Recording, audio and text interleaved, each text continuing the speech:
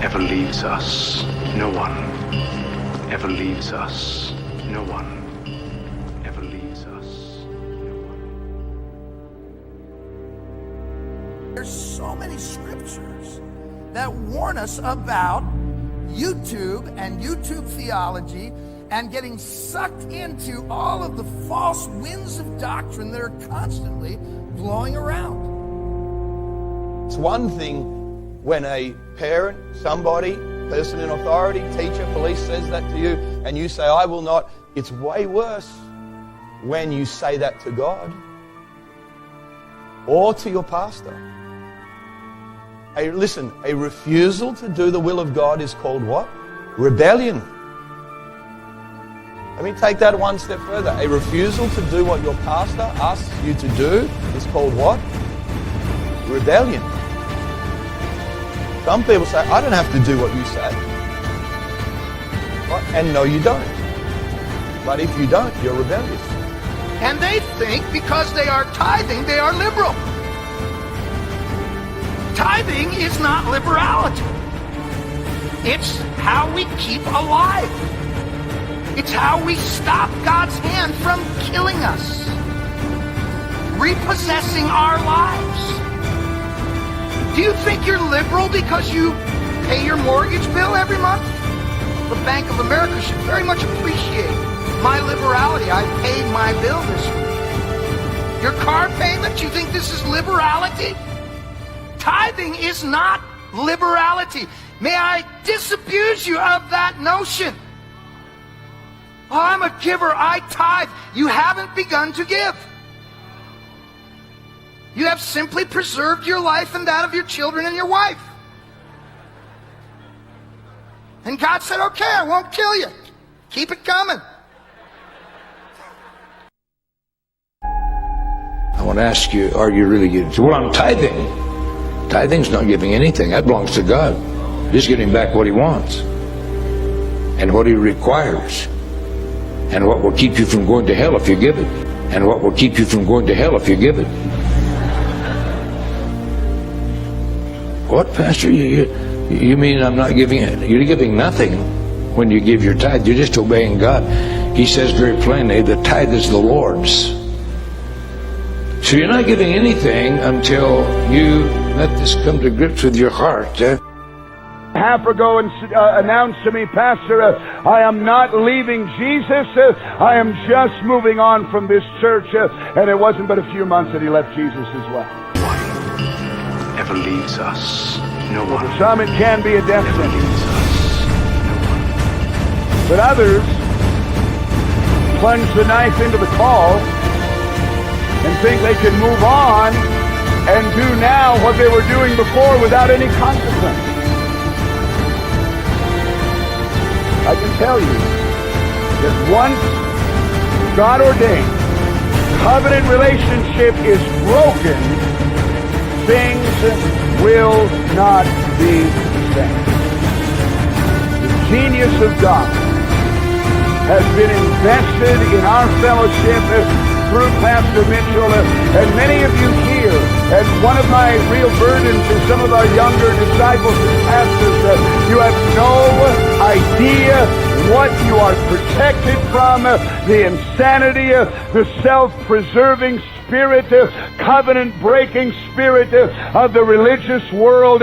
We are, in a sense, in a cocoon of safety and protection by virtue of what God has done through Pastor Mitchell, establishing this fellowship.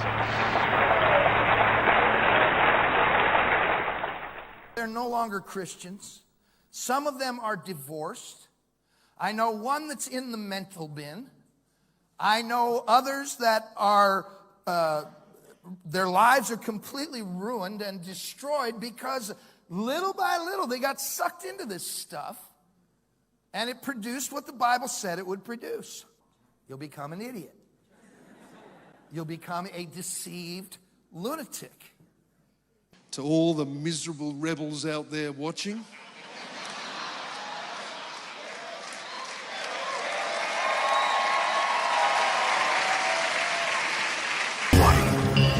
Ever leaves us.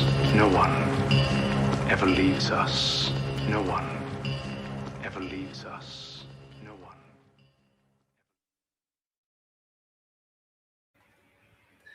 Good morning, guys, and welcome out to Revolution. And so this is going to be a little bit different from the usual videos that I've been doing lately, which mostly cover the topic of textual criticism, looking at maybe James White or Dan Wallace or Bart Ehrman and this type of thing. But we are going to look at the Potter's House Fellowship. And so I was involved with the Potter's House Fellowship for 13 years, so I know quite a lot about it. Now, basically the Potter's House would be considered like a classical type of Pentecostal church. Now, with a lot of people, as soon as you say Pentecostal, they switch off because, you know, their local church or the stuff that they see on TV would be considered Pentecostal also. The Potter's House stood against pretty much all the false prophets like Benny Hinn, Cref for a Dollar, all those type of people, and they wouldn't really even come to mind when you're in those churches. I know that they started to make a stand against any type of manifestations like slain in the spirit, the laughing revival, this type of thing. So they would be considered more like a Joe Chambers type of classical Pentecostal, Philip Powell, you know, this type of thing. But so while I was in the church, I was sort of like, well, we're the good guys, you know what I mean? And the label of Pentecostalism was sort of like, well, that's been co-opted. You know, these other, you know, TV evangelists and other idiots, you know, they've stolen, you know, that label, and but we're probably the real deal, you know, sort of thing. Now, a lot of people don't know about this church. It can be a bit of a storm in a teacup. You know, sometimes they will think that they've got so much influence in a city or an area, and then when you go back there after 5 years, no one knows about it or can remember it, or you know, it's just like if you're in it, you think you're the best thing going. If you're outside of it, it's almost like, well, what's that group, you know? And it's surprising. There are lots of groups like that. Like especially when you go to places like I go to New Guinea quite a bit, and in Papua New Guinea, there are places like Christian Revival Crusade. It's not the Revival Center. It's a you know, genuine church, and they believe, you know, some good things, and they're huge, but really not many people know about it. Like I'd never heard of it, sort of thing. So basically, Christian Fellowship Ministries has about 4,000 churches globally. It's quite big. And so when you look at something like the new IFB, Stephen Anderson, you know, how many church plants does he have? You know, I mean, this has 4,000, which is a lot. Now, the founder, Wayman Mitchell, he broke away from the Foursquare Church and started to say, look, you know, we don't want to have women preachers. We want to preach. And oftentimes what happens when there's breakaways, people go back to, you know, the Bible. They go back to original type of teachings, and they're like, you know, I guess it's a bit like with William Booth, you know, with the Salvation Army. He broke away from the Methodists, but then you get other groups that break away from the Salvation Army because they've become so, you know, dead. And oftentimes when there is a split, there are on fire people who start a thing. So Wayman Mitchell, he started to do his thing. But what he did was he enforced his own personal convictions upon the whole entire fellowship. And so there's a lot in the Potter's House that is good. This is the ambivalence of the Potter's House, because there's a lot there that you go, hey, that's actually really good, you know. But then there's a lot that's bad that a lot of people don't talk about. When you're in there, you won't bring these issues up, or you'll be considered a rebel. What we saw in the introduction that I've made a few years back to this video, that like 5-minute introduction just shows you some of the extreme views that they have on tithing. If you don't tithe, you'll burn in hell, sort of thing. And most people wouldn't preach that, but the leadership were teaching that. When Wayman Mitchell's passed away a few years ago, And so, but he was teaching that. And so some people, they have that in their mind when they're doing offerings and things like that. They're like, you have to do this or else you're going to burn in hell. And so that is pure legalism. That is pure works-based salvation. The Potter's House is also, they're high on discipleship in a sense where that's high on their agenda. And they would wonder why someone like me would even consider questioning that. That's from the Bible, the 12 disciples, make disciples, this type of thing. Where the Bible actually, the New King James that they use says make disciples. The King James says teach all nations. There's a huge difference between teaching people things and then it's up to them whether they follow it or not, and making a disciple. Making a disciple is getting someone to follow you. So this is the problem with the Potter's House. They're saying, follow me. Now, I know Paul is saying, hey, follow me as I follow Christ, this type of thing. But he wasn't just saying, hey, follow me and just I'm going to be the be-all, end-all sort of thing. He wanted people to get to Christ.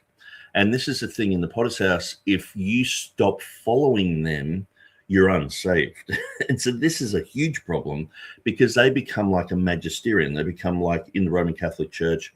If you don't have the leadership there, if you start reading the Bible for yourself, like with the Jehovah's Witnesses, and start thinking outside of the Watchtower and the Awake magazines and outside of the prophets in New York, you will become an apostate. And this is the problem. If you start questioning Wayman Mitchell's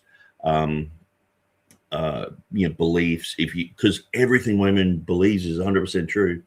If you start just even questioning your local pastor or just if you just move on to something else, the vast majority of people, 95% of people in the Potter's House, will completely disown you. They will shun you. It won't be as strict as like the Jehovah's Witnesses, but I mean, I've had people where I've known them for years and years and years and years. Like they would consider me like an older brother sort of thing. And I'm walking around the street and it's only me and them, and they walk past me and they don't even look at me. And I'm like, I turn around and say, hey, I'm a human. Just because I've left that church doesn't mean I'm not a human. And so there are a lot of problems with the Potter's House Church. And this is my 9th video on this. Some people think that I could be going overboard with the Potter's House, especially if people are in the Potter's House or have recently left. Oftentimes they don't see the seriousness of their legalism. They don't see the seriousness of their traditions of men nullifying the word of God and the demonization of pretty much everyone outside of their chosen group. And the elitism is through the roof. It's like we are the chosen vessels of God. Everything else, yes, there's some things happening, but we rule, And there is also a lot of historical revisionism where if you go to their website, say, we're going to examine some of the teachings at Beachborough. And if you go to their website, they won't talk about the previous, pastors who were there unless they're still going on in their particular fellowship.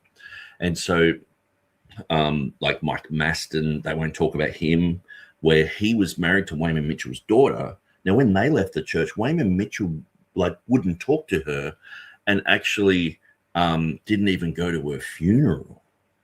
Like that is just like if Wayman Mitchell wants to have that as his own personal standard, like it's like, okay, I don't agree with it, but it's like he puts that type of pressure onto lots of pastors, be a jerk like that. So there are certain types of things that I would look at and go, oh, that's like a Stephen Anderson jerkiness, There is a lot of that in the Potter's House. Now, don't get me wrong, there is a lot of good there too. And like with any group, if you went to Hillsong for like 3 years, you'd have a great time. You know what I mean? If you were just ignorant and just out off the street, you walked in there, you'd have a fun time and all the rest of it. But then when you get out, you're like, oh yeah, actually, that's wrong. That's right. And that's usually what happens with the Potter's House. I would suggest that probably 95%, probably even more, of people leave the group. So there's a huge turnover, which they see as like, well, these people are just in rebellion, they're backsliders and all the rest of it. But people who have left, we see it as, hey, you know, these people have got some serious error here. And if you are involved with a, like I remember I was talking recently to someone about a local radio station here, and they keep advertising for salespeople. And they've been doing that since the 90s. And I'm like, can't they find someone? But it's just a high turnover. And like, I don't know anything about the business, but usually if you have such a high turnover, there's something wrong. That, you know, the people there are paying nothing, or they're jerks or whatever. And this is the problem with the Potter's House.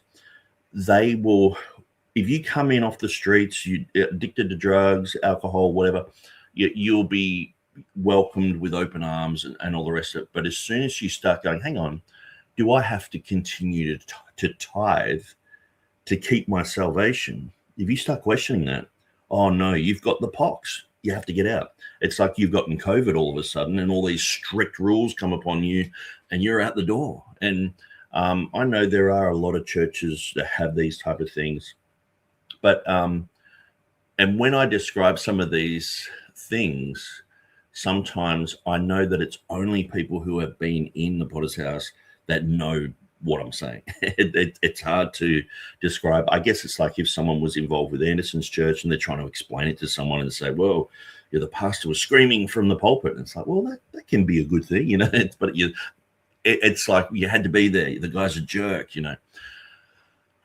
I don't hate people in the Potter's House.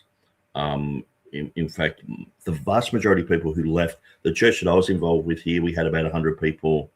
I still have like huge contact with them. The vast majority of them are not Christian. They've left the faith. They've abandoned Christianity, and point back to this church as like absolutely destroying them. And so this is one of the reasons why I do these videos, because to sort of explain what's happened. Because when I left, I've got my relationship with God. I just went through the good, the bad, and the ugly, and that's what these videos are called: the good, the bad, and the ugly about the Potter's House Fellowship. And I was like, okay, do I still believe the same? You know, do I believe in heaven and hell? Yes, I do. I've done a study on that. I'm thinking about it. Okay, yeah, I keep those things. Do I believe tithing? And I'm like, I don't know. I think maybe I've been challenged on that over the years, haven't had many good answers. I went through all that, and I'd go, no. Do I believe in headship? Do I believe I have to have an eternal pastor who's, you know, over the top of you, and, you know, the whole thing about a headship over the top of you, this type of thing? And I'd go through that and go, well, actually, no, I'm sort of finding the opposite in Scripture.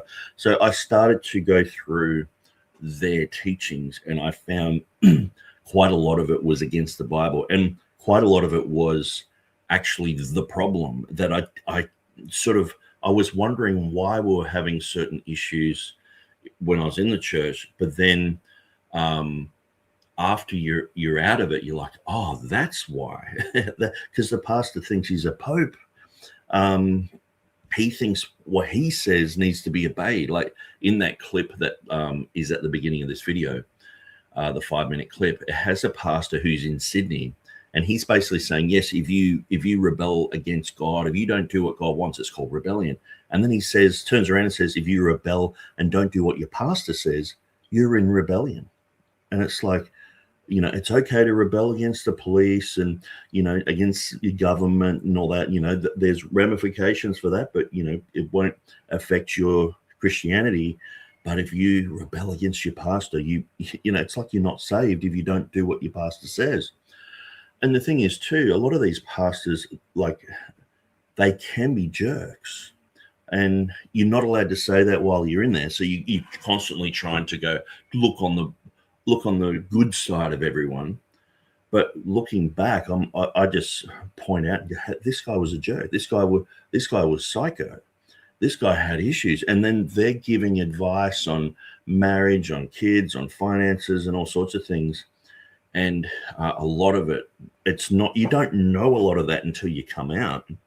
And people are then free to go, blah, blah, blah, this happened and that happened. And so one aspect to the Potter's House Church is the hyper pro-Israel stance. Now, I know at the moment in the world, people are talking about this issue a lot. It's just, people are talking about, whether Christians should support Israel, whether, we support, just Jewish people, or whether we support the secular state of Israel, whether if you do that, you're blessed or you're cursed, this type of thing. And so I settled this many years ago, probably about 15 years ago, did a deep dive into the whole thing. Now, I knew the hyper pro-Israel side, because most of the things that the Potter's House taught, I went and studied them and thought about it. And in my mind, they were correct. So I was siding with them and building a case. And the whole thing of, supporting Israel, basically Israel can do no wrong, this type of thing. I would show videos in the 90s, Israel, Islam, and Armageddon, like by Dave Hunt, showing, how Islam, or actually, no, that was after 9/11, so it would be early 2000s, showing how, Israel is, being attacked, the Islamic world is on the rise, and, we've got to really support Israel and all this sort of stuff. So, I was right into it. I know all the argumentation for the hyper pro-Israel stance. And but one thing that really got me one time was I was in Perth listening to Perth conference. Wayne Mitchell was talking, and he actually said that I want you to come back tonight. I have something to teach on that I think is so prophetic that this generation needs to hear it. And, and we're right into end time stuff and, thinking about these type of things. And so it's like, wow, this guy's going to speak about end time. This is going to be cool. So it turned up there, and basically what he said was what was on the news. I think it was Israel were developing a nuclear bomb, and it's like, oh, they've been talking about this for a long time, and at the end of the day, it was like, man, it seems more like a Fox News type of thing. And as I've ventured off away from that church, and I've gotten involved with, issues like text criticism and other things, there are a lot of people who defend the Textus Receptus and the King James Bible who are from, independent fundamentalist Baptist churches who have that type of, Fox News type of, theology, that what these certain people are bad, these certain people are good. You got to be on the right side of history, sort of thing. And so, oftentimes there's a lot of sensationalism in that. And I mean, Fox News, it's run by Rupert Murdoch. Australians know the Murdochs very well. Our media is mostly run by the Murdochs, and prime ministers here, which is equivalent to president in the US, they will not get into power unless Rupert Murdoch allows it. Now, Rupert Murdoch is hyper pro-Israel. Okay, he stirs up trouble. He's a very dangerous guy, really. And so here in Australia, in the UK, these guys have been known to do, an incredible amount of spying, blackmail, all sorts of, amazing things that I call them news corps. Instead of news corp, I call them news corps. And even when I had the hyper pro-Israel type of stance, I would be critical of Murdoch. Like most thinking people in Australia are hugely critical of Murdoch. And you would see something like the Age or the Sydney Morning Herald as like an alternative. But now what we have in Australia is we've just got the whole left-right paradigm. And it's just such, you may as well just throw your brain out, the whole left-right thing. Someone on the left does something weird, and then someone on the right saying, hey, look at these lefties. They'll point out that they believe something else. See, all these lefties are the same. They believe this. If you believe this other thing, you're a lefty. And you, like, say, the whole thing with that lady running over someone, the ICE agent in the car. when you look into it, it's like, yeah, she's running the guy over. You know, where the lady got shot or whatever, it's like, okay, is that excessive? It's like, okay, that's in the eye of the beholder. A lot of people say, no, it's just, you know, if you're going to try and kill a police officer, you're going to get shot. But the thing is, when you watch the media with this, there's just this left-right thing. And it's like, okay, well, we dug deeper, and she supports, you know, and like either Israel or Palestine, or, you know, whichever one they're supporting. So then it's like, okay, they're going to get demonized in this type of way. And it's so tiring. It's exhausting. There's a lot of groupthink involved with that, where people are just put into a bundle instead of an individual who has their own. Like, they might be left-wing, like tick every single box, but there are people out there who tick one or two boxes. There are people out there who are libertarians who tick 3 or 4 boxes on the Republican side, 5 things on the lefty side, and then 20 things that no one would agree on. But they're just in the middle, and they're like, hang on, I'm getting thrown around here. And so that's why you got to break out of this left-right type of paradigm if you really want to think. And if you really want to, because a lot of people don't want to think. They don't want to think for themselves. They want to be told what to think. They want to be told what they're angry about today.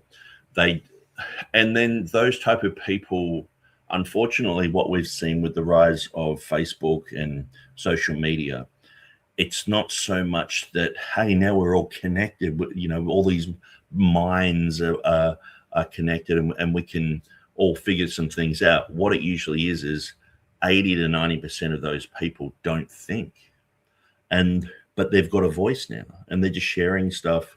So they just become a tool for ignorance. There's so much ignorance out there. A lot of people aren't thinking.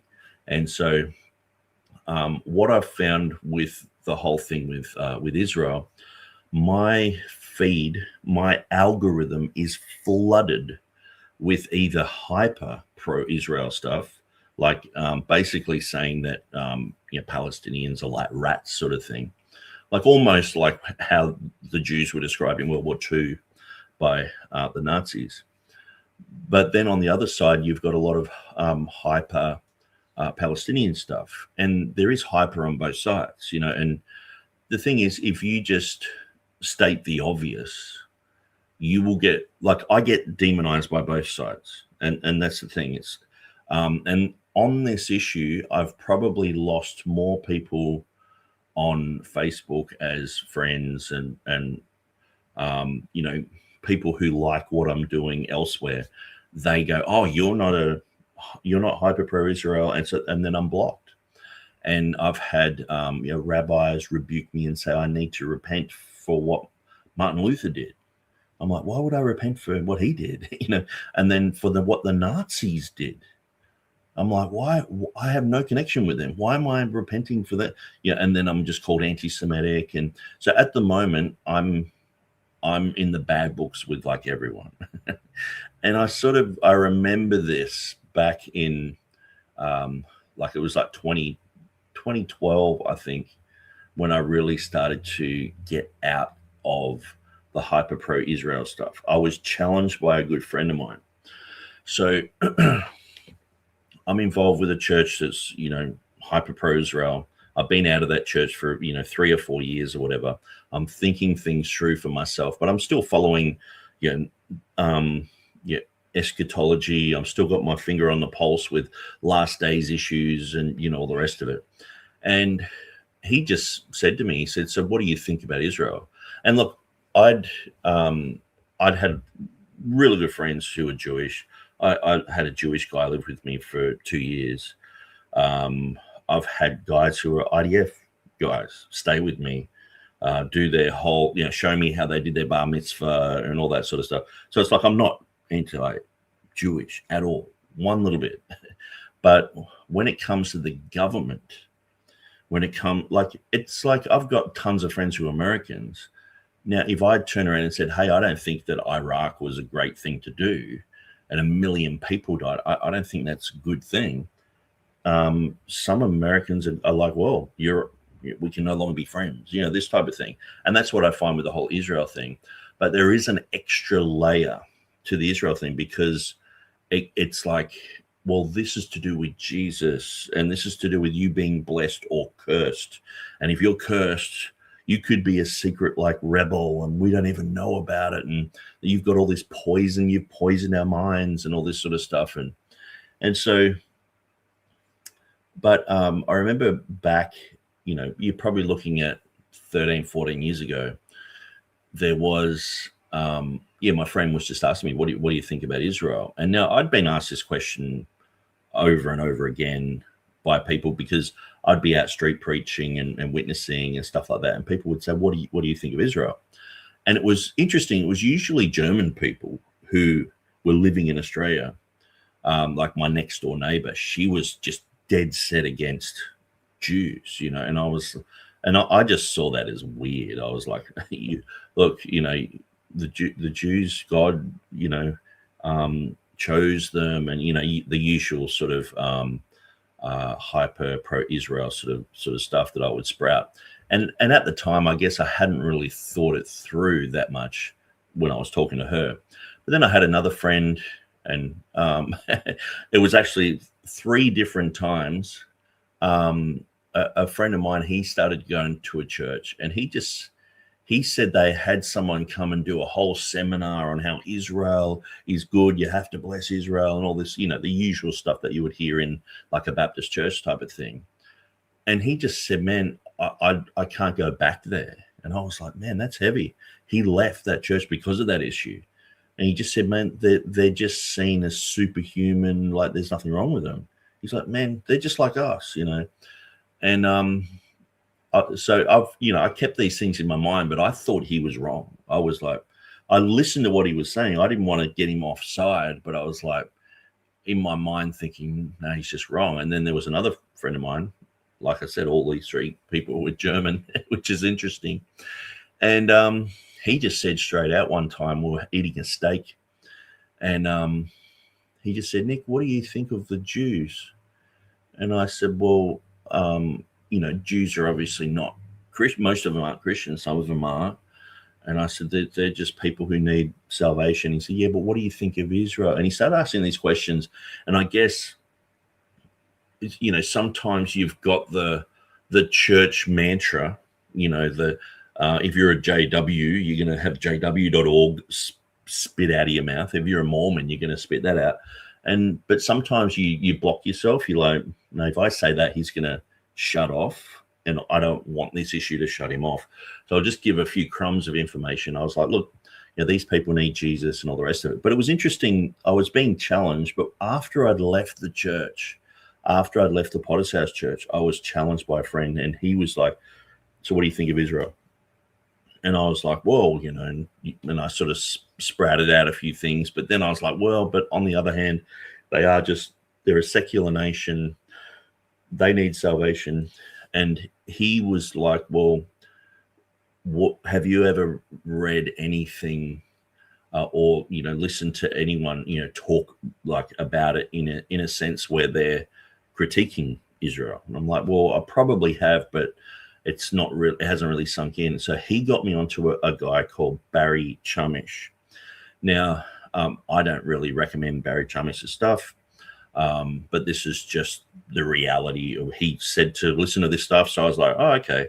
So I listened to probably, I guess, maybe 200 hours of Barry Chumish. Usually if I look into stuff, I'll look into it. I won't just, you know, have a cursory look. Like at times I'll have a cursory look just so I can know the basics. But if I'm going to make a decision on something or have a strong opinion on something, I'm going to study it, you know, and people know that I do that through, you know, my Easter studies, Revelation 16:5, you know, this type of thing. I do my homework, you know, and so I read Barry Chumish's stuff, and Barry, you know, he's sort of a bit like a Michael Heiser type of guy. He's into the Nephilim. He's not a Christian. He's just a Jewish guy. He had to leave. He had to leave Israel because he came against those who had assassinated Rabin. And what happened? He wrote a book saying the whole Rabin assassination, there was a conspiracy involved, and he basically blew the lid off that whole issue. And when you go to Israel, like even today, most people think that he was killed by the government, basically by Netanyahu. And so, Rabin was the prime minister. He was shot. He was assassinated.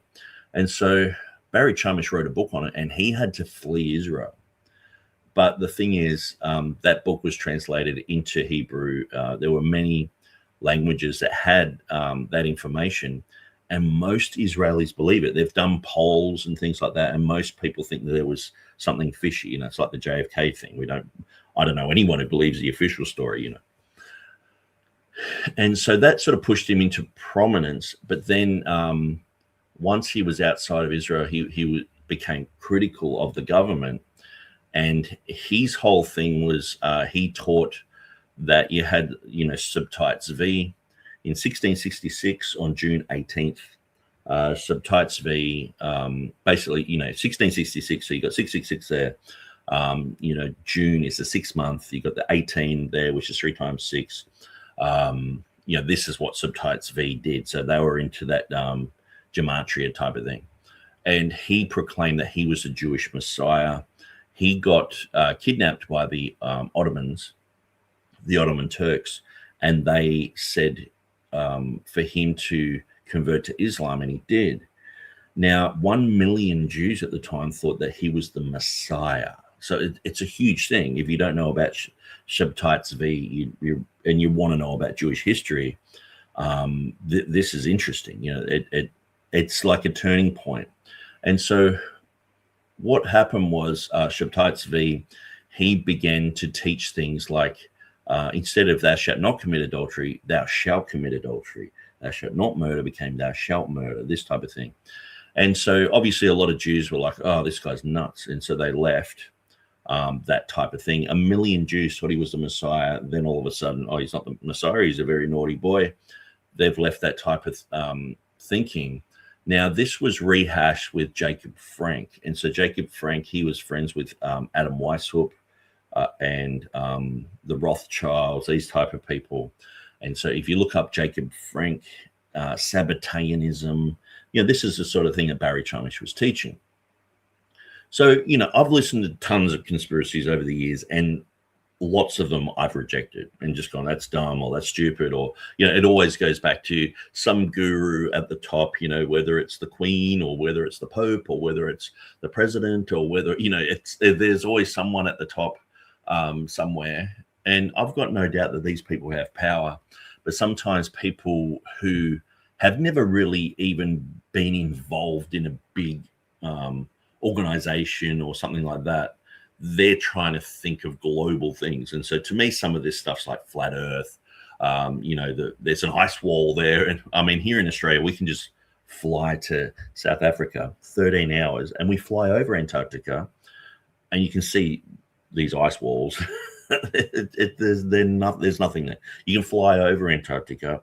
My friend does scuba diving tours to Antarctica. Why don't these flat earthers go on, anyway? So, but yeah, so I listened to Barry Chumish's stuff. Now, he put me onto Rabbi Entelman, and he said that was the book to eliminate the opiate. That was the book that caused him to start really questioning what was happening in Judaism. Now, when I speak about these things, a lot of people, they get nervous and all the rest of it, because I guess it's like you feel like you're speaking against the church or something like that. But when you look at the church obviously today has been infiltrated by Roman Catholics, by liberals, by Unitarians, by lots of weirdos, And so when we look at the monetary system, the banks, we know that there's a lot of corruption there. The Federal Reserve System in America, it's privately owned. They have to get loans to get their money, and they have to pay that back with interest. And so there's this constant debt happening. And it would just seem silly for people to go, well, but no, the Jews never had any type of infiltration. It's like, no, this was the infiltration, the Sabbateans, the Frankists, and Sabbateanism. And so Barry Chumish and Rabbi Entelman, these guys taught that the people who initially started Israel were the labor Zionists, who were Sabbateans, who believed, having orgies and having, thou shalt commit adultery, thou shalt kill, these type of teachings were part of their identity. So, but basically what I came to realize was that there are genuine people who are like, hey, I'm a Jew, whether you're born with that ethnicity or you've been a convert, you're like, hey, you just, there's a realization one day, whether they've grown up in a Jewish community or whether they're growing up in Canada or Australia, and they're like, did a DNA test or whatever, they're like, one day they're like, hey, I'm a Jew. I've got no problem with anyone doing that type of thing. It's like, okay, well, people do DNA tests and find out that they're from Germany or from Ireland or whatever, and it's, that's fun. But the thing is, that doesn't mean that you have to support the government of Israel. And so supporting, it's like in the United States of America, the beginnings of the United States, constitutionalism, the amendments, the right to bear arms, freedom of speech, this type of thing. Brilliant, and a lot of countries have actually copied that type of model. But at the end of the day, does that mean that everything the American government does is good? I mean, even if you are pro-Trump, what about in the Biden era? You would say, oh, there's things that have gone wrong. And at the end of the day, when you look at Israel, if you're part of the hyper pro-Israel crowd, you're not really even allowed to critique the government. And this is where I was like, hang on, Jesus critiqued the government of his day. Jesus turned around and said, you bunch of snakes and you hypocrites, whitewashed tombs.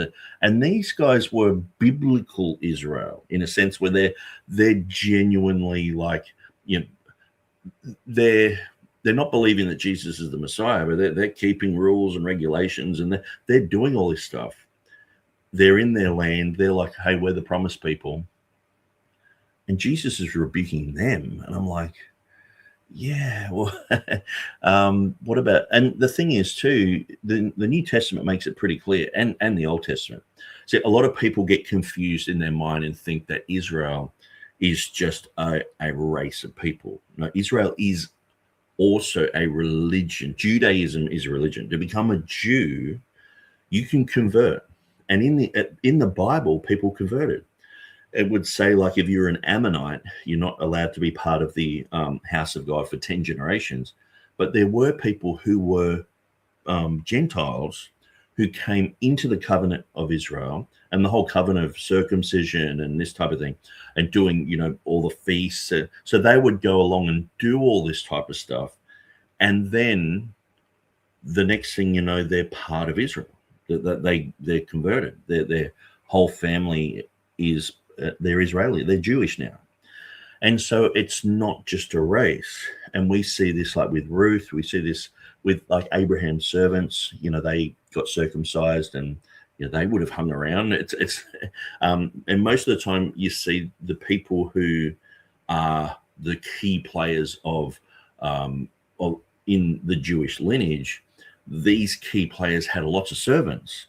And even the 12 tribes, it's not just all Abraham and Sarah or Abraham. It's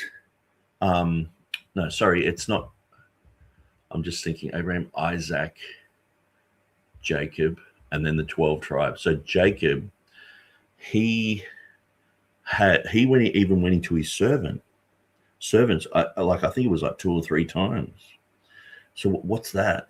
And then, so you have servants involved. But what you have are people like, say, David killed Uriah, and he was Uriah the Hittite. So these people would have these type of labels, but then after a while they would be assimilated into the nation of Israel, the Jewish nation. Of course, if they rebelled and had other gods, it's like, okay, well, they're a Hittite or they're an Ammonite or, they're outside, sort of thing.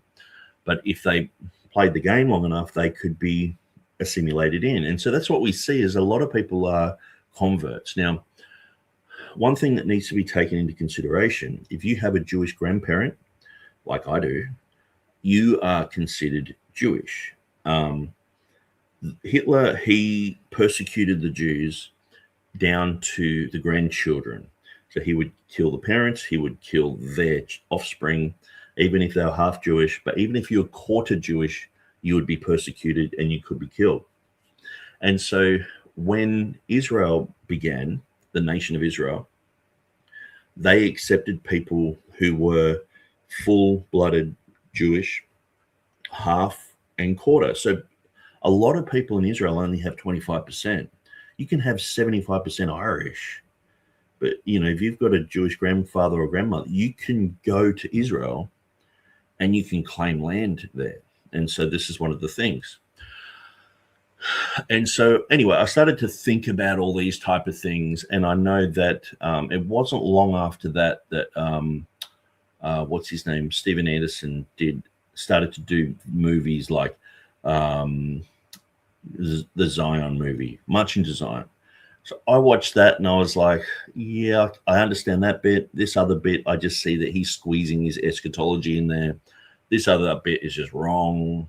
And the whole concept of Israel being the synagogue of Satan, to me, it's ridiculous, because his eschatology is that when you read the book of Revelation, when you're reading chapters 2 and 3, you're looking at the 7 churches, and he mocks the idea that these are ages. And I don't believe that either. I don't believe they're ages like, you know, the church, or we're in the Laodicean age, or the age of the Ephesians was, you know, this 500-year period or whatever. He mocks that, and I'm like, yeah, I don't believe that either. But then he turns around and believes it. See, he doesn't think that those churches have any type of propheticness in a sense.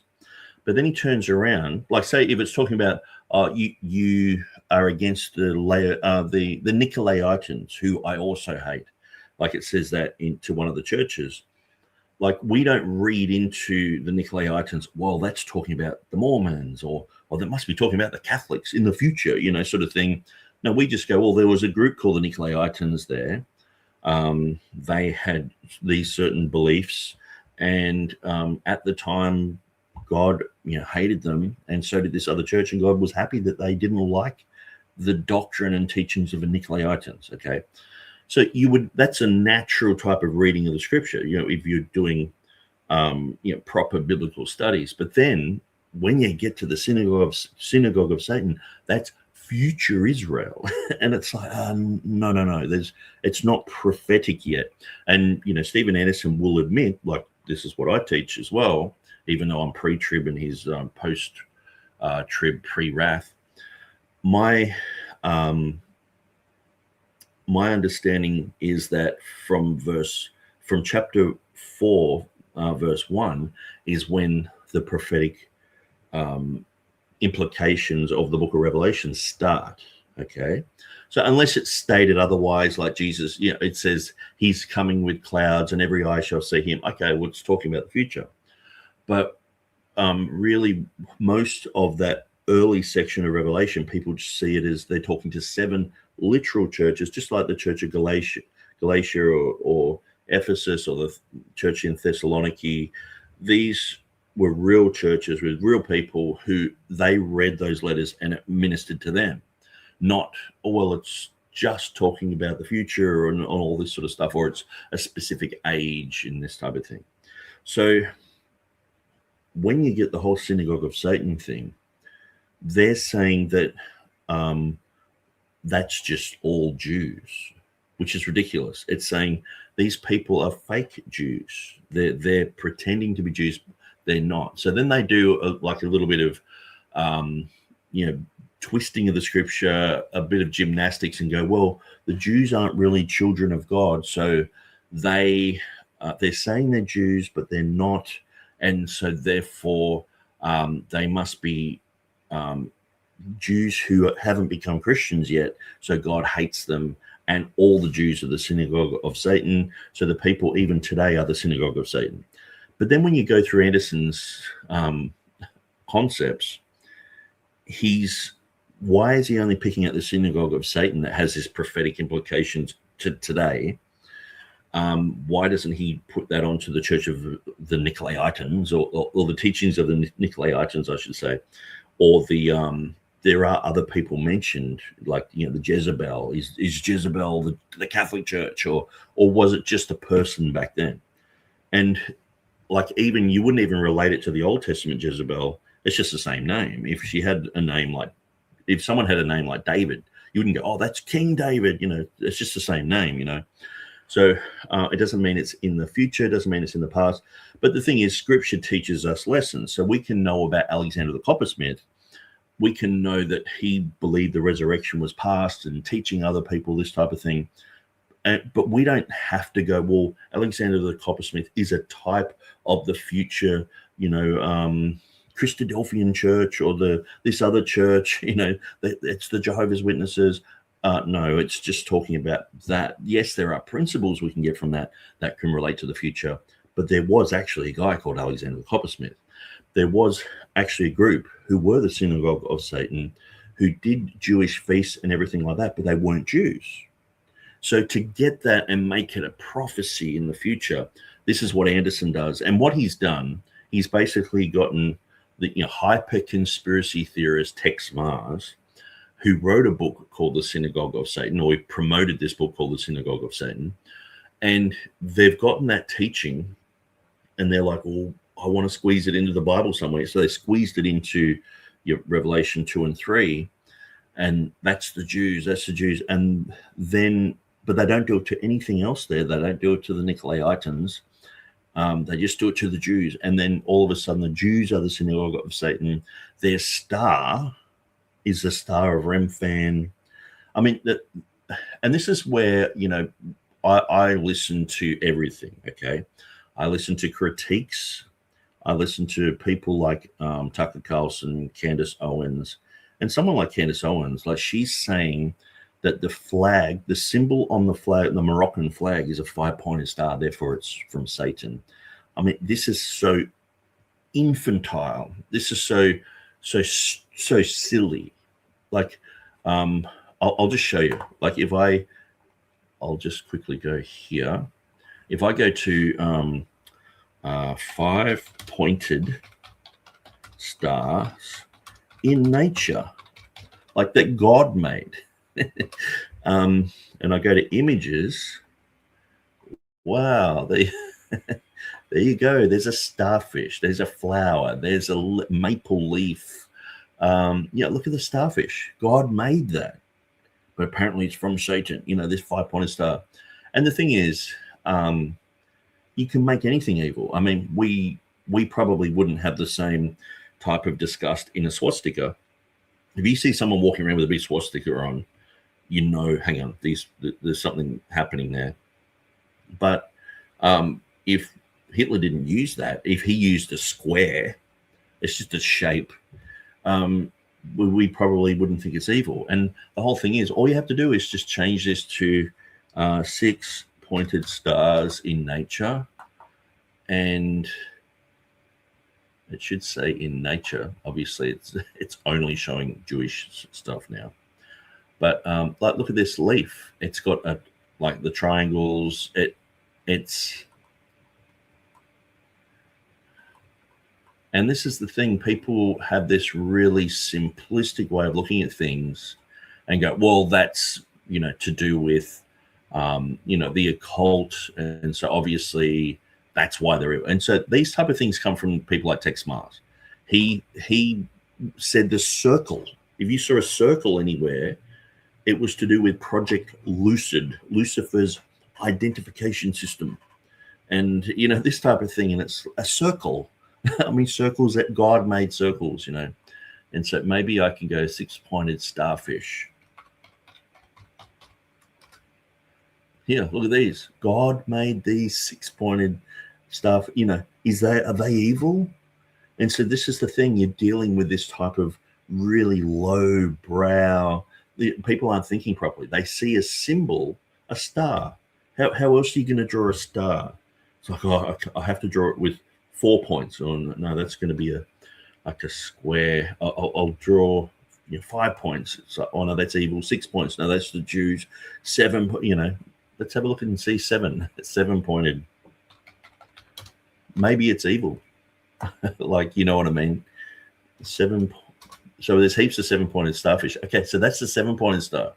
I guess someone else is going to start using that, or they've probably already got it for, some sort of satanic ritual. And it's like, oh, that's look, this guy's got a tattoo on his neck with that. So, if he's the leader of the satanic cult, well, that's all evil. And a 7-pointed star is all of a sudden, people are getting shapes and saying they're evil. This is how the conversation is really being diminished. And people like Candace Owens are going around saying that a 5-pointed star, a 6-pointed star proves that something's evil. And to me, that's just ridiculous. It's crazy. Now, I often get accused almost every time I post something on the internet.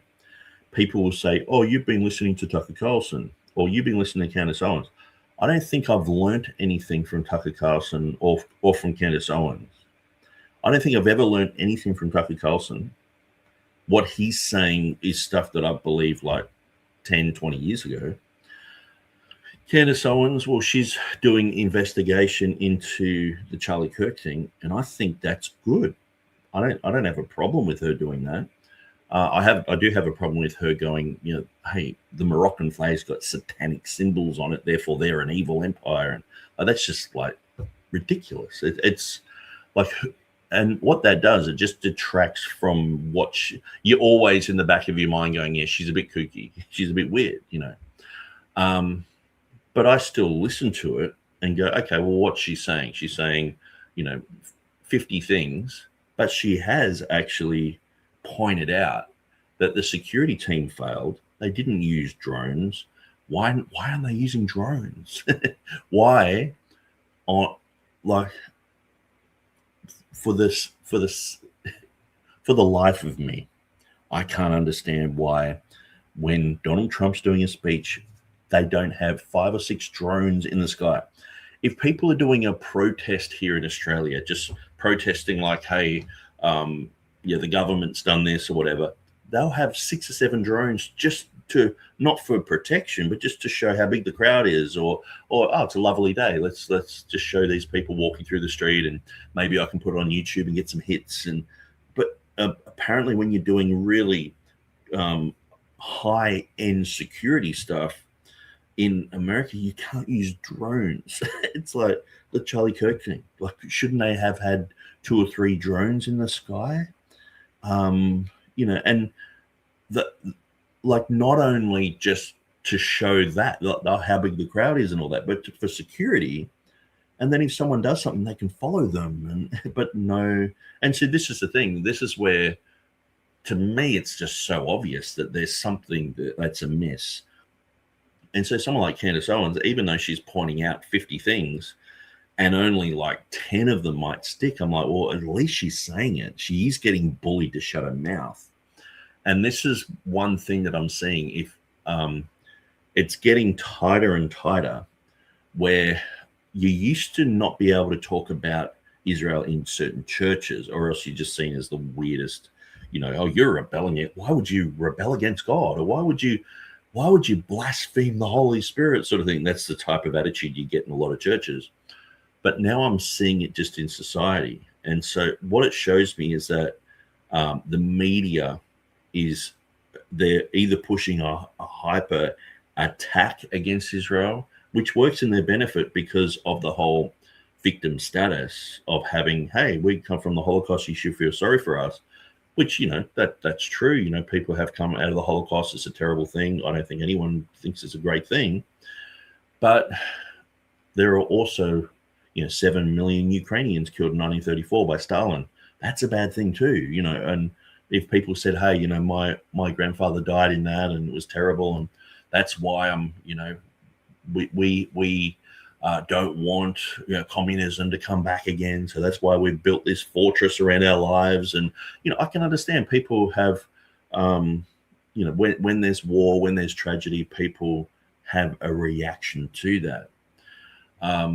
But what we're seeing is, I mean, World War II was a long time ago, and we still see the, my mate used to call it Holocaustianity. So he said it's like Christianity, but it's all about the Holocaust. You know, it's always just sort of going back to the Holocaust, which even just talking about it like I am, it's almost like people would see me, I'm almost committing a blasphemy or something, or it's like, oh no, like, and even as I'm watching the video, I'll start talking about these things, and I know because I've talked about these things many, many times before. I'll see, like, I'll get to like 10 people watching, 20 people watching, and it will drop down to like 2. And people are like, this guy's just nuts, you know. And that's what I see, like, with someone like Candace Owens or someone like Tucker Carlson. They're just sort of stating the obvious, you know. Well, obviously, Candace Owens is going a bit overboard with some of her stuff. But someone like Tucker Carlson, he's just like, yeah, in Gaza, a bunch of people have died. You don't have to be too happy with that. It's just like in Iraq, there was a bunch of people who died over there. You know, and a lot of people are like, yeah, but they're ragheads sort of thing. They're this type of religion, so they deserve to die sort of thing. We're the hand of God. We're the hand of wrath on them. You know, it's good that they die sort of thing. Whereas a Christian, you're like, no, God loves those people. God wants to reach out to them. God cares about all those. And the thing is, we're talking about civilian deaths here. Not just, oh, well, their militant army died and all this sort of stuff. So, yeah, it's so weird. I've got, you know, 6-pointed starfish on the screen. But so I think most people can understand and sympathize with where I'm coming from. But there, I guess it's stronger than ever that people are very much against people like myself for just stating the obvious. Now, so this is my Facebook, and this is dangerous to just pull this up like this, but this is this is what I see. And so the thing is too, it can depend on your algorithm. Okay, if you have a certain algorithm that shows you, you know, hey, you know, type amen if you love Jesus, you know, you'll just continually get that. You know, I get this type of thing. So let's just go through straight away, like, you know, Charlie Kirk stuff, Royal Commission into Anti-Semitism in Australia. So getting this. So this guy Ozpil is a neo-Nazi. He's a neo-Nazi. Okay, why am I getting his stuff all of a sudden? You know, so we got, you know, born in Israel, okay,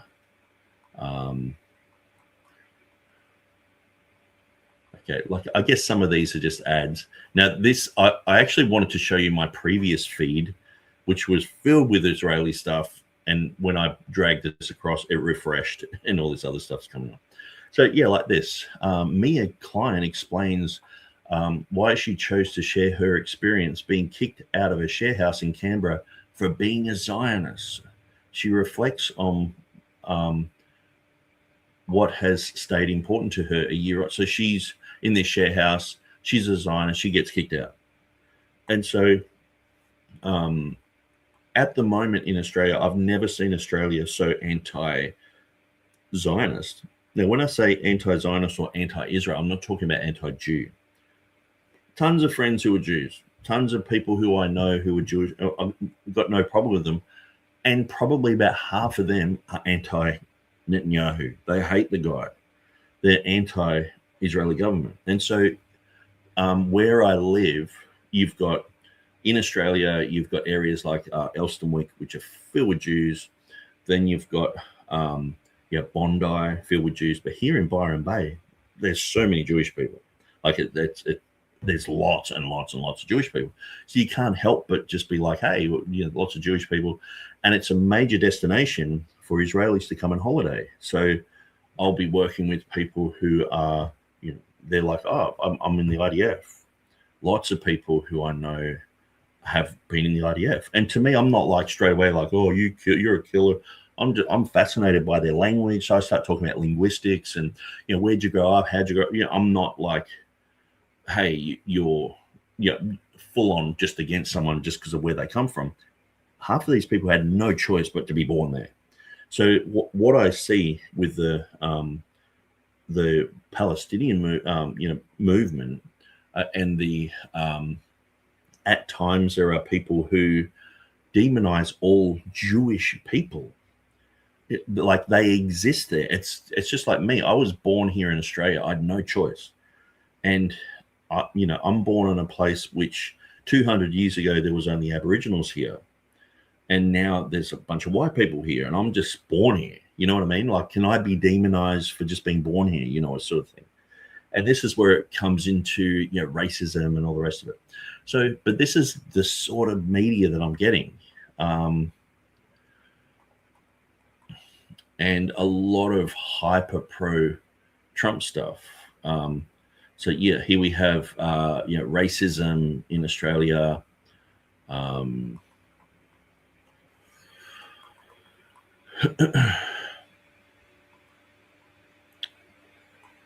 Okay, so I'm just trying to see what else is coming up. This guy used to be a Hillsong guy, Pat Mesiti. Don't follow his advice. The world's gone mad, Euro. So you got Trump, you've got all this guy's a comedian, and he is very, very like hyper pro Israel. And then I'll get Nick Fuentes. I can't even be bothered listening to his stuff. He just seems like a nut. And this lady was just dropped in Adelaide. She's a writer. She's a Muslim. She talks positively about Islam. So I disagree with her and her religion on that stance. But one of the major book festivals we have in Australia, she was just dropped.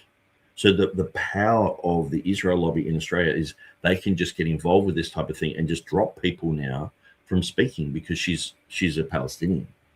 And so half of the writers haven't turned up. That like they're basically they've cancelled because of this lady. So this is the type of thing that's happening in Australia now, where we are like fully dividing over Palestine-Israel issues. So it's like this, and the thing is, if you talk about it, or you're a Candace Owens, or you're a Tucker Carlson, or you're a Nazi, or you're a racist, or you're a whatever, and it's like no, these are real issues that are affecting everyone. But like I said, this is not something that is I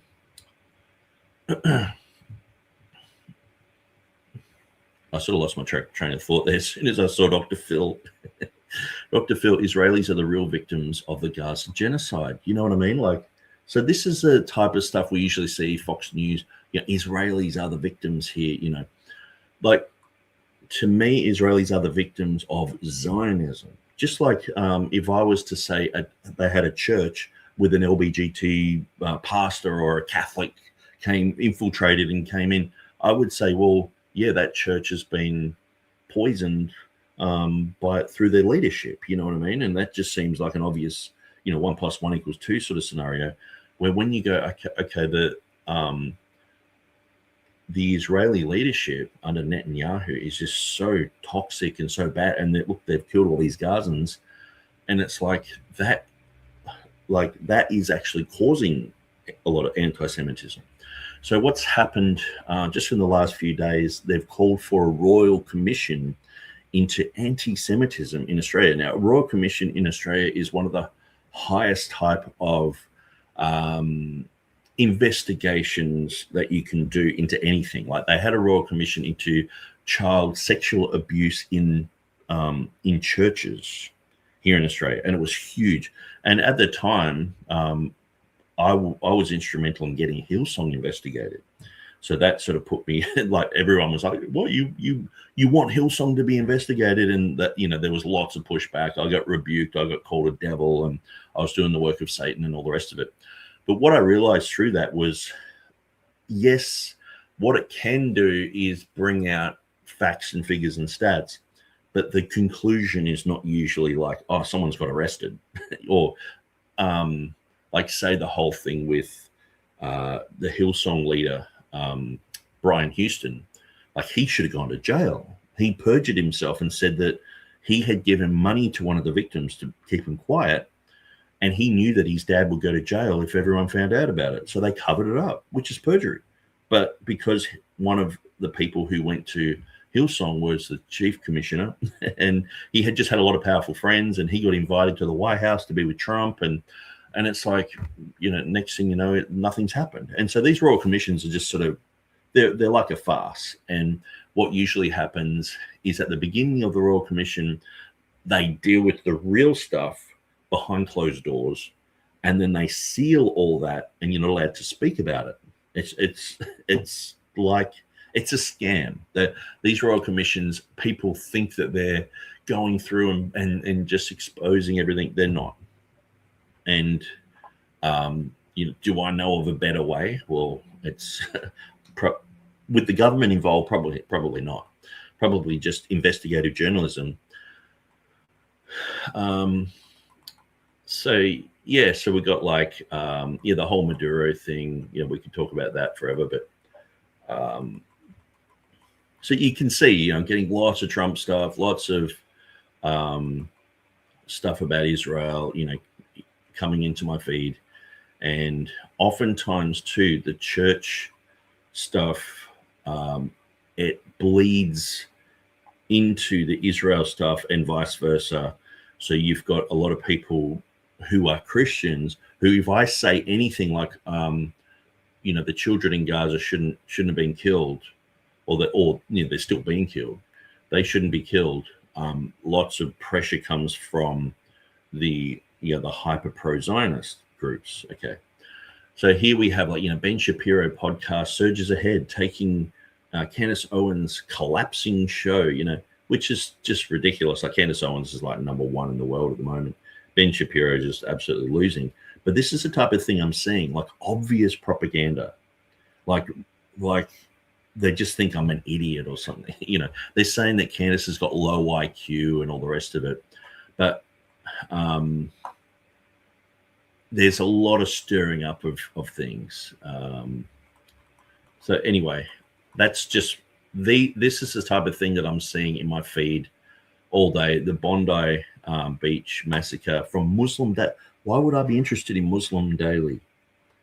So anyway, that can be the problem sometimes. Is I'll be talking about things, and because I'll go through and read all this, where someone else has just got tick.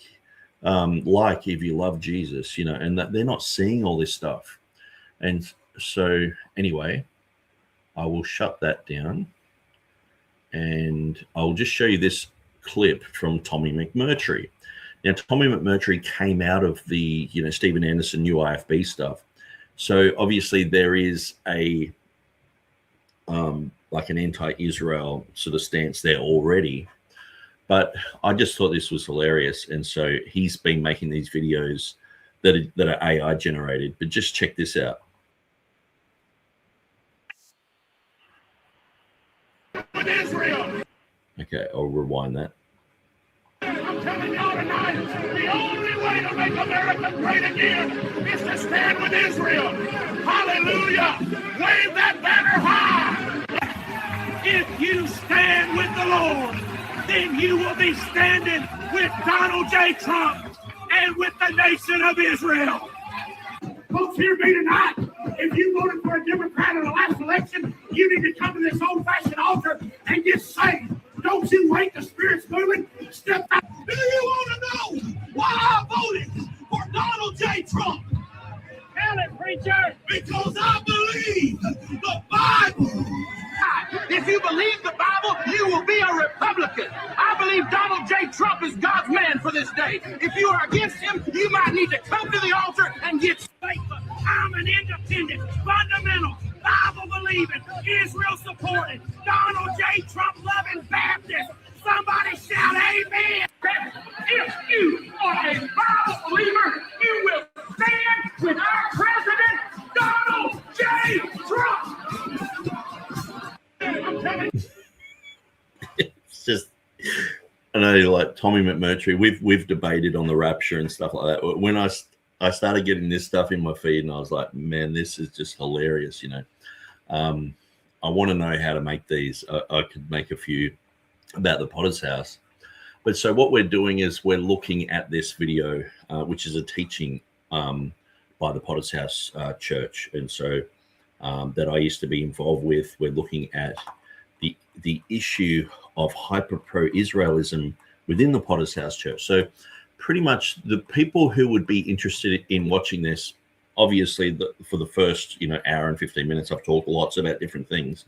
So, but people who are in the Potter's House who've stuck through this far, I would just say, open your mind to critique.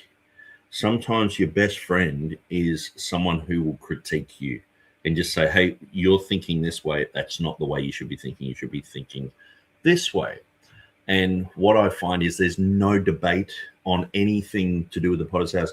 I challenge anyone in the Potter's House, whether they're in leadership or a Bible study leader or just a churchgoer, I'll debate them on anything I've said about the Potter's House.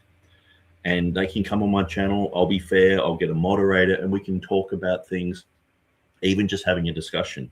But I find that no one does this.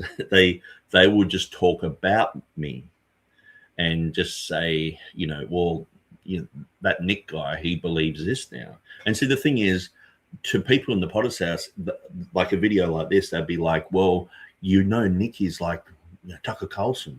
He's like a Candace Owens. And they're like, oh, no, And all it is guilt by association to people who, like I said, I don't think I've learned anything new from those people.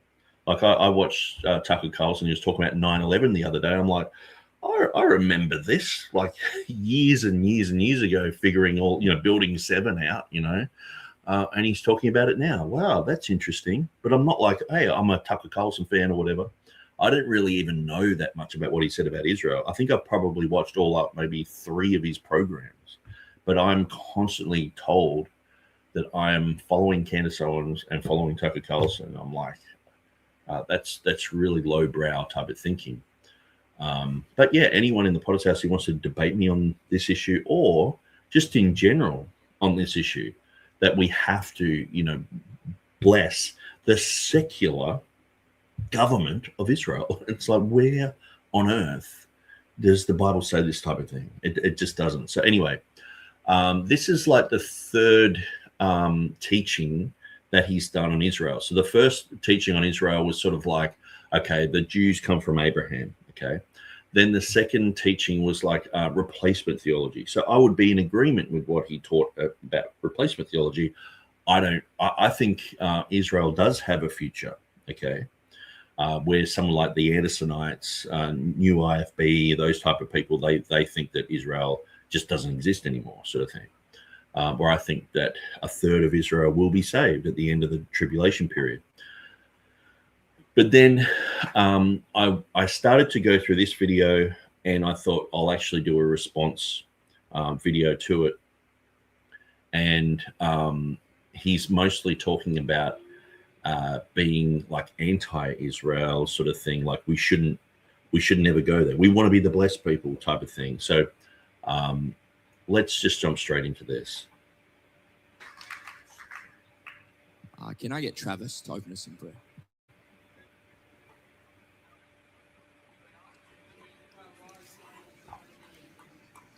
Amen. Big welcome to everyone.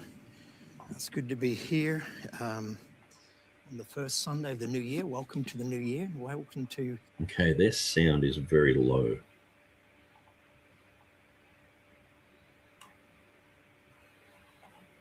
Church, praise God. So I'm going to conclude this morning on the Adult Bible Hour series that I started a number of weeks ago now, which kind of ended up very interesting in its timing. But I started looking at Israel in the role of Israel, the biblical role of Israel in today's world.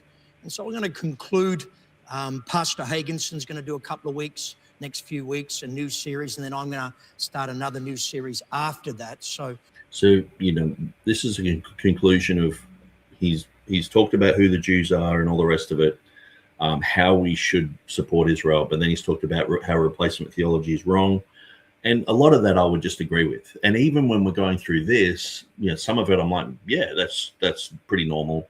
But it's these distinctives that what I'm seeing, people are demonizing a group of people in the Middle East. Now, if the Jews had moved to Uganda and started going, hey, there's already a bunch of people here, let's get rid of them, the Ugandans would be seen as the worst type of horrible, wicked, demon people in existence. If they'd moved to anywhere, if the thing is, there is a pushing back of the locals there, and they have to be demonized. And so what we're seeing is, Palestinians, they are being demonized as not human. See, the thing is, I can understand if this is just political and people want to go, oh, those those people over in Afghanistan, just flatten it, turn it into a car park and move on. Okay, well, if you're a warmonger, if you're not saved, yeah, you can say that sort of thing. But what I'm seeing is people who are leaders in churches, they have this type of attitude. And this is one of the reasons why a lot of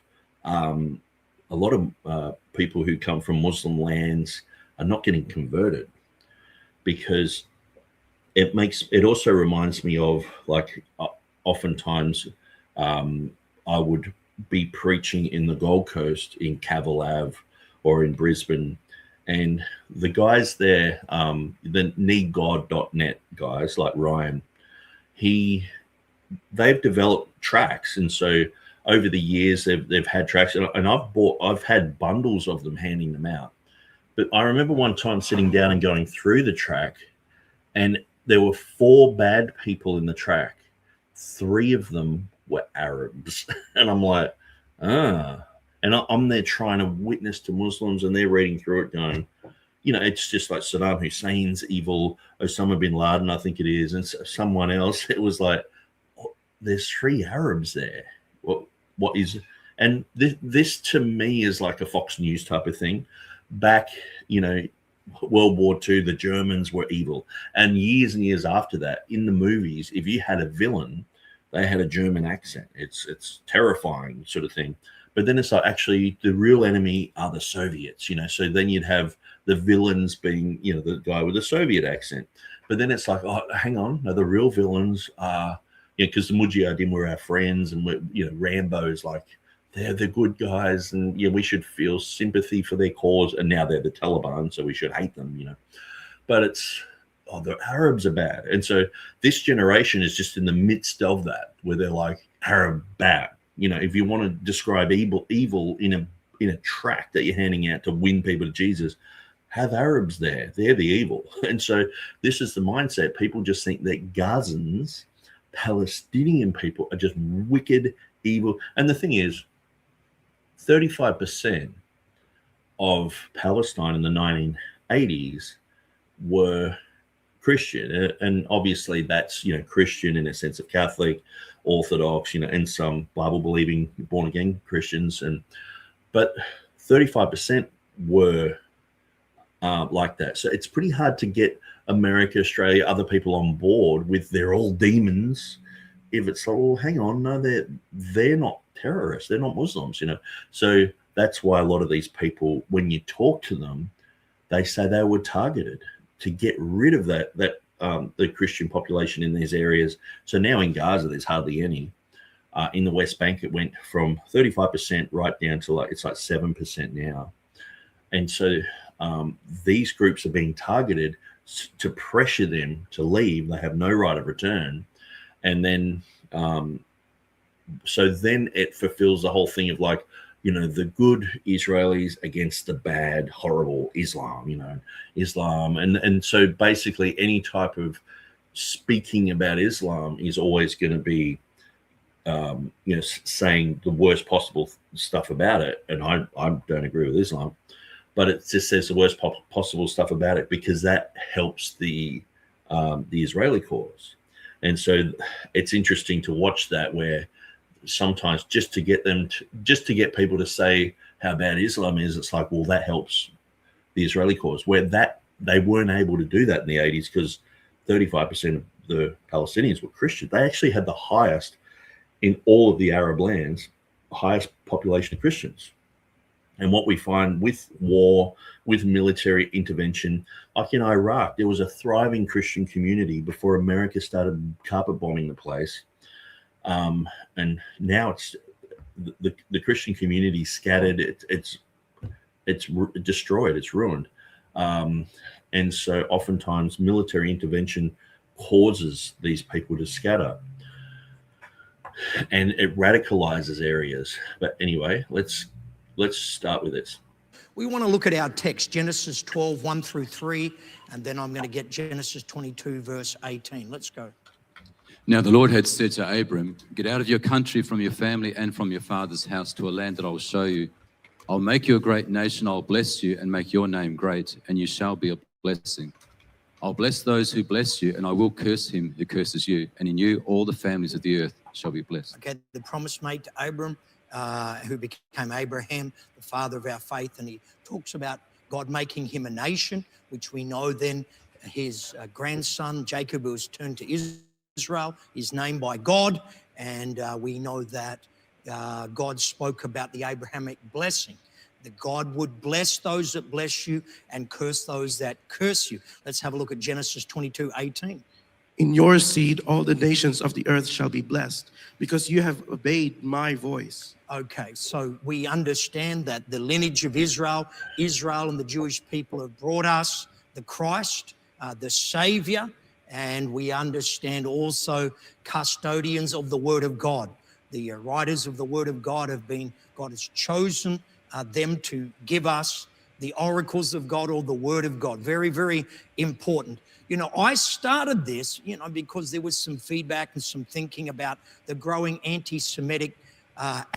So he's started this study because of anti-Semitism. Okay, I'll just catch up with these comments. Igramart says, "I'm not IFB. I'm a Calvinist and a millennialist.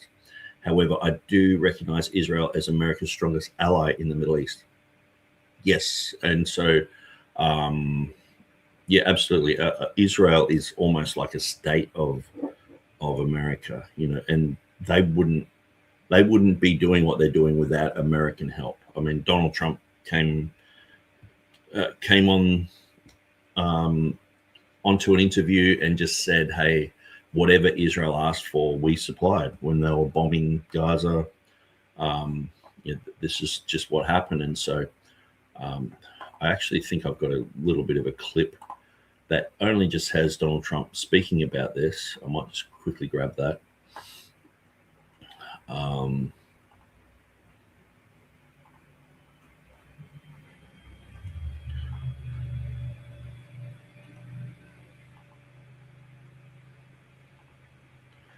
Okay, I'll just grab this one.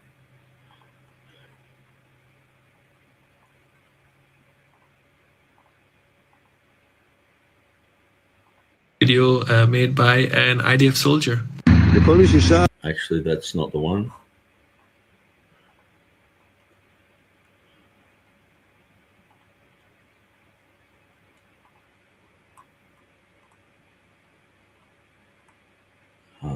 Where are we?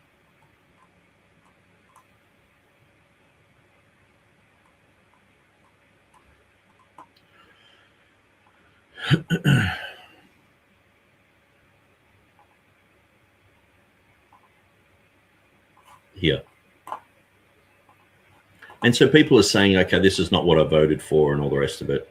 And I don't want to get too much into Trump politics, but it does seem like, he's like non-interventionist. We don't want to, go into country rebuilding and overthrowing governments and this type of thing. And it's exactly what George Bush said before 9/11. That we want to have a small government. We don't want to go around policing the world, and then it's like a crisis happens, and then they just have to go and do all this, the opposite of what they got voted in for.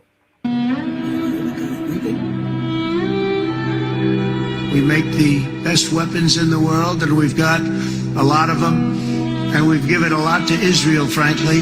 You used them well. It also takes people that know how to use them. And you obviously used them very well. But but so many that Israel became strong and powerful, which ultimately led to peace. The world is loving Israel again, and I said to him, the world is big and it's strong. But there was getting to be a period of time over the last few months, the world wanted peace and Israel wanted peace. Everybody did. Everybody did. And what a victory it's been, right? What a victory it's been. If you would have gone on for 3-4 more years, keep fighting, it was getting bad. It was getting heated. The timing of this is brilliant. And I said, Bibi, you're going to be remembered for this far more than if you kept this thing going, kill.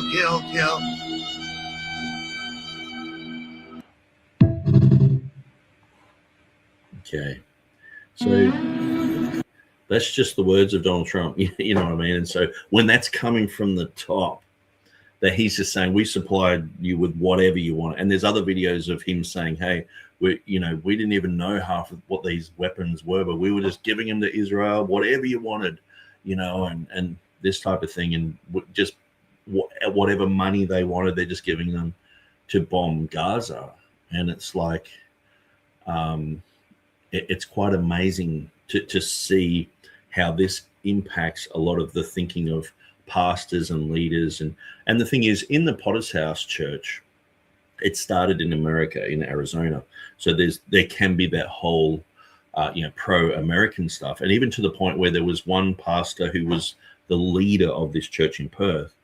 And apparently he didn't have like an American flag out the front or something. And so he got pulled over the coals for that. And it's like, well, why would I have an American flag out the front, But oftentimes you go to a conference, you'd see the American flag, the Israeli flag, all together. Like this is our political stance. But then you get years of Obama and Biden and all these weirdos. And it's like, well, obviously we're not for that, But, anyway, let's continue. So Igramart says the Jews have the oldest land deed that ever existed, the Old Testament of the Bible. But didn't God say to the Jews that he was going to take their nation and, they were made a great nation, but he was going to give that to another nation that bears fruit, talking about the church. And it talks about, the church is the peculiar people, it says a nation. I'm trying to think of the actual King James word there. A righteous nation, I think it is. But at the end of the day, there has been, because the thing is too,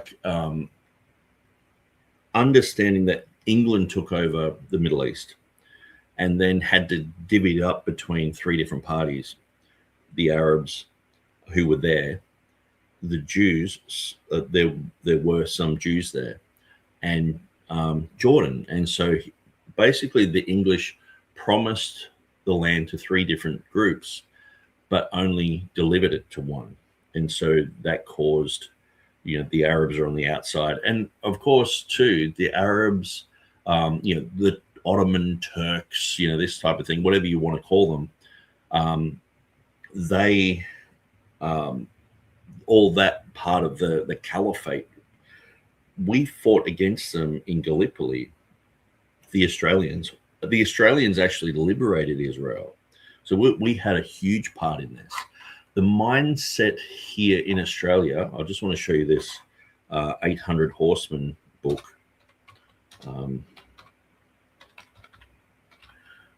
And I remember when people, I used to listen to lots of people talk about how, you're blessed. If you bless Israel, you're blessed. And it was just this thing that was going around. And there's this guy called Cole Stringer who wrote a book. He brought out this DVD on it.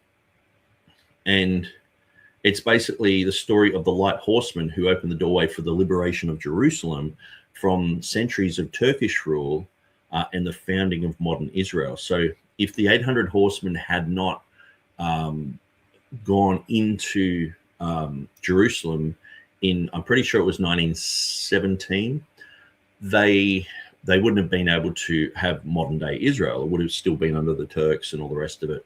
So he goes into how, this is Australia's place in Bible prophecy. Australians were the ones, we're the good guys. We helped this nation.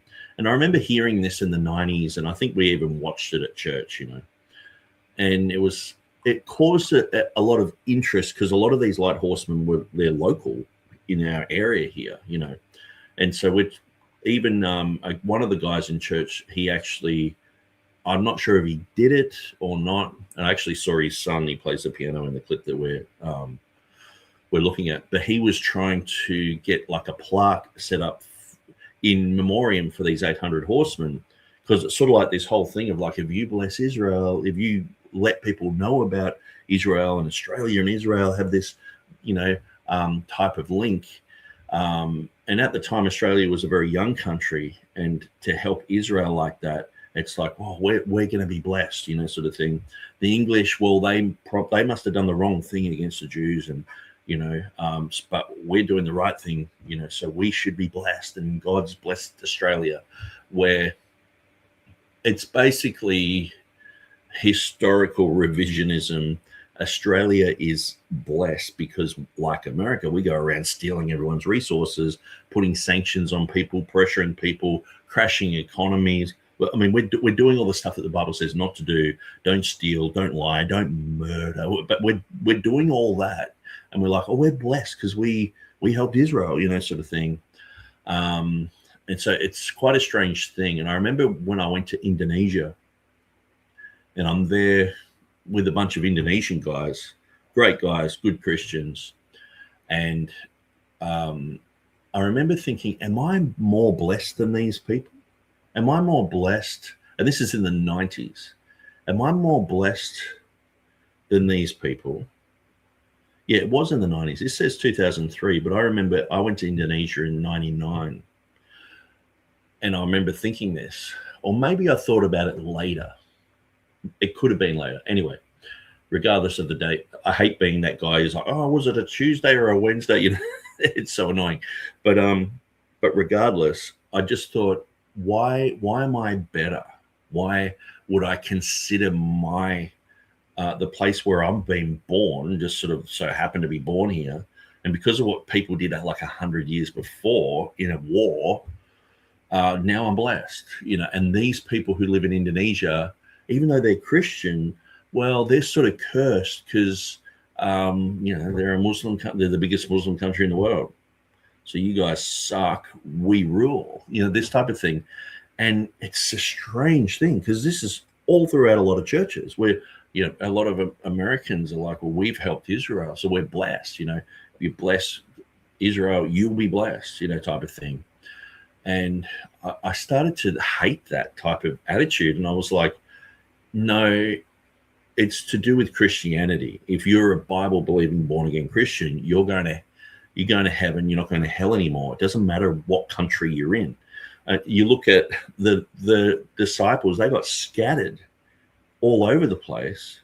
So imagine like Saul being in Tarsus or in Asia Minor for years, and it's like, well, I'm in a cursed country. Oh no, I'm in a blessed country now. Or Rome would have been considered a cursed place because of that they've killed the Messiah, sort of thing. And it's just strange to think like that. But this is the modern day hyper pro Israel stuff. It comes out of this type of thing that we are the good guys. We're the innocent, the whole Australia is innocent. We just love sunshine and beaches, and we're great people. We're friendly and all this. But when you ask people locally, like go to East Timor and see what they think of Australians. Go to Indonesia, where like West Papua, where 500,000 people have been killed, and the Australians train the terrorist or the anti-terrorist groups who go killing the West Papuans. Go to Bougainville, where Australia ran a proxy war for 10 years and killed 20,000 people. I've street preached on the place where there's just mass graves. People I'm there preaching and having a great time, and people said, where you're standing is where a whole bunch of people were massacred just like 20 years ago. And the Australian government funded it. Rio Tinto mining funded it. It's a proxy war. The Australians were here they supplied helicopters and guns and everything and threw kids out of helicopters. It was like a Vietnam War. That just happened recently. And I'm like, oh, we're not the golden child of the region. We're not this whole facade of, the British Empire is the best. And, they have a man-made famine where 10 million Indians die. British Empire is the best, and America is the best. Australia is the best, I think people who think they can see through this, you can see through this type of thing. It's like the whole concept of having a blessed nation and a cursed nation. Ultimately, it can come down to just having money. If you were living in, name a country, but you were just the richest person in that country, you're living a great life, When I look at Papua New Guinea, it's absolutely destroyed by the West. But they are one of the richest countries in minerals. Anyway, I don't want to get too much into geopolitics, but this is one of the videos, and there was a book called The 800 Horsemen. Now, this guy, Cole Stringer, he also wrote a book called Winning Impossible Wars. Now, it was actually one of the first books that I'd read as a Christian. A guy, okay, he's written heaps of stuff.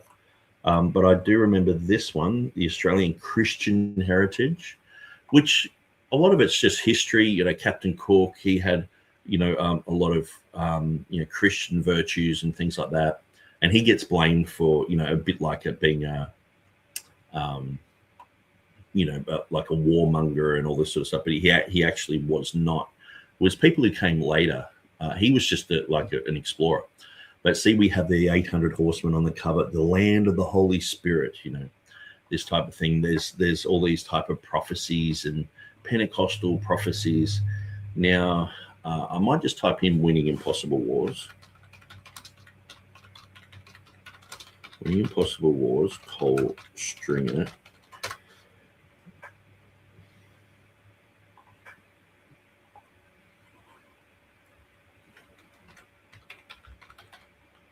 Okay, here we go. Winning Impossible Wars, 1986. So this book here, I remember when I was first a Christian in 95, someone gave me this book. And look, some of the teachings in it were interesting. It's just like encouraging. Some of it's word of faith, Kenneth Copeland, trash. But they go through how God has helped Israel in all their battles. So, once Israel became a nation, there's no stopping them. God's with them, sort of thing. And I remember at first going, okay, yeah, that makes sense. But then later on going, well, did God abandon them in World War II? Because it sort of seems like there's no real virtue of their own, because most of the people who started Israel were atheists and socialists and weren't really, Bible believing, even Old Testament Bible believing Jews, sort of thing. And then now they're blessed. I was like, so I guess in World War II they were cursed. What did they do? Did they cry out to God? No, not really. They've just moved into a certain place. And now they're the winners, sort of thing. And it's like God's with them now. And I was like, this is not really making much sense, because, there have been periods of time where in Jewish history where they've done really well in places, but other times they've been kicked out. And it doesn't, if it's God's blessing on them, why isn't it on them all the time? It seems to just come and go. It seems really haphazard. And if that's the God of the Bible, that, one day he's just put you in a concentration camp and you're in Auschwitz and it's like the worst thing ever, but then 20 years later it's the best ever. It's like, well, why? What's happening here? And so those things aren't really explained. They're not really talked about. But that's the type of mindset that would be in a lot of these guys in the Potter's House. They would be reading through those books and going, Australia is blessed because we helped Israel. Okay. And blessed in a sense where it comes down to that whole prosperity doctrine where we're blessed because we got money. And the thing is, in Australia, like, how many real Christians are in Australia? Like, probably less than 1%. But they see it as like God's blessings on this nation. And you're like, how so? Oh, we've got peace here. We've got finances. We got freedom. We got, and they'll mention all this stuff, and it's all materialistic stuff. Where when you're reading the Bible, like, so the Macedonians were really poor, but they were still helping other people. And it's like, okay, they're from Macedon. It's like, what's so good about that? Did they bless Israel somehow? Or no, that doctrine is not around yet, because it's only a recent thing since the British basically came up with this sort of stuff like 150 years ago. But they're in a poor country. I guess they're cursed, So a lot of it is to do with the prosperity doctrine as well. You have to sort of mix that in. And a lot of this teaching about Israel comes from prosperity preachers. So when people start digging into it, they don't put the filter on. They go, yeah, America's got money. We're the best, or Australia's, we haven't had a war here. That's why, because we're helping Israel, sort of thing. And yeah, so this is the type of mindset. So Igramark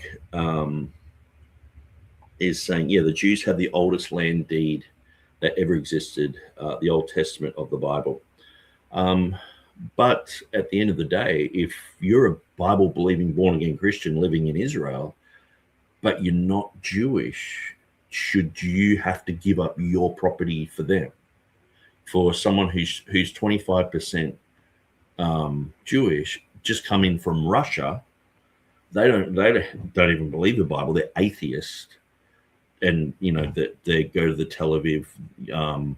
It's the homosexual capital of the world in Tel Aviv, and they go to their parties and they're there with their partner and stuff like that, and they're like, "Oh, we want to live here." And should you get, like, I've got friends who have squatters all over their property, and they have to give up their property, and they have Christian heritage in Bethlehem, and they have to give that up for who? For all these people coming in, for all these Jews there. And it's like, that's wrong. The whole concept of having the squatters there, the whole concept of like, well, this is promised to the Jews 3,000 years ago. So you guys, you're living here, leave or die. To me, that's stealing.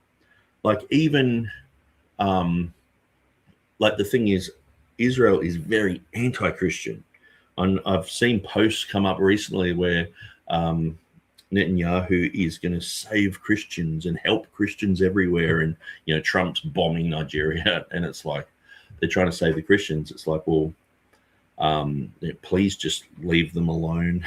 They've already just, half the time it comes back to intervention from the outside that totally disrupts an area, and those people leave. Those people go. They, like, say, my friend who has Christian heritage. He has his great grandfather.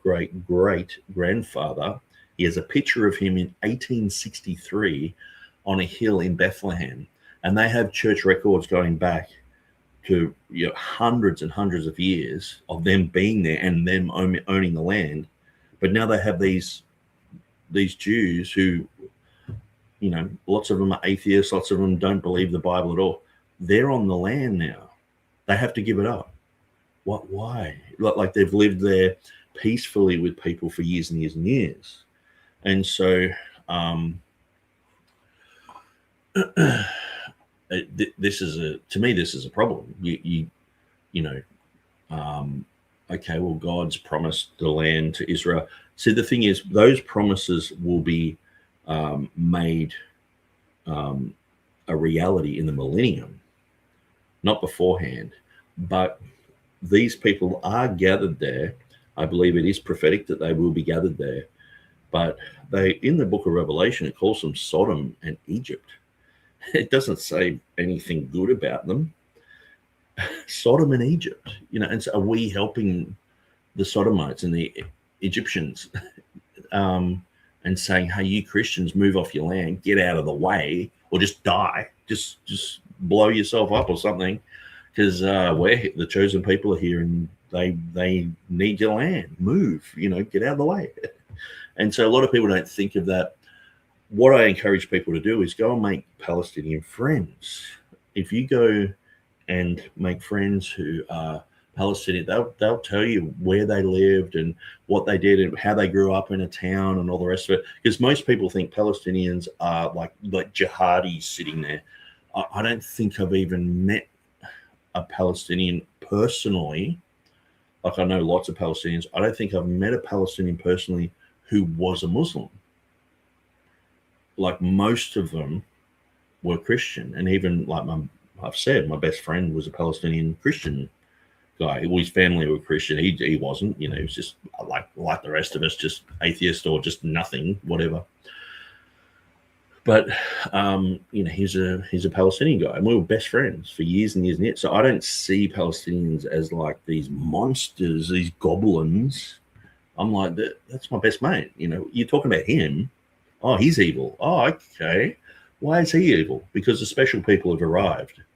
So, well, that sounds a bit like National Socialism, Nazism, where they got a superior race and they've turned up and everyone else has to move out. It's like, it sort of seems like the tables turned and they're doing exactly what they fled from, Okay.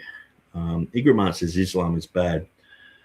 Yeah, I mean, I know there was a lot of controversy over what Tucker Carlson said about it in his Turning Point speech.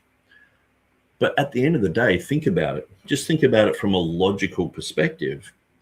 Yeah, bad. I'm not interested in that religion, not interested in promoting it, joining it. Just, it's wrong, just like many other religions are. But at the end of the day, who has been the one who basically has bombed them into oblivion? The Americans in Iraq, in Afghanistan, in Libya, in Syria, in Somalia, lots of these places, they're destroying these people. And, there'll be one guy at a wedding who's the head of some, terrorist group, and they'll bomb the whole wedding and, kill 300 people.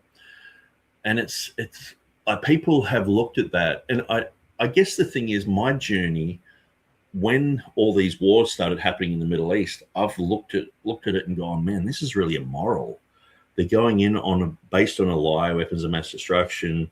What are they doing there? They're just extracting the oil, or they're just having dominance over that area.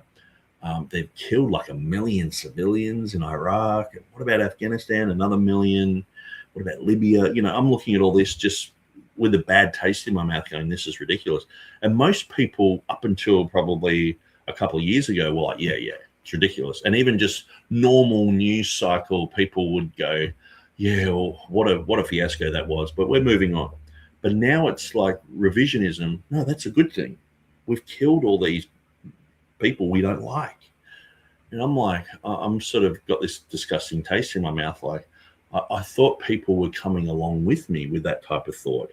I thought people would remember what happened just recently in 10 countries, that we just destroyed them and destroyed lots of people. And I thought people would remember that.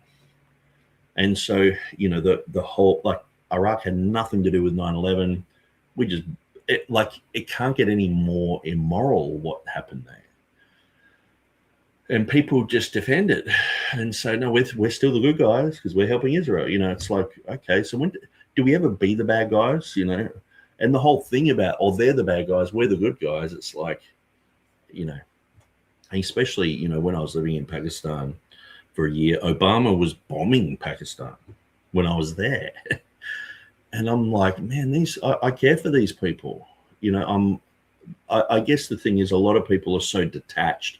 They're just seeing pictures on a screen, and their algorithm is like, they're coming to get you. These jihadis are going to come into your neighborhood, and the Somalis are going to be pirates in your neighborhood next, and they're going to scam the government. I mean, you know, the whole Somali childcare thing. Yeah, it's bad, but it's like, what? The military-industrial complex, it's not a scam. You know, the Federal Reserve System in America is not a scam. Like, there's so many, like, way bigger scams. Like, this is just like a little blip. And yeah, anyway, I could talk about that forever.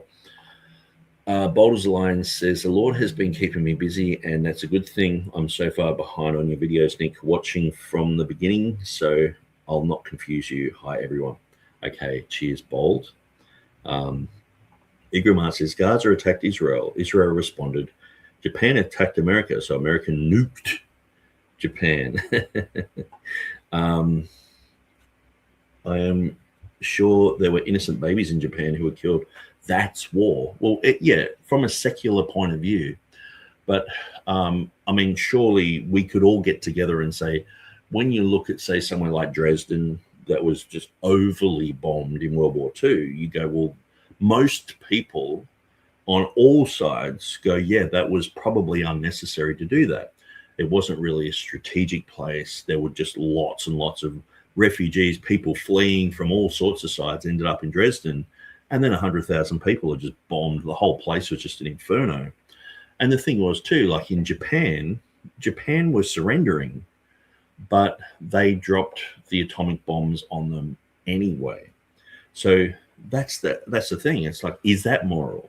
And people who look at that and understand it, because a lot of people don't understand it. They're like, oh, no, they wouldn't surrender until we did this. No, if you look back and look at the history of it, and that they were basically on the cusp of surrendering, then America wanted to show to the world. I mean, MacArthur was like, let's just nuke the whole of China and start again. This is the type of mentality they had. And so, you know, we're talking about humans. It's not just, okay, we're going to kill all the cattle over there in the hill or all those sheep, or we're talking about human beings. And so this is the thing. I don't know if anyone knows any Japanese people. I know lots of Japanese people. There's heaps of Japanese people here in Australia. It's become one of the biggest tourist destinations for Australians to go to Japan. And usually when that happens, there's a real affiliation that happens with Japanese people. And to go, okay, well, was it necessary to bomb them? Not really. They wanted to show to the Soviet Union that they had the power, they had dominance. And I think the thing is, you know, leading up to, it's always really cut and dry, the good guys and the bad guys. That's where I'm like, no, oftentimes people who are perceived as the good guys are actually bad guys. Bad guys can do good things. You know, they can be the good, the bad, and the ugly about everything. And some people are militarized. So that's the response you're going to get. And that's, you know, I mean, Japan had sanctions around them, which basically, being an island culture, they had to expand and do what they did, or else they just would have died. And so, but most people aren't reading the history of Japan like 10 years leading up to the war.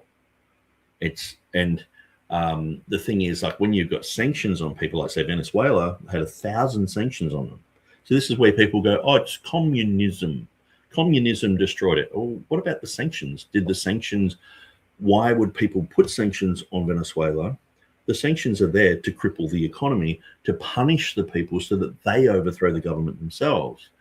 And this is what they did in Iraq. They had sanctions on them, 500,000 children.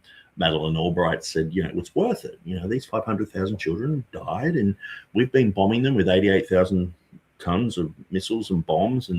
But these 500,000 children have died, but it's worth it, you know, because, you know, they don't see these as lives. They're looking at a map and going, we're moving here, or we're extracting oil here, or we're propping up the military industrial complex, or the petrodollar here. And it's just lines on a map that move, and, oh, there's 1 million people who died. Well, let's move on, you know, sort of thing. And the whole thing about Gaza attacked Israel, okay? So you're looking at a place where it's already hostile, but Gaza is basically like an open-air prison. It's fully controlled by Israel, and the people there, regardless of their religion, regardless of whatever, most of the people there are women and children. And it's sort of like, okay, well, these people did a horrible thing, but to me, it's almost like, okay, you had the Warsaw Ghetto Uprising. So the Jews were pushed into ghettos in Poland, in Warsaw. They were pushed into ghettos, and then they formed their own militia and they came against the Nazis. Now, they did pretty well for quite a long time, but the Nazis just hunted them down one by one until they basically just killed all of them. Now, people could turn around and say, look at these Jews. They killed Nazis. And you'd, in your mind, in your normal thinking, go, yeah, but they're pushed into a ghetto against their will. They're not. They're just, their lives are destroyed anyway. So they're like, well, let's just fight back. And that's the thing. People, like the whole international community, are like, Gazans are like rats. And the thing is, too, if someone kidnapped your mother, and she was in a hospital and someone had a gun to her head, do you blow the whole hospital up and kill everyone, including your mother? It's like, this is the thing. The whole place has been flattened. Tens of thousands of children dead. And so just as much as I get upset about Madeleine Albright in the 1990s, before the Second Gulf War, saying that 500,000 children have died and it's worth it, I get upset at that, and I get upset about, well, Gaza's just been carpet bombed. All these people have died. I get just as upset at that as well, because these are human beings, and this is a tragedy. It's not as cut and dry, good guys, bad guys, as people make out, and it never is. And the thing is, if it is like that, it's usually propaganda. Like the whole thing with Venezuela. I mean, America have tried to topple Venezuela for like 30 years, and even before that. And the thing is, people aren't looking into the Trump donors who are former Venezuelan people who had lots of interest in power companies, oil companies, and they're donating to Trump, supporting him to do this type of thing. And so it's not just as cut and dry as we think. The media just want us to think very simplistically and not look at the complexities of things. Because when you look at the complexity of things, you go, okay, well, there's lots of different factors happening here. We can't just say they're the good guys, they're the bad guys. You can't just say England were the good guys before World War II. They did a lot of evil, wicked things around the world. Yes, some good. Yes, promoting the English culture, English language, the Bible, but killing millions and millions and millions of people and extracting their resources, stealing, overthrowing countries, putting in puppet governments, like doing all sorts of, causing all sorts of problems. You can't just say that that's all good. And so, anyway, let's continue.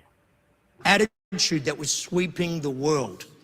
And I started this, this is now the 7th one, so I started this numbers of weeks ago. Okay, so I said he's done 3, so this is the 7th one. So. And we were seeing the mass rallies held against Israel in Australia and parts of the world, increased vandalism. So, I'm seeing this, which some of our, quote, leaders are not seeing this. You're seeing this. We can see an increase of this. And when I was a kid, there used to be graffiti everywhere, like, wogs suck. And the word wog is basically like a smear term for people who are from Italy and Greece, which, I don't even think that's a thing anymore. But it was just because Australia was mostly like white. Then you had lots of Germans and Italians and Greeks and Europeans come over. So it's like, oh, they're wogs, And some people would say it stood for like Western Oriental gentlemen, but other people were like, no, it's like the gollywog. It's a racial slur. or there was something else. It's like, some sort of germ or something, but that's what people were called when I was growing up. So I'd be, sitting in a, one of those things where you grab the metal thing and you spin yourself around like in a park, and it just had graffiti like Wogs rule, because some Wog guy, they're calling themselves Wogs. And in Australia, there was a whole series called Wogs Out of Work, and they were all Greeks. And they're sort of mocking themselves, saying, oh, we're all Wogs, And so that's one thing about Australian culture is people tend to sort of mock themselves a little bit, so it takes the sting out of the words, But then we were called Skips. Like there's a show called Skippy the Bush Kangaroo, and it's like we're just dumb skippies who are looking at the headlights and we're about to get hit by a car. We're just dumb, we're brainless, and so we would be called Skips. So Wogs rule, Skips pull. That was the graffiti there, and that was pretty normal to see that type of thing. It's like, okay, well, and I remember reading it and saying to my cousin, "Oh, no, I was sitting there with a guy who was a Greek guy, okay, and this is how multicultural or multiracial Melbourne is. And I'm there with a Greek guy, and we're in the thing, spinning around in this park. I said, Wogs rule, Skips pull. And I said, I should be the opposite. And he goes, nah, that's what I should say. And I'm like, oh yeah, that's right, you're a Greek. Like how innocent is that, we're like 12 years old and just having this conversation. But it's now graffiti is fully political. If someone spray paints and says, hey, I hate Jews or something on a bridge, it's like headlines here now. But what I see too, the other side of the coin, you can say that Gazans are like rats, and people will just go, yeah, that's true, they should be killed. And it's like, hang on, so we've got to now we're favoring races. Isn't that the racism we're trying to get rid of? Aren't we trying to make everyone normal? Aren't we trying to say we're all equal in the eyes of God? All of us can have the potential to get saved and to love God and to be good humans. And but apparently, if you're born on the wrong side of the railway tracks, your life is not worth as much. And I detest that. I detest any type of racial superiority or inferiority. The Holocaust made the Jews like rats. That's what Goebbels and his propaganda movies and things like that, they would show these people as not human. Zionism makes them superhuman. Both positions are anti-Semitic. So just as much as I disagree with putting someone down like that, I disagree with putting them up above everyone else. We're all equal, and we all need a savior. We all need Jesus. Igramart says, the notion that Japan was on the cusp of surrendering is revisionist history. The militarists that dominated Japan's government wanted to continue fighting. It took the nukes to end the war immediately. Not really. And if you listen to Chalmers Johnson, who lived in Japan, worked for the CIA, and he talks a lot about Japan and China and all that happened in that region. Like people like that, people who know their stuff will say what I just said, that Japan were on the cusp of surrendering. It was held off until they did these bombs. And so I would encourage you to look into Chalmers Johnson and what he has to say. He was an advisor for the government on Japanese relations. We know this is increasing and getting worse, and this was very bad. And then on the 14th of December, the biggest mass terrorist event on Australian shores happened, where radical Islamists, people of, crazy, begin to shoot Jewish people there on iconic Bondi Beach. And so that's all true. And some people are saying, oh, it's, Israel were involved with this and they're sort of shooting their own people so you can have this type of response. I don't think that. I think these people were radical. One was from India. His son was half Indian, half Italian. And so he was born in Australia. And I've seen people look at pictures that are obviously created by AI. You just have to look at the details and you see all sorts of weird things. But they're trying to demonize some of the victims. And to me, it's disgusting.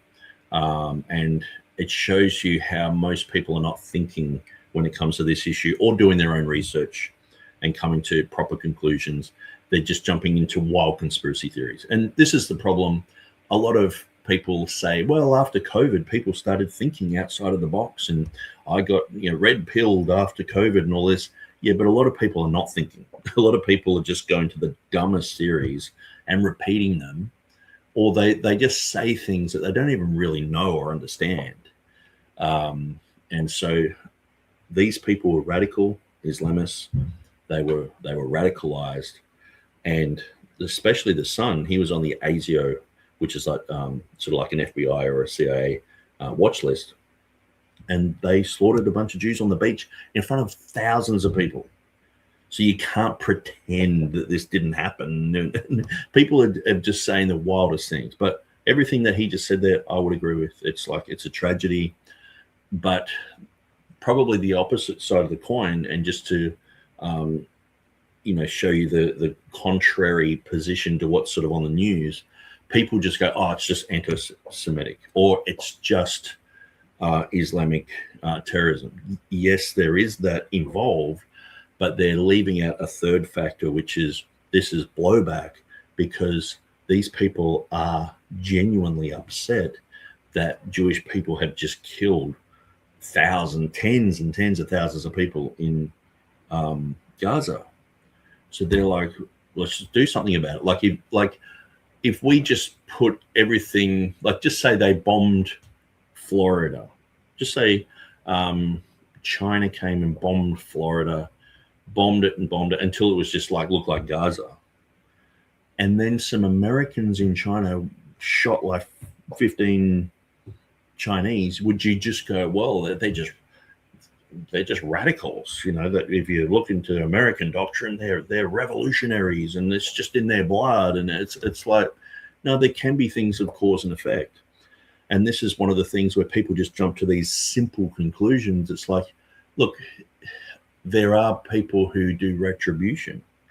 There are people who they want to see other people suffer and die because of what the government is doing overseas. And so with America, with Trump showing, hey, we're going to turn this into Trump Gaza. We're going to own Gaza. We're going to turn it into the Riviera of the Middle East, but we're going to kick all the Gazans out, sort of thing. As if that is not stirring up hatred or just killing a million people. I remember one guy asked me, he said, oh, what do you think of radical Islam? And I said, look, actually, I think they're showing lots and lots of restraint, because if someone killed 1 million Australians, man, that people would be off the chain. If someone killed 1,000 Australians, we'd be out there with guns and imagine if someone just did something like I killed 1 million Americans. People would be ropeable and going and doing all sorts of crazy things to those people. But here we have 1 million in Iraq, or 1.5 million in Iraq, over 1 million in Afghanistan. We have Libya turned into a car park. We have Syria destroyed, Somalia, and all these places are just flattened, and so many civilian lives. It's like, well, and you're not expecting any pushback, but they are actually showing lots and lots and lots of restraint. In my eyes, 1 million people, not just 10 people, not just if 10 people died in a you look at 9/11, which most people thought was the Islamic world. Look at the retribution for that. Let's just go and punish the world, and that's only 3,000 people. 1 million. So this is where a lot of people can't put on the other person's shoe and say, yeah, well, regardless of, because the thing is, someone can be in America and have all these ideals that I've said, and they can be an atheist, you know what I mean, who have killed way, way more people than anyone in the last century, like in China and in Russia, and they're the murder machine. But lots of Israelis are atheists. And this is where it's like you can't just have this black and white. They're the good guys, they're the bad guys. You've got to sift through this stuff. Anyway. So we want to call it out as wicked, straight from hell. Their thinking, their inspiration comes straight from hell. Can you say amen? That's what it's about. It's outrageous in so many... and I condemn all acts of violence. I'm a pacifist. And I condemn what happened at Bondi. Like, I can understand the cause and effect. It's like going and seeing a murder scene and you're doing the forensic testing and saying, well, what's the motive here? Why did he kill his wife? It doesn't mean I agree with it. And just because I can see, well, actually, it's not just Islam. It's not just anti-Semitism. It's actually, they're bombing Gaza. There was a lot of anti-American sentiments when people were in Iraq, Afghanistan, and many other places. Now the soldiers are sort of back from those places, most of them. That type of anti-Americanism isn't there. But it was huge. People were like so against America in Australia, in lots of different places. And it was actually dangerous for people to travel from America to lots of places because of that. So because of retribution. Retribution is something that people are not looking at. Okay, so... Because if you say there's retribution, then you have to acknowledge that something is happening in Gaza. So they don't want to acknowledge anything's happening in Gaza, nothing to see here, like the Leslie Nielsen thing, nothing to see here, move along, but there's lots to see there. And it's enough to get people in the West upset and go, hey, this is wrong. But imagine if these were people who you affiliated with, like in a religion or they're my people sort of thing. That can cause you to go, hey, I'm going to go and get a gun, retribution. Everhard says, we all look forward to perfect Christian government. That won't happen till Christ comes to rapture the believers, destroys the cursed world and usher in a new heaven and a new earth. Yes. And so, at the moment, I think that's the problem in some of these churches where they're sort of saying these are the good guys and these are the bad guys, where really it's sort of like we're all bad guys, but there's different levels of bad, but it's hard for the world to judge itself like that. But Christian ministers and Bible-believing Christians shouldn't get caught up in the hoo-ha of, hey, the Roman Empire is the best, and they kill Jesus. Maybe they're not that good. Or, Herod, he's the good guy. And, no, he's killing the children. He's the bad guy, There's good, bad, and ugly. And we've got to be careful that we're not just siding with someone because it's our favorite football team or because we're born in a certain place that, hey, we're the best, This type of nationalistic pride, it's like, well, man, what about the bad things? So, no, don't even talk about the bad things. We don't do bad things. We're the good guys. That's, to me, that's self-deception.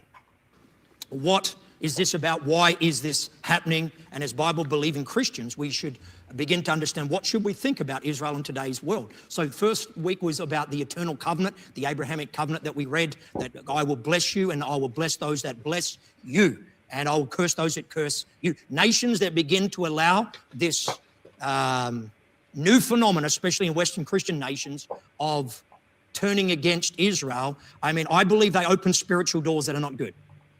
So he's basically saying, if you don't bless Israel, your country will be cursed. So just as like these guys all of a sudden become nationalists, they're like, well, anyone, like someone like myself, I'm just saying what I see is true. I'm looking at different things. I've got tons of friends who are Jewish. I've got tons of friends who are Palestinians, and we're all discussing this stuff at length. But if you say this type of stuff out in public, and you're like, well, actually, maybe what Netanyahu's doing is not right, you're anti-Semitic now. And according to Potter's House, and this is the leadership in Perth, in the Potter's House, you are going to curse Australia. I'm cursing Australia by doing this video. And this is where I'm like, no, I don't think I am. Just as much as I can turn around and be critical of the Australian government for doing, like most people are critical of the Australian government at the moment, with their immigration laws and things like that. Most people are critical of America, what they did in Iraq, Afghanistan, Libya. It's okay to be critical of that. But if you put that same type of criticism on Israel, no, you can't criticize it. So can Israel ever do anything wrong? And to what level can they do wrong? Like if they just turned around tomorrow and say Damascus, if they just carpet bombed Damascus and killed everyone there, should we go, well, maybe it's not a good thing, or can we outright condemn something like that? What if they bombed, say, Rome and carpet bomb? Like, are Israel still the good guys? You know what I mean? Like, can they ever do anything wrong? Because the thing is, then people go back in history and go, well, Bolshevik revolution, lots of those people were Jews. They go back and just point out where Jews have done bad things, and I'm not saying Jews are extraordinarily bad, which is, where some people's minds go to. I'm just like, well, they're just like it. I'm sure there's Italians who have done wrong things. They've started the mafia. They've shot people. They killed people. Mussolini, like name a country. We've done bad things. Like I pointed out, Australia, we've done bad things too. Just go and ask all our neighbors in the Pacific. They're like, yeah, we were oppressed. We are still oppressed by Australia. And they, Bougainville, 20,000 people died in the 90s. Most people don't even know about that. Bankrolled by Australia, proxy war. But yes, anyway, the Potter's House is teaching that if you don't go along with the secular government of Israel, you are cursing this country. And so there's an Abrahamic covenant still in effect. And so then I looked week 2, Israel and the church. And so Jesus, he criticized the leadership of Israel. John the Baptist, he was saying you cannot have your brother Philip's wife. And so he had his head cut off because of that. Paul, he was critical of the leadership in Israel. What on earth? Like, why? How come these leaders of Christianity, Jesus, how come he can be so critical in Matthew 23? And he's full on saying, you bunch of snakes and brood of vipers and all this. But we can't even say, hey, bombing all those people is probably not the most moral thing to do. Like, say, Herod killed all the children in Bethlehem. It's like people in the back of their mind go, Herod was a bad guy for doing that. If Netanyahu does it, it's like, well, we can't say if it's good or bad. You know what I mean? It's like there's something wrong in people's thinking if they can't say it's bad. And so... church. And so I talked about a lot of the church world had felt that Israel had been replaced, that all the promises that God had made to Israel, because Israel was no longer in existence, now is replaced by the Christian church. And I said, I don't believe that's true. And I can understand the thinking of people for 1900 years because there was no national Israel. But God has brought them back. That triggered week 3, the regathering prophesied by many of the major prophets and the Lord Jesus himself. And we see that coming in 1948 in May. And then we see that, Pastor Luke looked 1 week at modern Israel flourishing like a rose blossoming in the desert. I looked then Israel's last time role, coming wars. I looked at Ezekiel 37 and 38, the battle of Gog and Magog. And then last week was the rapture of the church, and then the revealing of the lawless man, the Antichrist. So what I want to bring it to a bit of a conclusion. Hopefully we can have some questions and input as we bring this to conclusion. Daniel chapter 9, verse 24 through 27 is what we're looking at. An amazing chapter. Daniel is an incredible book. There's a lot of insight and prophecy. And so, of course, a lot of this I'm just going to be in agreement with. And, a lot of it's just to do with, there's going to be the 70 weeks of Daniel, the rapture of the church, first 69 weeks fulfilled in Christ, or when Christ stood on the Mount of Olives saying, you missed the day of your visitation. Even that, he's rebuking Israel. You've missed the day of your visitation. If you said that to modern Israel, you missed the day of you're not good. You've missed out. You're blinded. It's like, hang on, you can't say that. You're cursing Israel. Igramart says Romans 13 calls us to support our government. So if you were born in Cuba, what would you do with that verse? Big picture prophecy that Daniel has the revelation from God. And so we're going to have a look at Daniel 9, 24 through 27.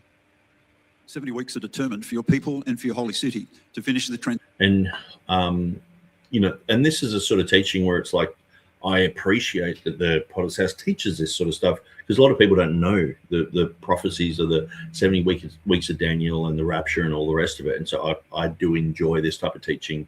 And I know that Pastor Elliott has studied this quite a lot. I remember when I was a new convert, he came through and taught this type of thing in the church here in Lismore, where his uncle was a pastor.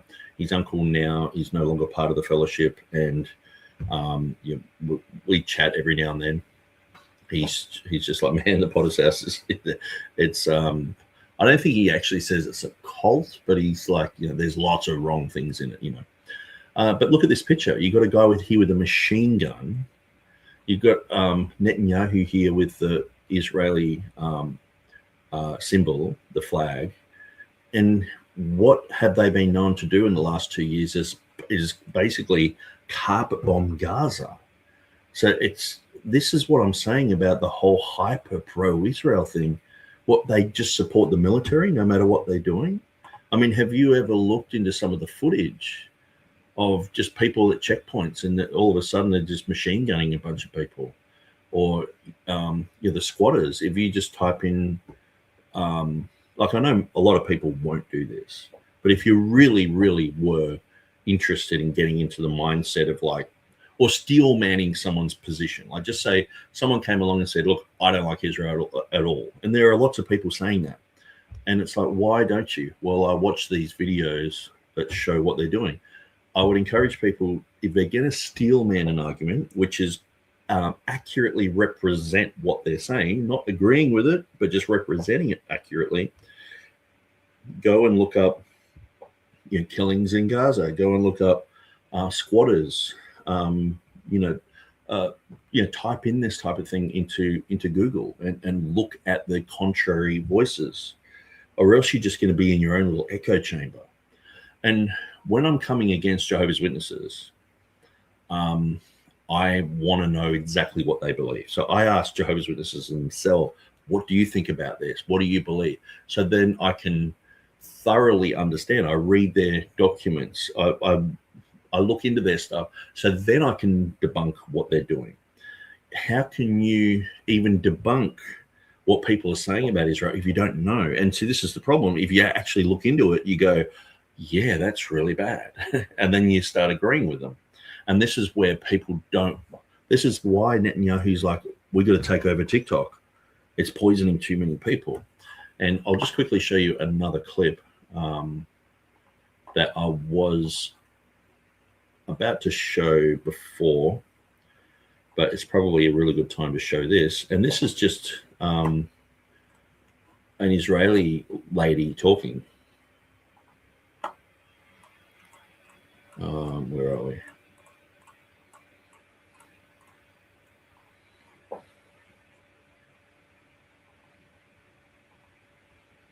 Okay.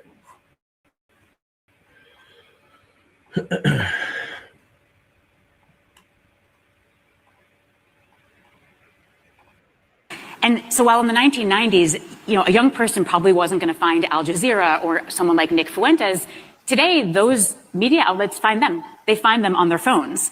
It's also this increasingly post-literate media, less and less text, more and more videos.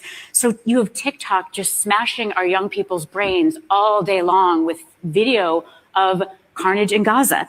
And this is why so many of us can't have a sane conversation with younger Jews, because anything that we try to say to them, they are hearing it through this wall of carnage. So I want to give data and information and facts and arguments, and they are just seeing in their minds carnage, and I sound obscene.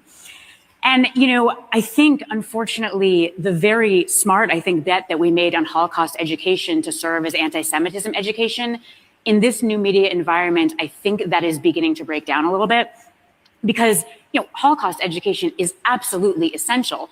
But I think it may be confusing some of our young people about anti-Semitism because they learn about big, strong Nazis hurting weak, emaciated Jews.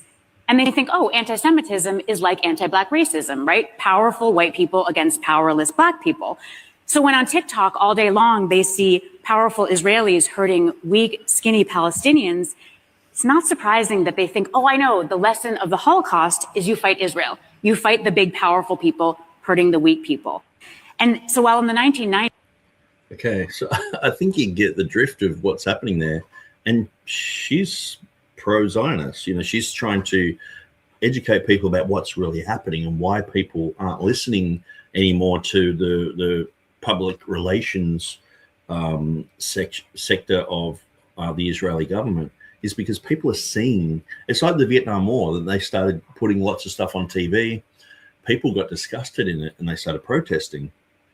And no amount of, hey, they're communists and all the rest of it, like, could shake the fact that someone's seen, you know, a whole village of people just napalmed. And, you know, there were stories of soldiers trying to stop all the rest of his crew from just killing innocent people and burning villages and all this type of thing. And so people started protesting. And that's what we're seeing against the Israeli government, and it's absolutely huge. It's sort of to the point now where I've never seen anything like this in my lifetime, of the propaganda war from both sides is just so big in Australia that it's almost like you can't get away from thinking about it.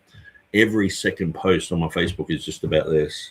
Media headlines are just. You know, Palestinians evil, you know, Israel good, anti-Semitism. They're doing a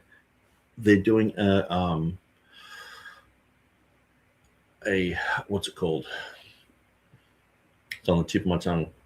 A royal commission into anti-Semitism here in Australia, and it's like, I think Israel are doing that to sort of shut people up, but they don't realize here in Australia we love people like Julian Assange. To just get the info and throw it out there and go, here you go, guys. There's the you know, the secret herbs and spices of Kentucky Fried Chicken. There you go. It's all there. Now you know, sort of thing. And we support people like that. Where I think the Israeli government think that we're just going to go, no, we're going to go with the propaganda. People see through that. But anyway, I just thought I'd show that clip. Igramart says, 2 interesting facts. President Reagan defended the King James Version over modern translations. Donald Trump sells a KJV Bible with his own dedication on it. Yes. Okay. Yes, interesting facts. Transgression, to make an end of sins, to make reconciliation for iniquity, to bring in everlasting righteousness, to seal up vision and prophecy, and to anoint the most holy. Know therefore and understand that from the beginning, from the going forth of the command to restore and build Jerusalem until Messiah the Prince, there shall be 7 weeks and 72 weeks. The street shall be built again and the wall, even in troublesome times. And after the 62 weeks, Messiah shall be cut off, but not for himself. And the people of the Prince who is to come shall destroy the city and the sanctuary, and the end of it shall be with a flood, until the end of the war desolations are determined. Then he shall confirm a covenant with many for 1 week. But in the middle of the week, he shall bring an end to sacrifice and offering. And on the wing of abomination shall be one who makes desolate, even until the consummation which is determined is poured out on the desolate. Okay, the New Living Translation, just verse 27. The ruler will make a treaty with the people for a period of 1 set of 7. But after this time, he will put an end to the sacrifices and offerings. And as a climax to all his terrible deeds, he will set up a sacrilegious object that causes desecration until the fate decreed for this defiler is finally poured out on him. Okay, so... And so it's funny that they're reading from the New Living Translation, which I think if I actually left and didn't become knowledgeable on Bible translation issues, I think that they would still be using the New King James, but it's almost like, oh, we don't want to be associated with this type of thing. And so they have a reactionary type of thing where it's like, oh, we're using the New Living Translation. Like Wayman Mitchell would never want the New Living Translation to be the main Bible there. Like he was like, he used other Bibles to go, like the whole Mark Ward thing of, you know, oh, if you have multiple Bibles, you don't have to learn Greek or Hebrew. You can just go through these and they got different nuances. He swallowed that lie. But he was always saying, I read the King James. He just thought the New King James was an update of the King James, and he was promoting that. And now you got New Living Translation in Perth where he passed it. It's like weird.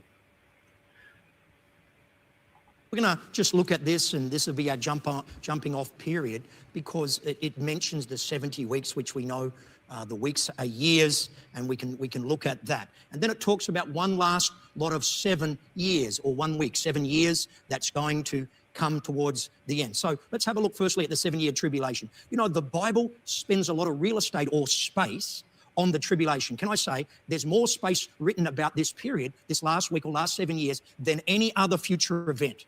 There's no comparison. And so we see that there's numerous prophecies and about a coming 7-year period. Let me read a quote. No other future period of time receives as much concentrated prophecy details in Scripture as the 7-year tribulation. Large blocks of prophecy are devoted exclusively to this time. Daniel chapter 7 through chapter 12, and he talks about this time. Matthew 24 and 25, Jesus' longest prophetic discourse is centered around the Great Tribulation. Revelation chapter 6 through 19, the seals, the trumpets, the bowl judgment, the Antichrist, the mark of the beast, the false prophet, the battle of Armageddon. Revelation alone has 13 chapters concerning a 7-year period. There's no period that has that. Perhaps, you know, the first advent of Christ, there was a lot of real estate given to this, but I think this even eclipses that. There's a lot of stuff about this. So the tribulation period is a period which many things come to an end or climax. It's the climax of human rebellion. It's the climax of Satan's agenda. It's the climax of God's prophetic program, and that it leads directly into the second coming or the return of Christ. But if we look at the tribulation from Scripture, the nature of the tribulation is principally Jewish focused. Why is the tribulation principally focused on the Jews and on Israel? Why is that the case? It's pretty straightforward. It's very simple. Mark? Because the Antichrist is going to sit in the temple in Jerusalem. Because what do you think?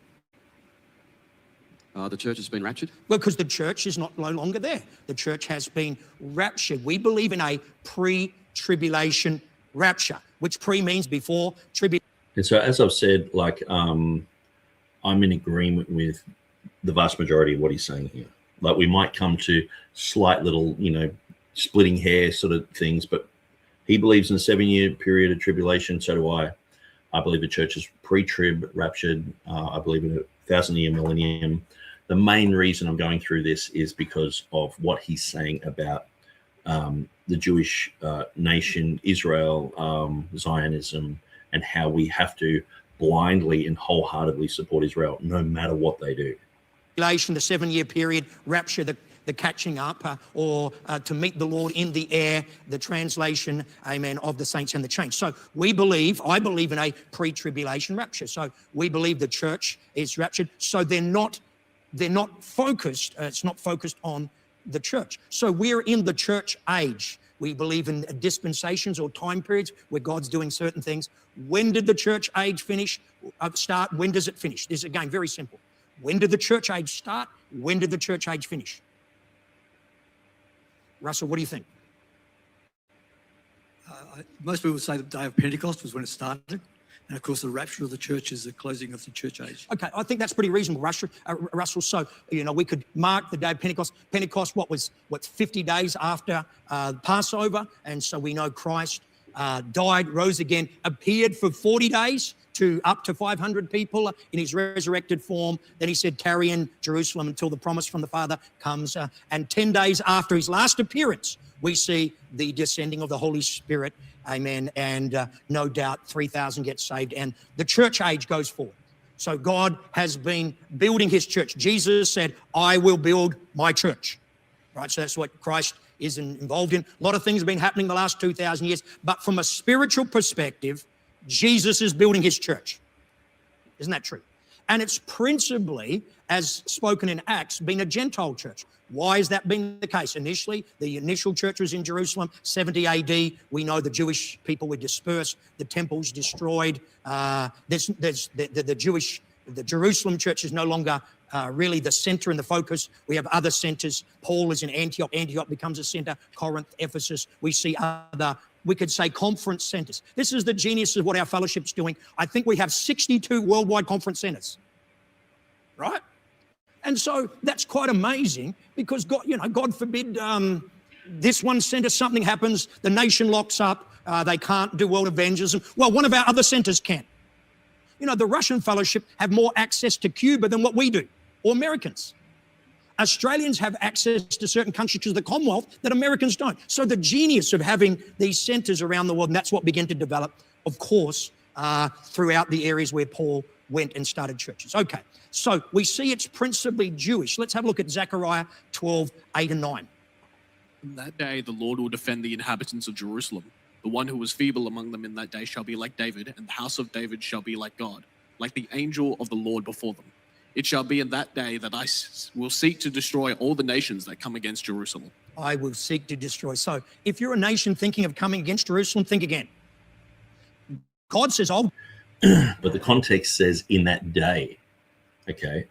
So it's talking about in that day is the second coming of Christ. Because in Luke, it clearly says, when you see Jerusalem surrounded by armies, know that the end and desolation is nigh. It's pretty clear that there is a battle. The Battle of Armageddon happens. People come against Israel.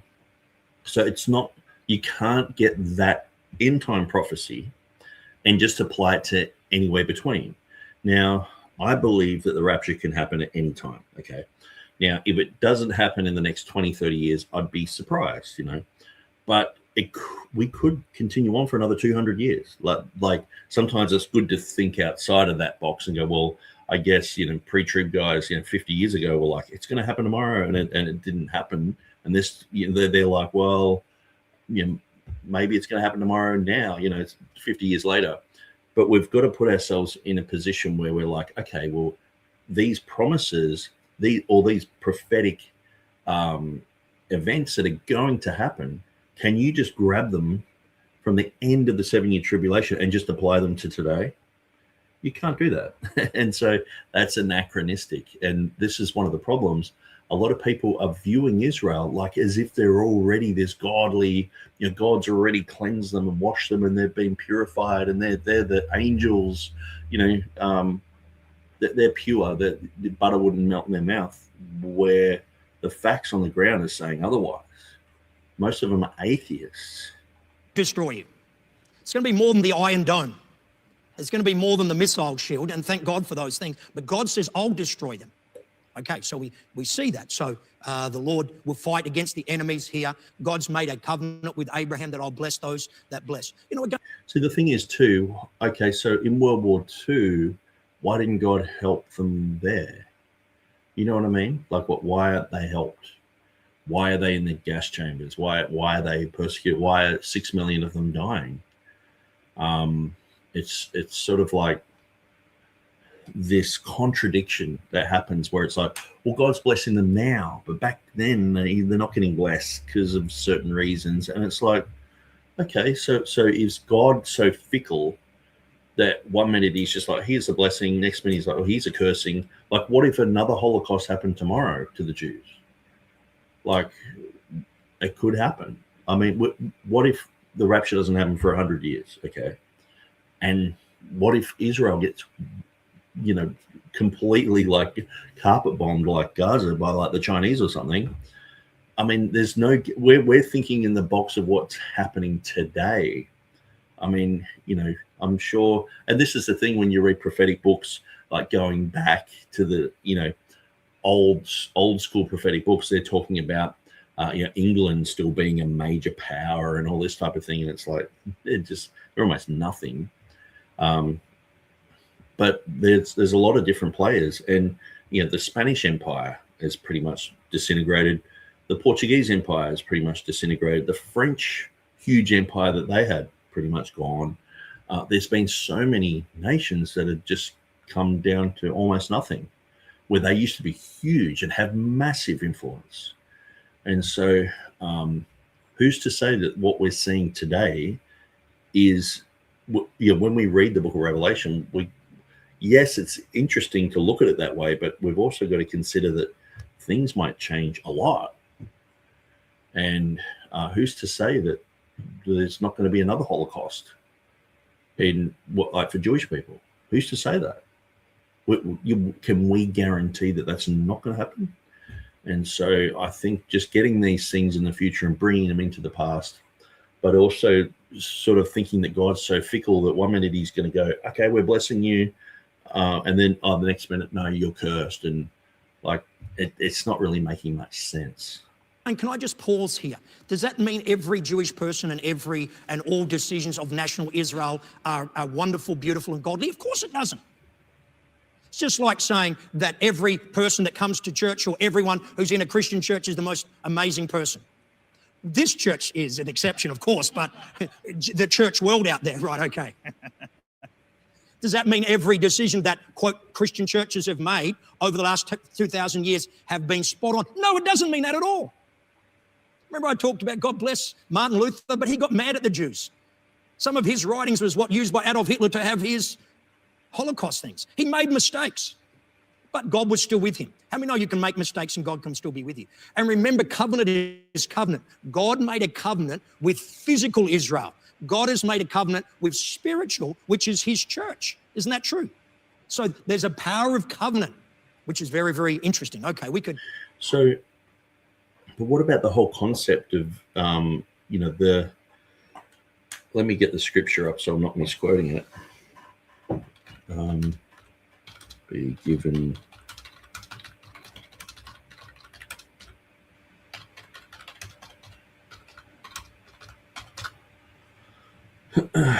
Matthew 21, okay. Therefore I say to you, the kingdom of God shall be taken from you and given to a nation bearing forth the fruits thereof.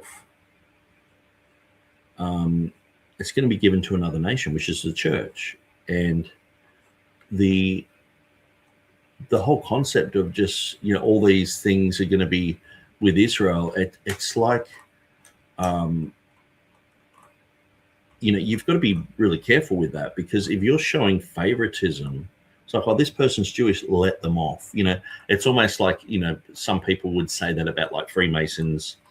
If you're in a courtroom and, the judge knows that you're a Freemason, well, they could give you a lighter sentence, or even a Catholic or something like that. It's like, oh, well, they're on our team, so we'll let them off. It seems like that type of thing could, like, if Pastor Elliott was put in a position where he had to choose between, a Jewish person and a non-Jewish person, he would go, well, I want to bless Israel. He's going to favor the Jewish person instead of just, looking at the facts and the figures of whether they're a good person or not, or whether they're capable or not, or whatever. It's like, no, I want to bless Israel. And so when you've got that type of bias, how can you see what Israel is doing wrong in the world? And that's the thing. So many people are not seeing it, where people who, now I understand in the Quran, it teaches, to be against the Jewish people. And so that's a whole different topic as well. And that's why oftentimes it's easier for Israel just to have that enemy that they're destroying to be of that particular religion. When the Christians get involved and they're living there, it's like, oh, well, what do? Do we just bomb the Christians' houses? Well, they have been doing that. I'm just getting some things up here that I've written down.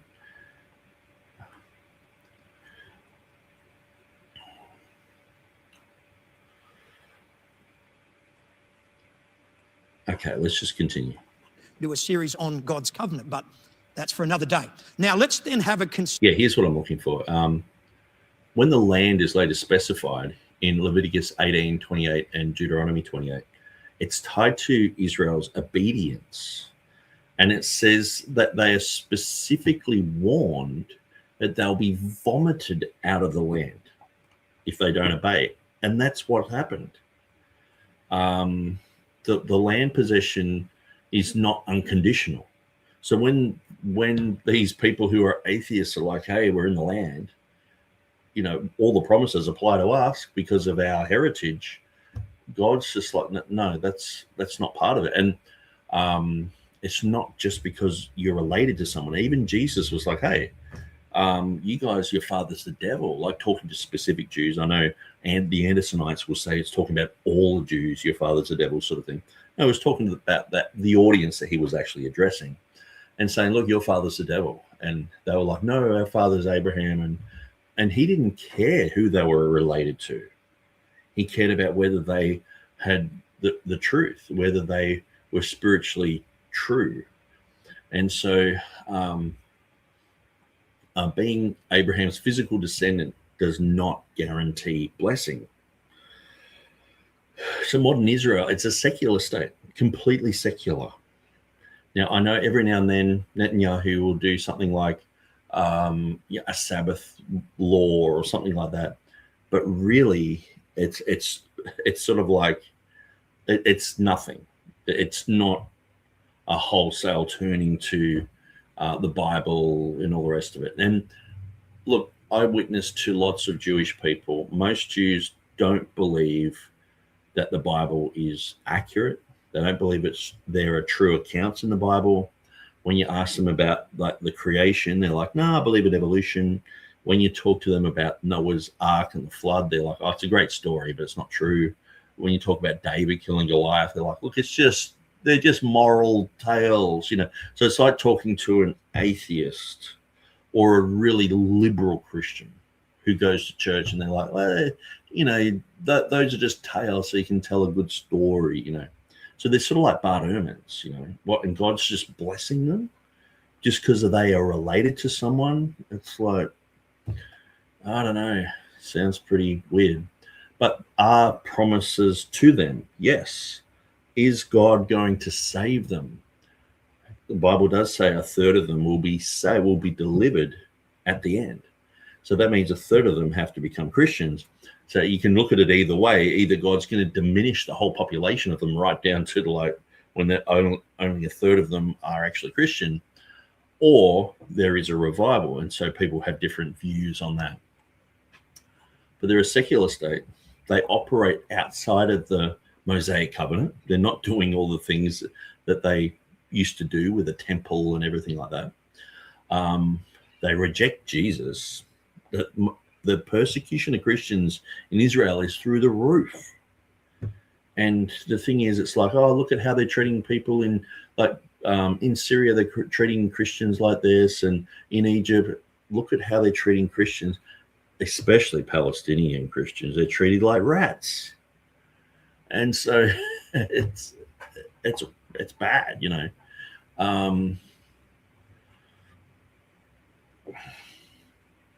So the New Testament clearly says they are not all Israel which are of Israel. In other words, it's not about your genetics, it's about your belief system. If you are of Christ, you're Abraham's seed. So we're grafted into the vine. And Abraham looked for a heavenly country, it says in Hebrews 11.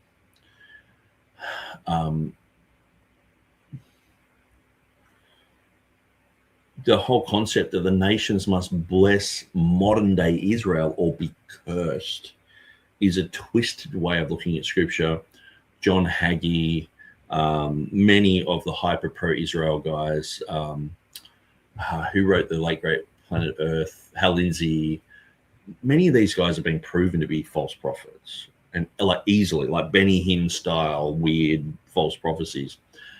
And the obsession with like 1948, you know, these type of dates, or even like October 7, you know, like these are landmark places for people to meditate on, sort of thing. It's like we've just got to we've got to think outside of that type of box, you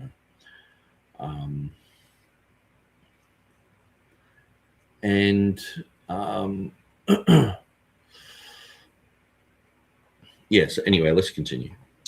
Daniel 9's talking about 70 weeks. You know, the first 69 were fulfilled from the day going forth to, you know, rebuilding the temple until the Messiah was, 69 times 7. What's that? How many years is that? 69 times 7. Someone's got a phone with a calculator. It's pretty easy. 69 times 7. Give me an answer. What is it, Trent? Is that right? Is he right? So 483, and then Messiah come. I think it works out to be perfectly when Jesus came in on Palm Sunday. Yeah, absolutely. People that have looked into all these things, Jesus is announced as no doubt the Messiah at that time. Okay, so there's a 1 week period that is put on pause, and most Bible scholars look at that, where there's one more week concluding everything to do with Israel. We understand Jesus wept when he looked over Jerusalem. Oh, Jerusalem, how long I would have wanted to gather you as a mother hen does its chicks, but you would not. Remember, even when he's taken to crucifixion, you know, don't weep for me, but weep for you because you have not known the day of your visitation. Isn't that true? So we understand those dynamics, but there's coming a final 7 year. And look, we see Jesus uses the similar words, and he mentions Daniel in Matthew chapter 24, verse 15. Therefore, when you see the abomination of desolation spoken of by Daniel the prophet standing in the holy place, whoever reads, let him understand. So Jesus now is taking from Daniel 9. Daniel, remember I said my best interpretation of the abomination of desolation is the idol or the image that causes great shock and horror, standing where it shouldn't. Remember Thessalonians talks about that, even in the holy place. You know, this beast or antichrist will set up some image. Okay, so we see Jesus refers to Daniel's prophecy and is talking about in the tribulation, that it appear that in this 7 year period, amen, that Daniel spoke about, Jesus spoke about, there's going to be the holy place. And then he says in the middle time of this, that this is going to trigger Jacob's trouble. Remember, the 7 years are no doubt divided into 2 3.5 year periods. Everybody sees this. This is why some people get confused about the rapture. Some people, we believe in a pre-tribulation rapture. Some other people, well, maybe it's mid-tribulation because the last 3.5 years is a terrible time for Israel. And it is. And things escalate, it's true. And then some say a post-tribulation rapture, which we reject that because they say, well, the wrath of God's only in the last 3.5 years. Well, if you read the book of Revelation, it talks about the wrath of God from the beginning of the tribulation. They're incorrect. So that's where he actually gets it wrong. It's not so much the wrath of God there, but sometimes it is just simply cause and effect, like a war, a famine. These can be just man-made effects. And so the whole thing about the wrath of God, because you still have people getting saved during that time, is the wrath of God upon them. And so this is where I think what's happened is the old IFB guys, they have, you know, the wrath of God can't be upon any Christian. So as soon as the rapture happens, oh, the wrath of God's poured out. And usually this type of concept it's very simplistic. But when you understand that the wrath of God can be poured out, like say in the Passover story, it can be, someone can just have the blood of the lamb on their door and the angel of death goes past that door, but the next door neighbor, the wrath of God's upon them, and specifically upon the firstborn. And so God can be very specific with the wrath. We're having a timeline wrath, like, oh, God's pouring out wrath now. The wrath of God started, you know, sort of thing. It's like, no, he's specific with wrath. And so there are people, 144,000, there are people who have the seal of God on their foreheads who the wrath of God doesn't touch them. And so God is very specific with wrath. And so I think the whole thing of having a 7 year timeline called wrath, I mean, the wrath of God can be poured out today upon, like, look at Herod.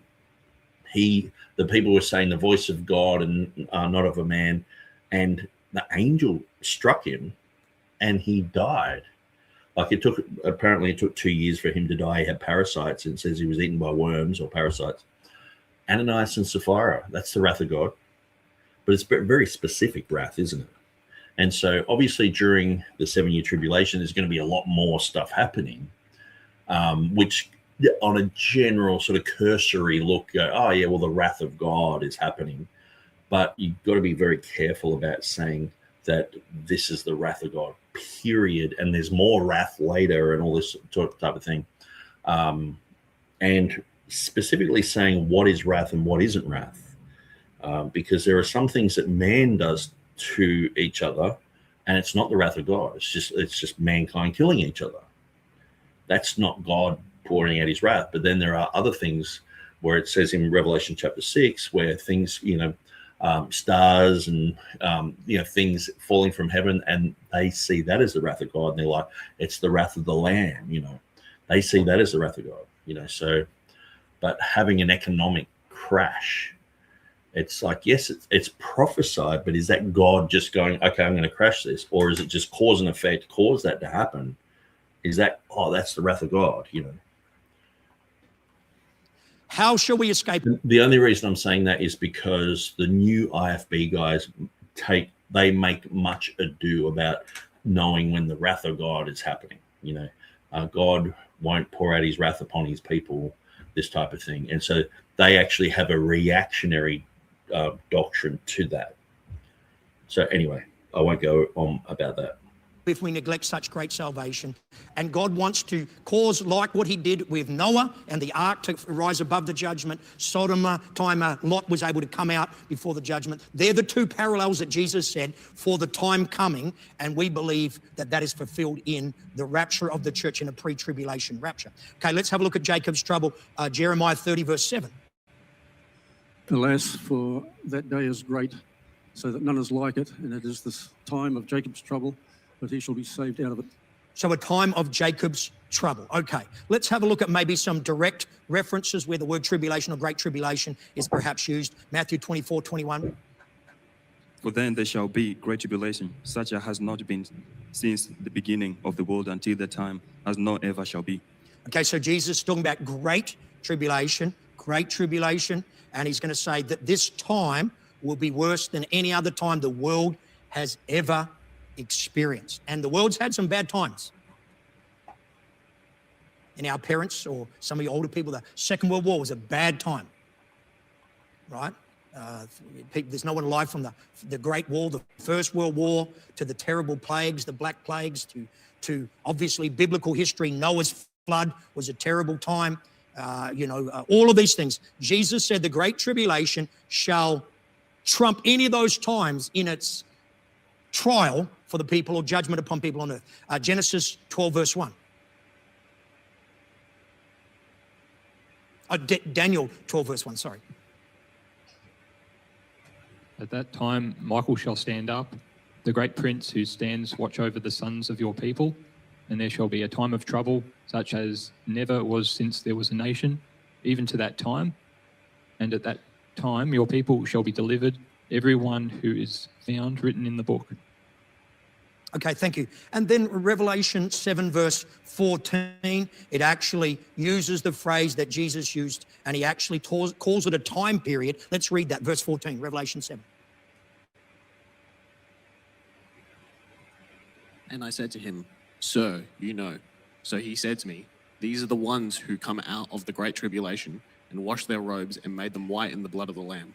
Okay, so we see here that this is actually codified, or this is what it is. It's the Great Tribulation. Those that have actually been saved or come out or, of that and have been washed their robes in the blood of Jesus, who've got saved, amen, who've no doubt probably been martyrs during that time. But it actually uses the phrase the Great Tribulation. Okay, maybe I'll stop before I go on. And is there any questions thus far? We're looking at the last 7 years.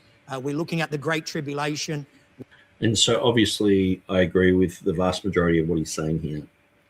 We're looking at some of the verses. It's principally Jewish because we believe in a pre-tribulation rapture.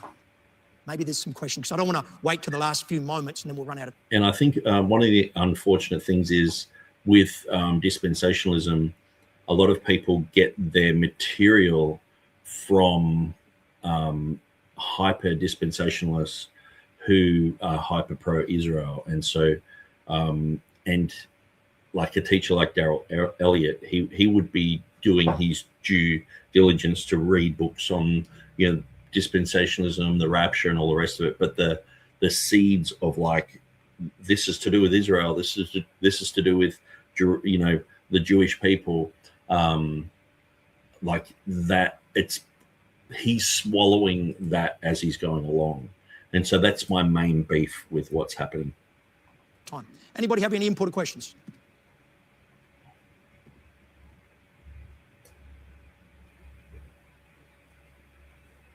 Powerful teaching, Pastor. Powerful. You've answered every question. Okay, well, don't complain later. All right. I didn't have enough time for questions. Well, there you go. Okay. So, again, let's have a look then, secondly, these events described. The church is raptured. Let's read this verse, 1 Thessalonians 4, 16, 17. For the Lord himself will descend from heaven with a shout, with the voice of an archangel and with the trumpet of God, and the dead in Christ will rise first. Then we who are alive and remain shall be caught up together with them in the clouds to meet the Lord in the air, and thus we shall always be with the Lord. Okay, so this is Paul writing about the rapture. The word caught up there is where we get our word from, catching up the translation. And so we see that. And so the rapture happens. The focus is now on Israel. The 70th week has begun. Let's read Daniel 9:24. 70 weeks are designated for your people and for your holy city, to finish the transgression, to make an end of sin, to make reconciliation for iniquity, to bring an everlasting righteousness, to seal up a vision and a prophecy, and anoint to the most holy. Okay, so this has been determined by God beforehand. So Israel is central to this period of time. We see that in verse 27 of Daniel 9, we talk about a covenant or a treaty that a certain world leader makes with Israel. Let's read Daniel 9:27. And he shall confirm the covenant with many for 1 week. And in the midst of the week he shall cause the sacrifice and oblation to cease. For the overspreading of abominations he shall make it desolate, even until the consummation. And that determined shall be poured upon the desolate. Okay, so we believe that this person who's making this covenant from this text and from New Testament text is a person the Bible calls the beast or the Antichrist. He'll endeavor as he is given. He's been given over every tribe, tongue, and nation a rulership during this 7-year period. You think that some of the dictators during COVID were tough. Martial law. You think about it. The rapture of the church happens. Lots of people disappear. Immediately, they suspend constitutional rights of everyone and they declare a state of emergency, right? They lock you in your house. And therefore, what's the answer? Ultimately, you're going to see we're going to move, because it's a worldwide thing, we're going to move to a worldwide leadership here. The Bible speaks about the beast or the Antichrist. And part of that is he makes a treaty with Israel, a covenant, a 7-year covenant with Israel. And to some degree, it has to do with their sacrifice and offerings. The Jews don't do that. They don't sacrifice. There is no temple. The Jewish people have no blood shed for their remission of sins, right? So we believe that there's going to be a third temple. And so he's going to make, and in the middle of that, obviously there's some violation of this treaty, and that triggers the last 3.5 years of the tribulation. Okay, so then let's consider some kind of what the Bible says a little bit about temple worship reinstituted. 2 Thessalonians 2 verse 4. Who opposes and exalts himself above all that is called God or that is worshipped, so that he sits as God in the temple of God, showing himself that he is God. Okay, so if you're talking about the temple of God, there is no temple of God at the moment presently, and so it appears this prophecy that Paul's seeing is a future temple of God. Matthew 24 verse 15. Therefore, when you see the abomination of desolation spoken of by Daniel the prophet, standing in the holy place, whoever reads, let him understand. There is no holy place at the moment, but that's speaking that we believe there is going to be. Here's just an article, and you could Google it yourself, but just August 2025, Middle East Eye, this is a news site, says, why Israel is closer than ever to build the third temple. It's everywhere. If you go to Israel, you can go to the Temple Institute, where they've begun to, get all the priestly garments or all the articles needed for the temple. It's all there.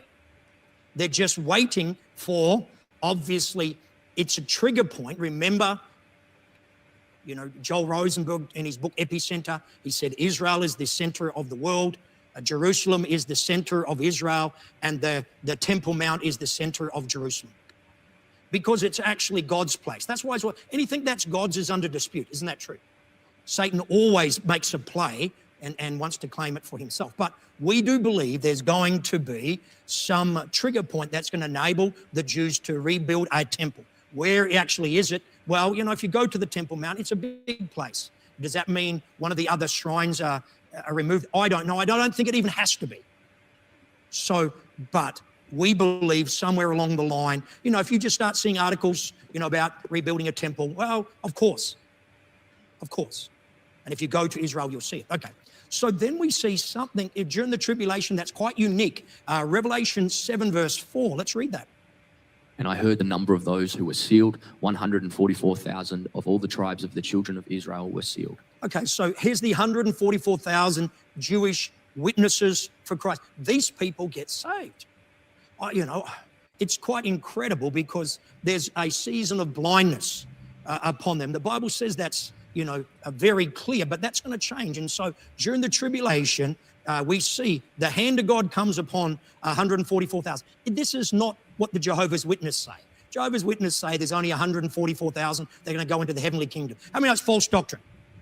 And they used to have a role. And this was part of a membership. A lot of cults use Bible prophecy as membership drives. They distort scripture. So they had a role and they were naming people, okay, you're a part of it. And so then when their group went to more than 144,000, well, everybody else is lost. So if you ever have a Jehovah's Witness come, you're not part of 144,000, are you?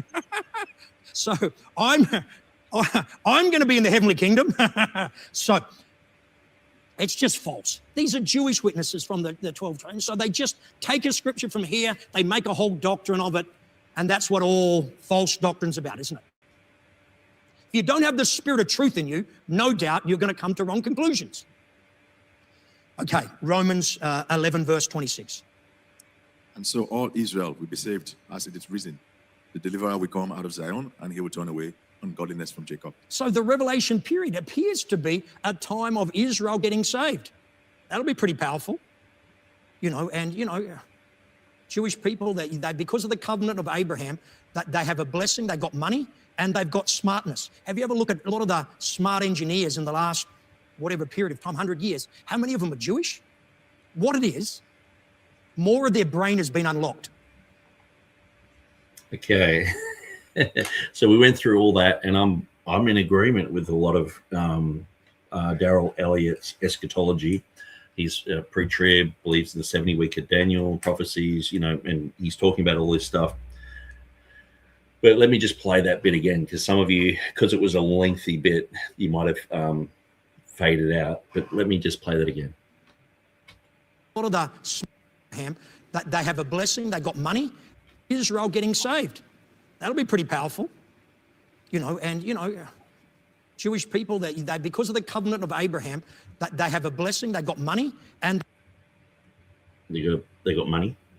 And so the whole prosperity stuff, it's like the Jews have money, so that's a blessing. Okay. It's interesting. William Tyndale said, God will curse you with money. Those in rebellion against God, God will curse you with money. Japanese people can make really good money. Chinese businessmen all over the world, Indians, brilliant, hardworking, you know, dedicated, making lots and lots of money. But no, it's Jews because of the Abrahamic covenant. They've got smartness. Have you ever looked at a lot of the smart engineers in the last whatever period of time, 100 years? How many of them are Jewish? What it is, more of their brain has been unlocked. It's like, man, like they're genetically superior because of the Abrahamic covenant. You probably use 10% of your brain. Maybe God's given them 20%.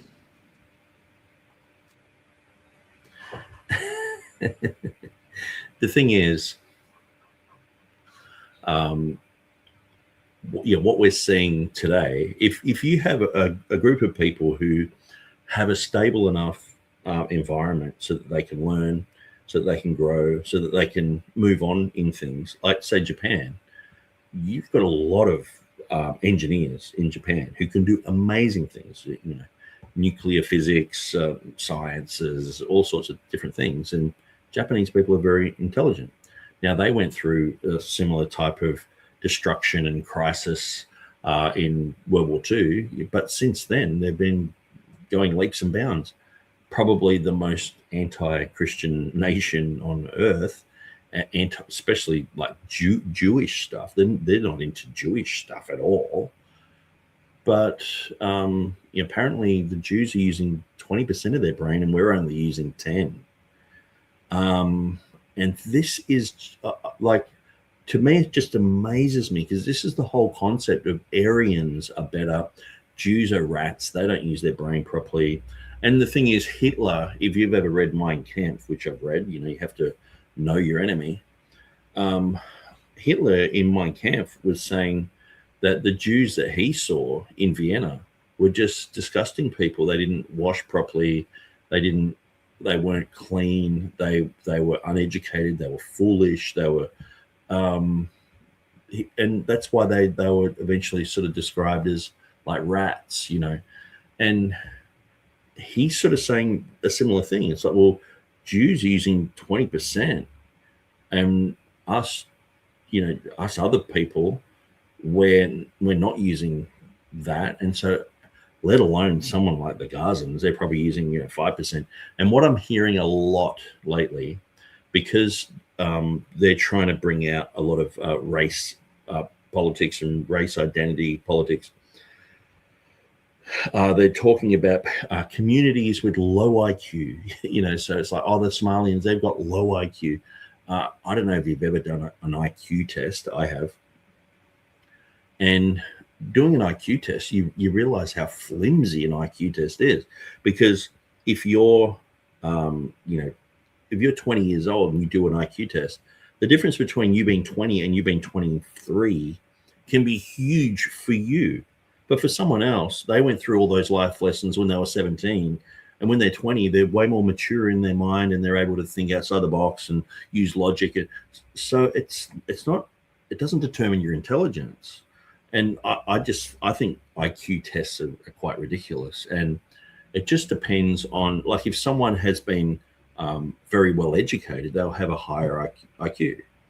And to me, the IQ test is just completely subjective. What it does, it elevates people to a certain point where it's like, I'm smarter than you, where you can get someone like the whole, this seems to go against the whole Christian message of someone like a Ben Carson. Now, I know he's a Seventh-day Adventist, so I don't agree with his theology.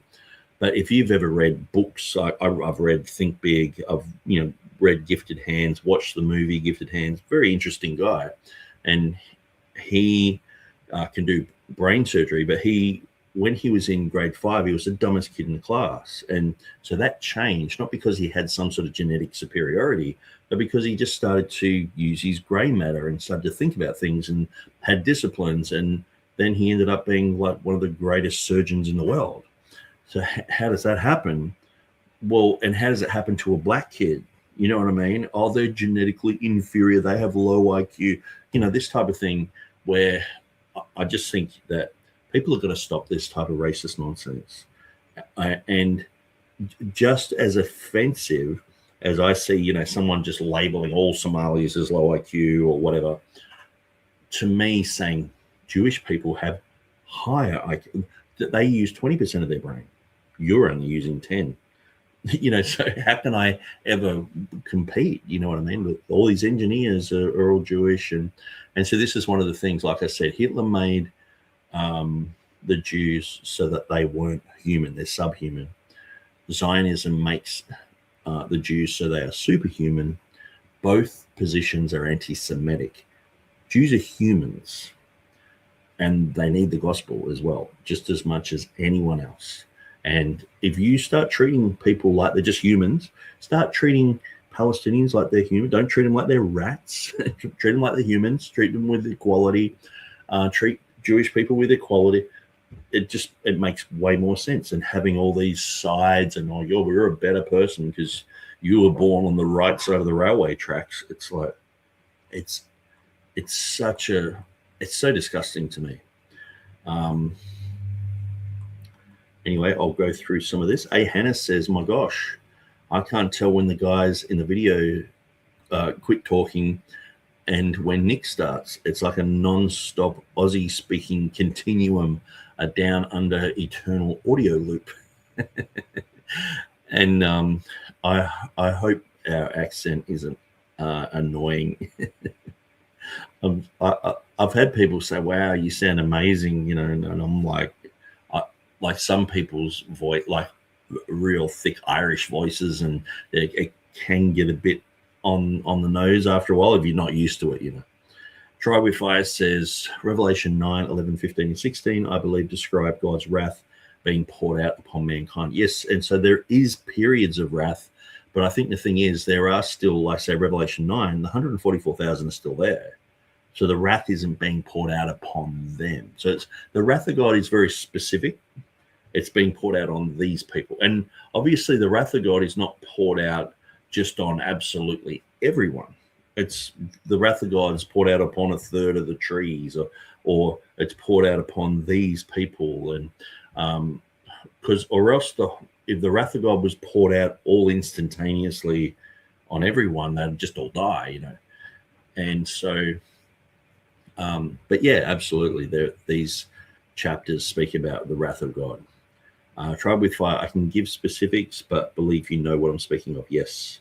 Hope all is well in Christ, Nick, A. Hannah, and Bold, 33 AD and all. Yes, everything's good.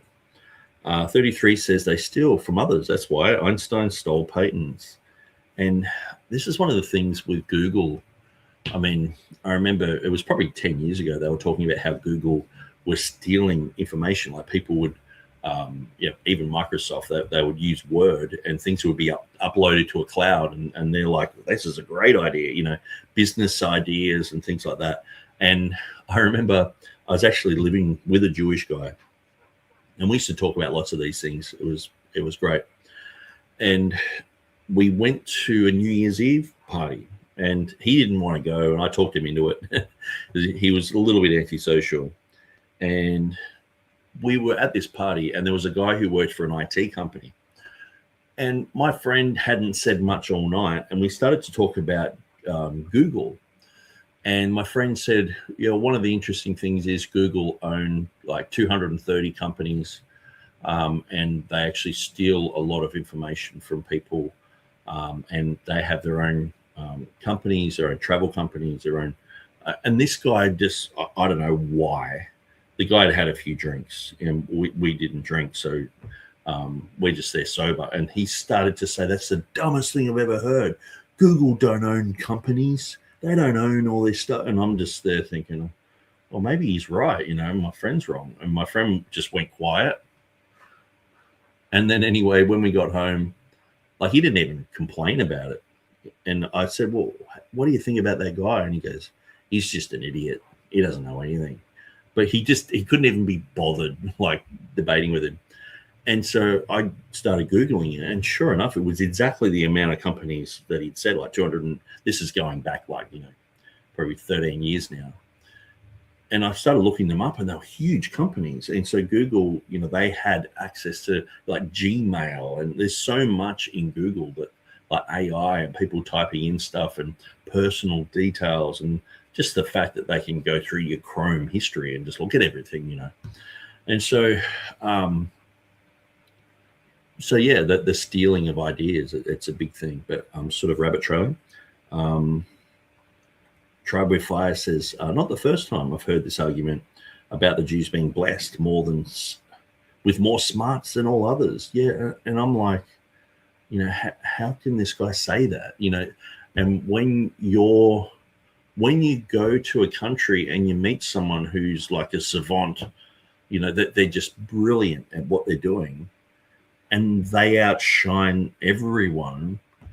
Okay, so how come they're using like way more of their brain than even Jewish people? Why is that happening there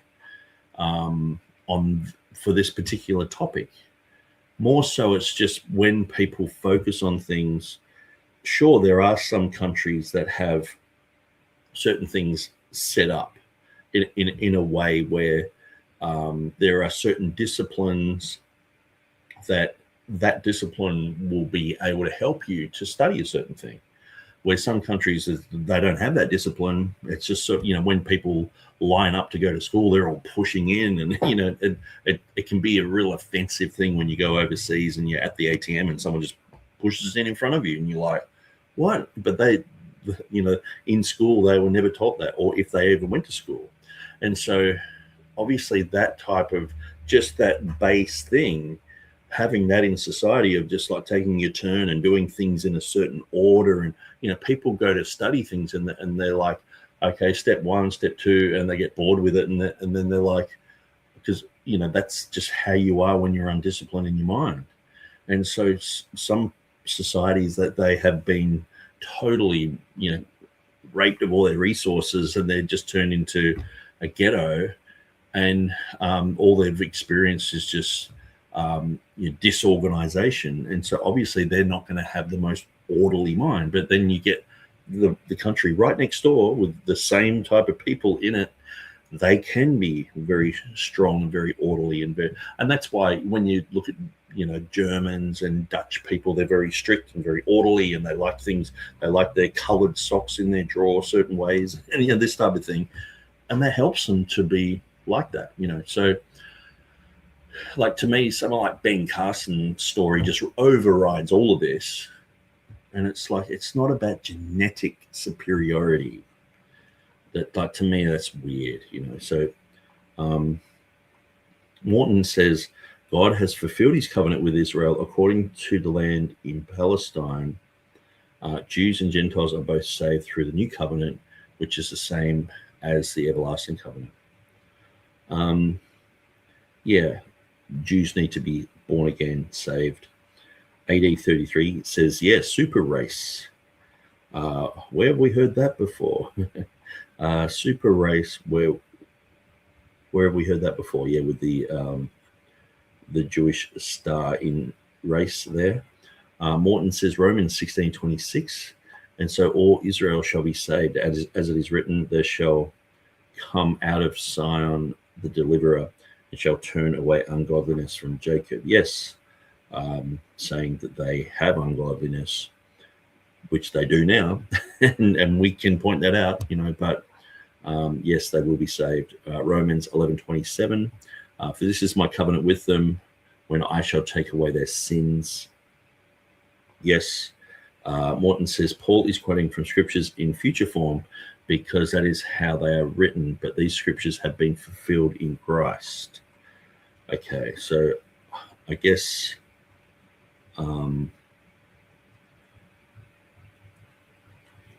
yeah, I get what you're saying there.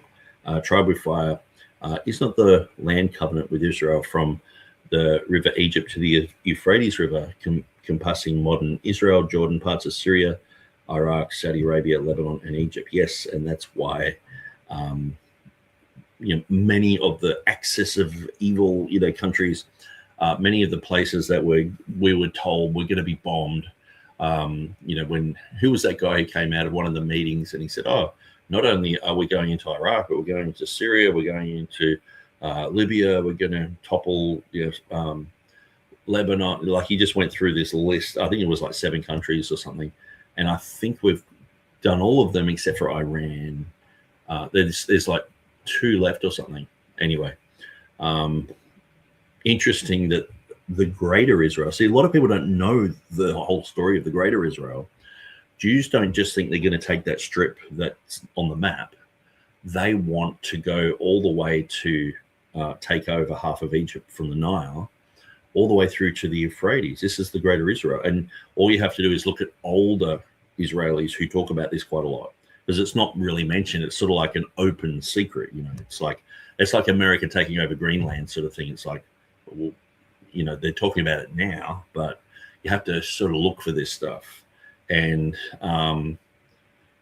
like, for Israel to overtake all that area, that's part of the main plan. So for they have to get rid of the Iraqis, rid of the Iranians, and so they're all just demonized constantly. And it's like, oh, they've got weapons of mass destruction, and they're going to blow us up, and they're going to do this and do that. Like, if they were going to do that, why haven't Pakistan bombed Israel? They got nukes. They got 40 nukes. That was like at their 2014 count, I think. They've probably got way more now. AD 33, my first introduction to the Israeli mindset was when I started talking to an ex-IDF guy here in Maui. He said some nasty stuff about what they did to Palestinians with no remorse. Yeah, I used to be part of the Byron Bay forums, and we had lots of Palestinians and also Jews who were critical of what was happening in Gaza. And so this is like 2013, I think. And I was, every now and then I'd speak and talk about what was happening and talking about, you know, ISIS and Al-Qaeda and blah, blah, blah. And we had some IDF guys turn up. And so our guitarist was an IDF guy, but he was on our side. We had some IDF guys turn up, and the guy just labeled us all as Hamas, said we're all terrorists and all this. And I was like, dude, we're here just to talk, you know. But they were psychotically bullies, you know, in a sense where they just wanted to come in, dominate, say we're all like this, we're all like that. And I'm like, and we wouldn't let him get away with it. We were just like, no, you guys are acting psycho. You guys have problems. And they kept bringing up Holocaust this, Holocaust that. And it was just gold because, like, there was this guy there who grew up in Lebanon, and you wouldn't know it. He just looks like a normal Aussie guy, speaks like an Aussie. And he said, look, I grew up in Lebanon. He said, you Israeli guys killed all of my family. I have no family. They're all dead. He said, but I choose to forgive. I don't hate you guys for what you've done, but you guys went through a trauma in World War II with all that happened in the Holocaust, and you keep looking at it and looking at it. He said, I choose to forgive and move on. I don't hate you guys, but you guys hate us. You hate these other people, and that's the difference. And I was just like, coming from a guy whose whole family got killed by their army, you know what I mean? And it was just like, you couldn't have said it any better. Like if I'd said that, they would have argued with it. But he's like, all my family are dead because of you guys. I should be retaliating. I should be getting a gun out and shooting you guys, you know, sort of thing, retaliating about this. But it's like, I'm actually exercising lots and lots and lots of restraint, and I've forgiven you guys, you know. And so I take my hat off to that guy. I won't mention his name, but very well-known Palestinian guy in Byron Bay. Morton says, Joshua 21:45, there failed not aught of any good thing which the Lord had spoken unto the house of Israel. All came to pass. Okay. AD 33, how do Linux and Brave browser Linux? Okay. God's promise to Israel, he promised to bring them back into the land, only relates to 12 to 13% inhabited today.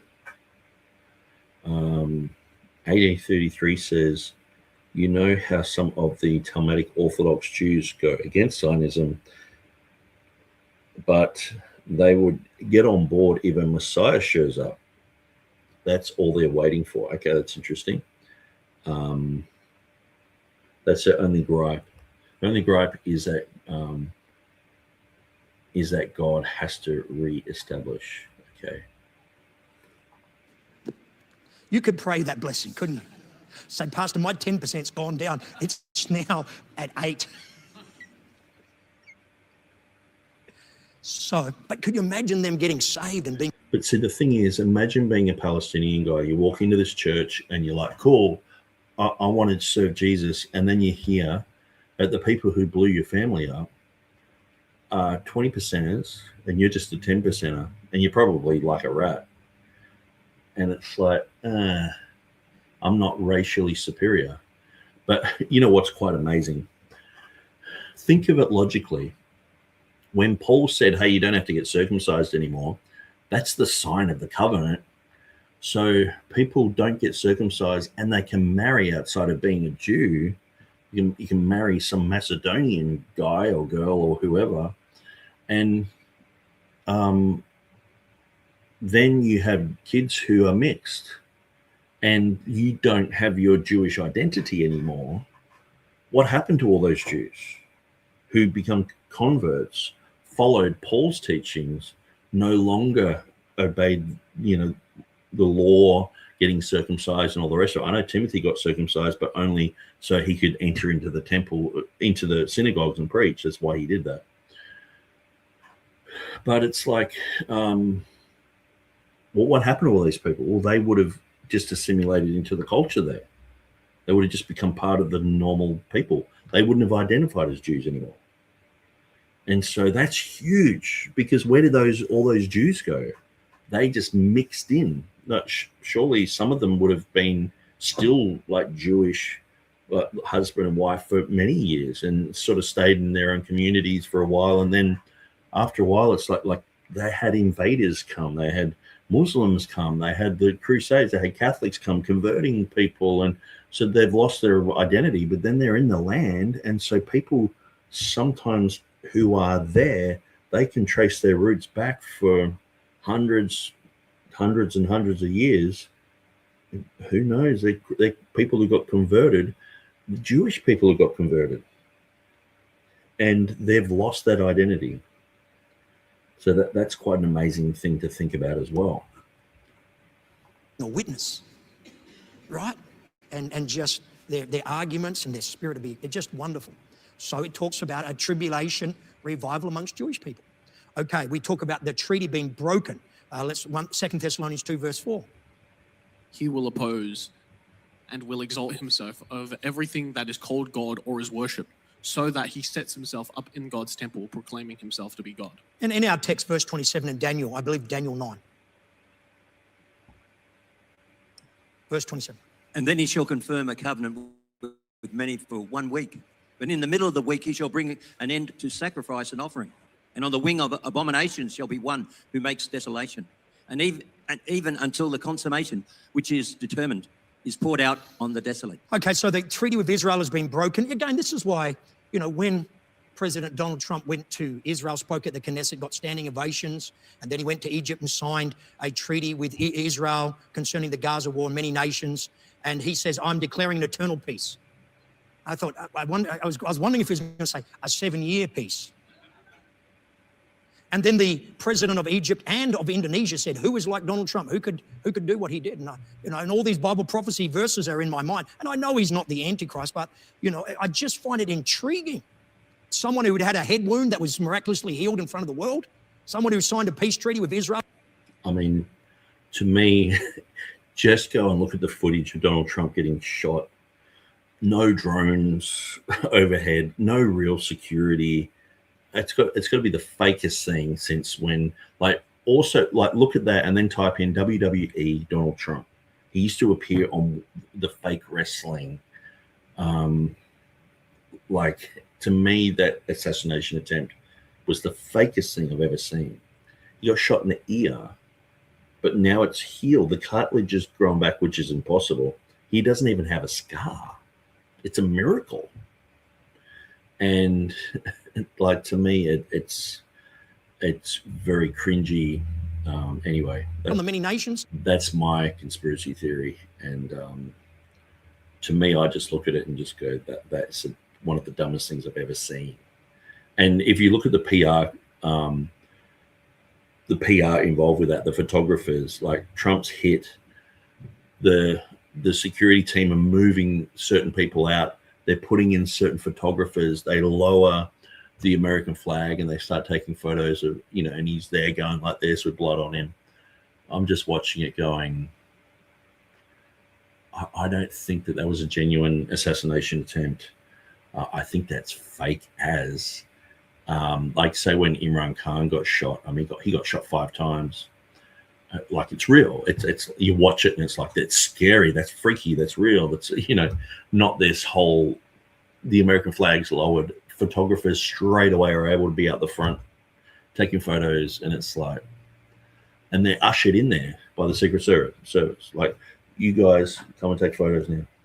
And it's, to me, it's one of the weirdest, strangest things that I've seen. But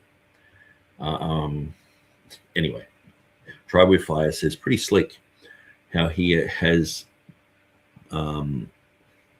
how he has someone read from multiple versions instead of having the congregation read for themselves. They would never realize anything is or was omitted. Yeah, and that's the thing. You could be there with the Amplified Bible or whatever, and it can sometimes these Bibles say the opposite things. Even the New King James at times says the opposite thing. And so by slick, I mean deceptive, yes. Someone who even foreign leaders says who is like him and who can make war with him. And I think this is all very biblical. You know, one day people are going to wake up and you're going to hear all that on the news. And so, but anyway, this person in the middle of the 7 years breaks his treaty, no doubt stops their temple worship, their sacrifice to to Jehovah's God, and sets up an idol image. And it says that here in Thessalonians that he's going to exalt himself above everything that's called God. Always worship.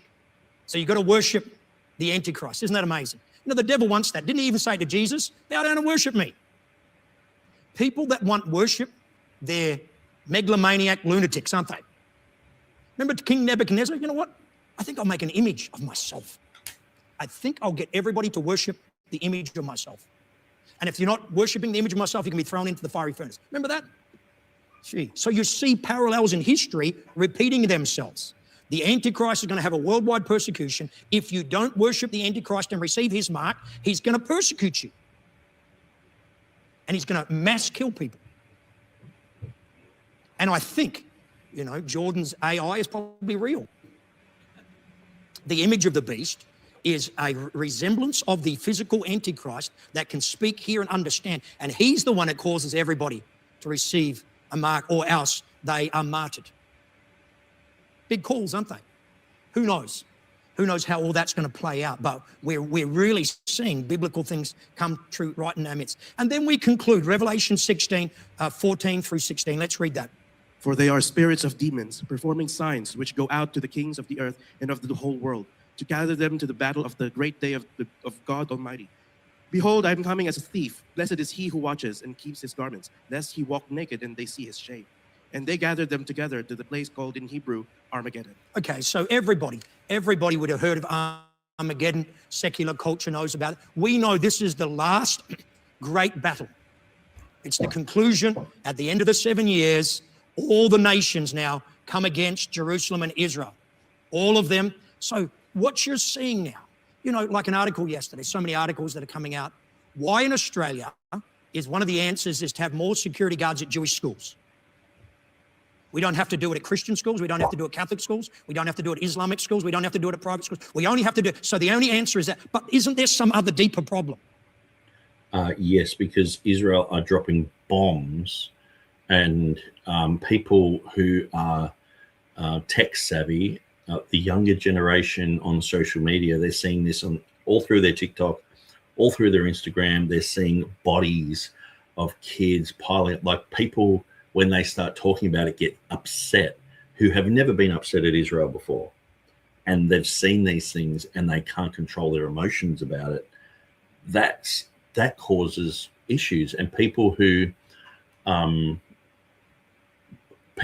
take things a step further, they're angry about this. They're getting psychotic about this.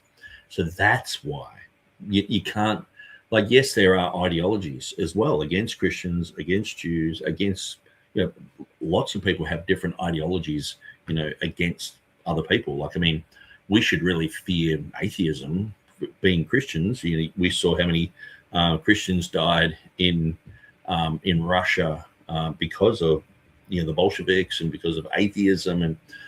But the cause and effect is a huge thing.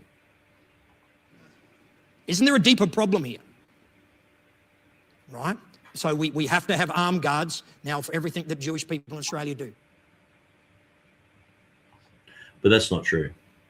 And it's only usually people in Australia who are hyper pro-Israel, where they're basically saying the same thing that he's said, that we're better. Gazans are sort of nothing. They deserve to leave. They're all Hamas, these labels. They're all terrorists. They're all Hamas. And it's like, well, what about the children? And it's like, well, they're going to grow up and become Hamas, And Let me just show you a few clips. Just while we're on this topic, I just want to show you a few clips of some people doing. Just got to find the page. Here we are, Facebook. Some people doing some random type of TikToking where they talk to Israelis. And so I'll bring that up. Yeah, it might take me just a little bit to find it. So this guy's an American guy. He's a Palestinian.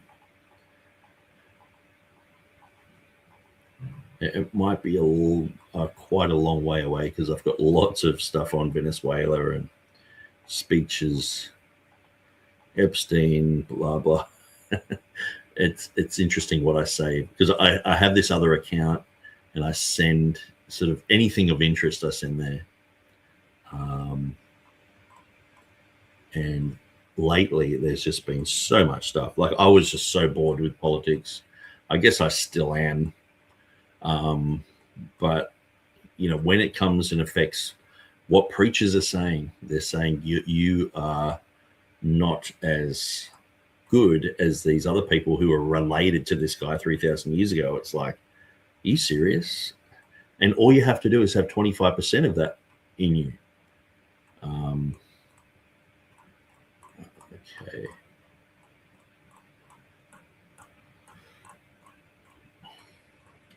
Maybe I should let him talk while I'm doing this. It's from hell, isn't it? It's inspired from hell. And that's where it comes from. Okay, so Battle of Armageddon, they all come against for one final battle. And it's because they hate God. They hate Christ. It's an antichrist spirit. Okay, let's have a look at Zechariah 14:3 and 4. Then the Lord will go forth and fight against those nations as he fights in the day of battle. And in that day his feet will stand on the Mount of Olives, which faces Jerusalem on the east. And the Mount of Olives shall be split in two from east to west, making a very large valley. Half of the mountain shall move toward the north and half of it toward the south. Okay, Zechariah is talking about the return of Jesus Christ. We know he prophesied that he's returning. Remember when he was taken from the Mount of Olives in front of the disciples, the angels said, this same Jesus who is gone is going to come back in like manner. Zechariah confirms the heavenly statement that Christ will physically return. Remember at the pre-tribulation rapture, we meet the Lord where? In the air. The coming of Christ at the end of the Battle of Armageddon, at the end of the 7 years, is he physically comes back to earth. That's his second coming. Does that make sense? And so that's what we see there at that time. Okay, it's 10, 11 past. I've got a little bit more, but has it triggered any question? I saw him where he asked the question. We'll start with Joe. Okay, go. Okay, I might be overthinking, but when the was burnt and, you know, there's... Actually, I know this lady. This would be Joe. I won't mention her last name just in case she wants to remain private. But yeah, I know her very well. Very good Christian. Have nothing bad to say about her or her family. Maybe her ex was pretty wild. But yeah, that's interesting that Joe is there in this church. And so, but yeah, like say someone like Joe, like if I was to run into her on the street, she would probably not want to talk to me. She would see me as a rebel, a devil, and all the rest of it. But I would, if she did stop and go, well, yeah, I've been in that church for long enough to see there's problems and all the rest of it, and I'm on my way out. And if she said, what about this issue of Israel? I'd just say, well, I would just say, what am I saying that's wrong? Like Jesus, you know, he was like, well, what am I saying that deserves for me to get stoned, you know, sort of thing. What am I saying that's wrong? I'm putting everyone on an equal playing field where this pastor's saying that Jews are way superior to us because they're related to Abraham. And it's like, he's not specifying which Jews. You just have to be part of the Israel. You can have 25%. My grandma was Jewish, so I've got 25%. So I guess I'm smarter than you, you know, sort of. It's like I could go around doing it. I'm better than you. So I just found this clip that I want to quickly show. So listen to this. So this is the Greater Israel. Okay. The right of the Jews. When was Israel created? Israel. When was Israel created? Yes. We were created in the year 1948. Your position is that the Palestinians don't exist. So what are they? It's an invention. And actually, the word Palestine was used by Adrian, the Roman emperor. But the modern Palestinians are Arabs who want the same place that the Jews made a paradise of. They want to take it from us. Actually, what's happening is you want to take their land, isn't it? Okay, so you make your position, I make mine, and the world will judge things. This is one of the more ludicrous pitches for a Nobel Peace Prize I think I've ever heard in my life. But I appreciate you joining me on Uncensored, Daniela Weiss. Thank you very much.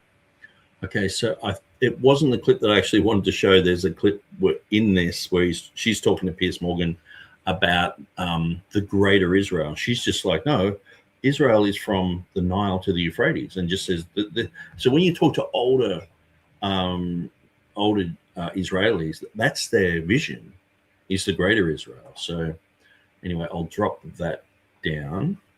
Now this is the guy I was looking for. I'll open this up in a new tab.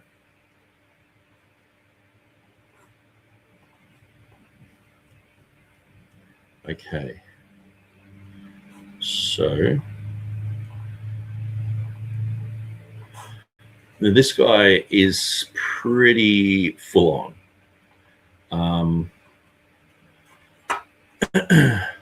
And what he does, he just goes through randomly, chats to people on the internet and says, hey, I'm a Palestinian. They're like, oh, we're from Israel, and you're a dog, you're Hamas, and just it's so eye-opening to see how these people are viewed. And so let's just have a quick look at some of these. Hi, IDF? No way, it's not you. Do you know me? Do you watch my videos? Yeah. What do you think about the bombs in Gaza? Do you think they should continue to bomb Gaza? Yeah, should they flood the city, no people. Really, no people? There are 1 million children in Gaza. You said you want them all gone? After our hostages come back, then bomb Gaza. When the hostages come back, you'll bomb Gaza? I want that. So when the hostages return, you want to bomb Gaza? Yeah. And you want to kill everyone there? It's maybe because you're an Arab, you are stupid. Oh, really? Yeah. I'm stupid because I'm Arab? What does that mean? Yeah. Hi, IDF? See what I mean? Like, imagine if the tables were turned and this was like, some Muslim cleric or something saying death to all Jews. We want to flatten Israel and turn it into a car park. It'd be major news. You know what I mean? And so, like, I'm not saying that stuff doesn't go on, but this guy has video after video after video of just him, talking to housewives, talking to army people, and let's go to another one. I might open it in a new window. Okay, let's just look at the mindset of people in Israel. What? Do I what? Do you love Israel? No. You love Israel? Sorry, hello? What? You love Israel? No. Okay, wait. No. Why not?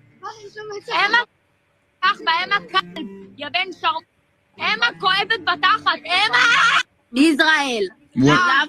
Do I? Okay, that was a pretty boring one. So half of these I haven't seen. So I don't know what he's going to say, but I'm just trying to give you a bit of a window into the mindset of some of these Israelis that he's talking to. Oh, free Israel.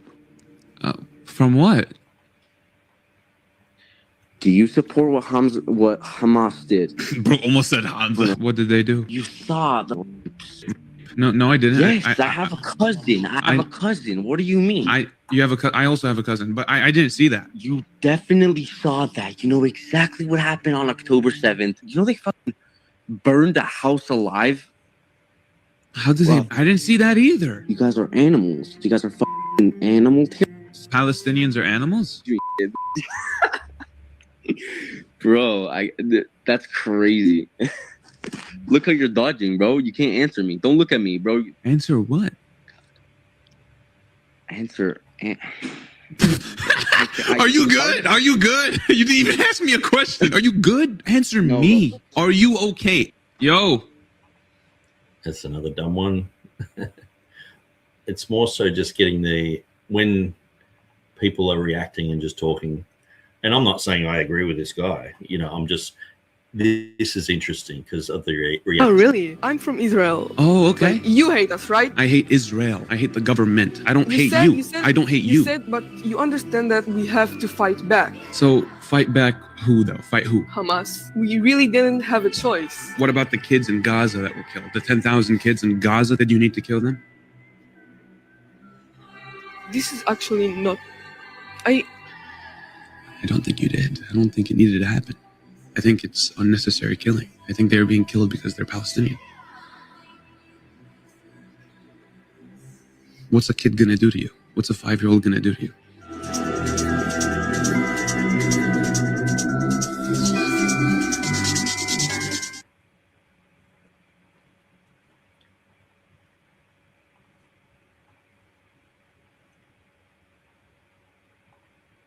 Hello?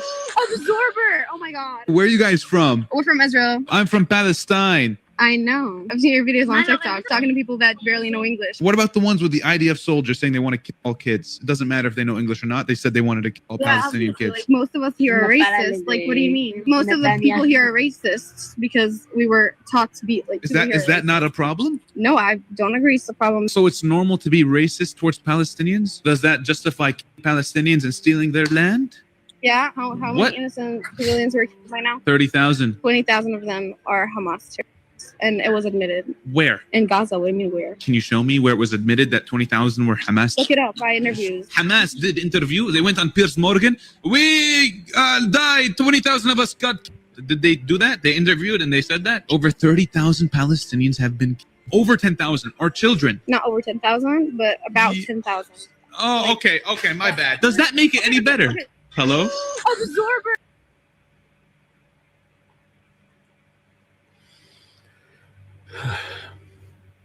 Okay, maybe I'll look at some of the ones with military. Oh. Where are you from? Israel. Oh, wow. Are you IDF soldier? Yeah. Have you ever killed any Palestinians? Not yet. Not yet. Yeah. 30,000 Palestinians have been bombed so far in Gaza. No, the Hamas guy. Oh, so 30,000 Hamas? Yeah. Wow, so 10,000 kids are Hamas? Yeah. You know where I'm from? I'm from Palestine. Where is Palestine? I don't know Palestine. I know Israel. Not Palestine. Gaza is Hamastan. Gaza is what? Hamastan. What is that? This is the country Hamastan called in Gaza.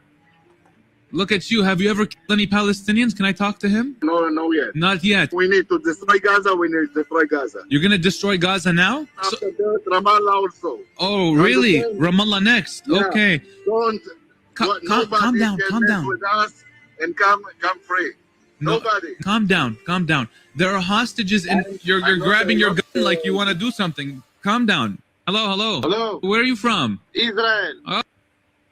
So obviously, you know, this young guy's doing these interviews and he edits them, you know, so I'm not saying there's not a bit of bias and all the rest of it, but it is interesting when he talks to some of these IDF guys, how they're just like, we're going to flatten the place.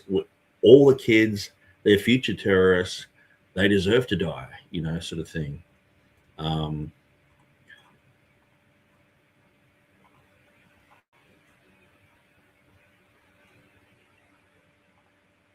Where are you from? From Israel. Do you know Israel? Do you know the Hamas? The what? Hamas. Gaza. I hear something like Gaza, are they dying or something? I don't know. That one? Yes. People in Gaza, kids died. Lie. It's lie? Oh my. I'm in the army from Israel. Oh my. Okay, you're in the army. I believe you. You're in the army. Of course you're telling the truth, you know? Wait, how many innocent people died in Gaza? No one. No one died. 10,000 kids died in Gaza. Not true? now. Wait, what happened on October 7? Like 10,000 killed in Israel? Yes, so many people. I was in my house. Okay. What? Many sirena. You know what is sirena? Sirens. Oh, yes. Oh my, siren's you're gonna die from the siren. No, not from the Oh, siren. oh. From they are shooting rocket, you know? A rocket. Yeah, a big machine. Oh, like a machine, a rocket, like a Fortnite. That's a pretty dumb one.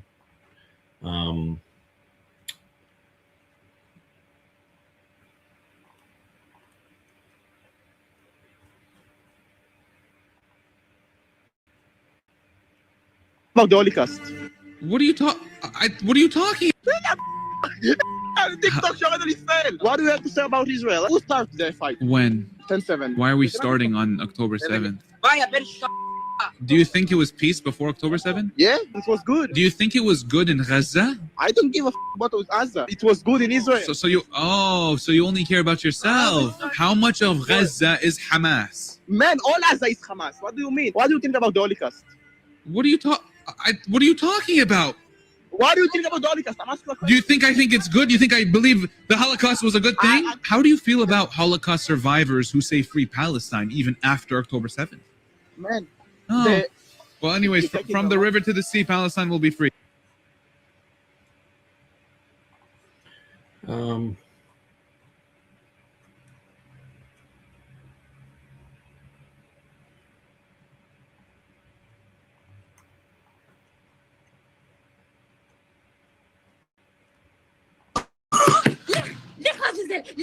Whoa. I saw your TikToks. Why are you spreading lies? What lies am I spreading? You live in America. You don't have a say in this. This is a war between Israel and Hamas. You don't have a say. We find you. I'm Palestinian But you live in America. because I was displaced. My family was displaced. Okay. What do you mean, okay? My family was displaced. Hello? Guys, we're going to finish this conversation, please. We are not speaking with anti-Semitic people, okay? I'm not anti-Semitic. Yes, you are. Yes, you are. Why are you lying to your kids? Why are you lying to your kids? No matter what you are going to say, no matter you're going to be against us and to be on the Hamas side. Why are you lying to your kids? Read the facts and read the history as it is. Okay, I did. You can support us, or you can be against.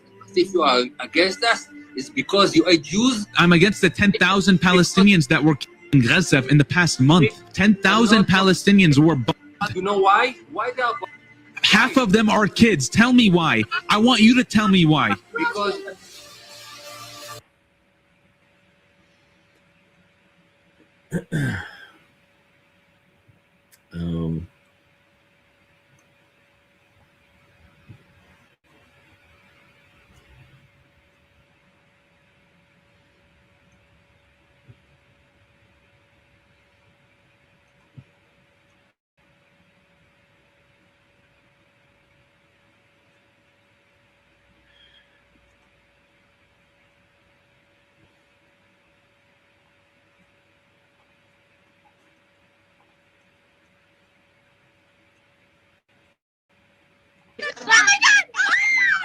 Hi, where are you from? What is going on? I'm from Palestine. What just happened? They're crazy, dude. So, regardless of what side you're on, we should bomb, carpet bomb Libya or whatever, or whatever side you're on. You can see that there is indoctrination on both sides.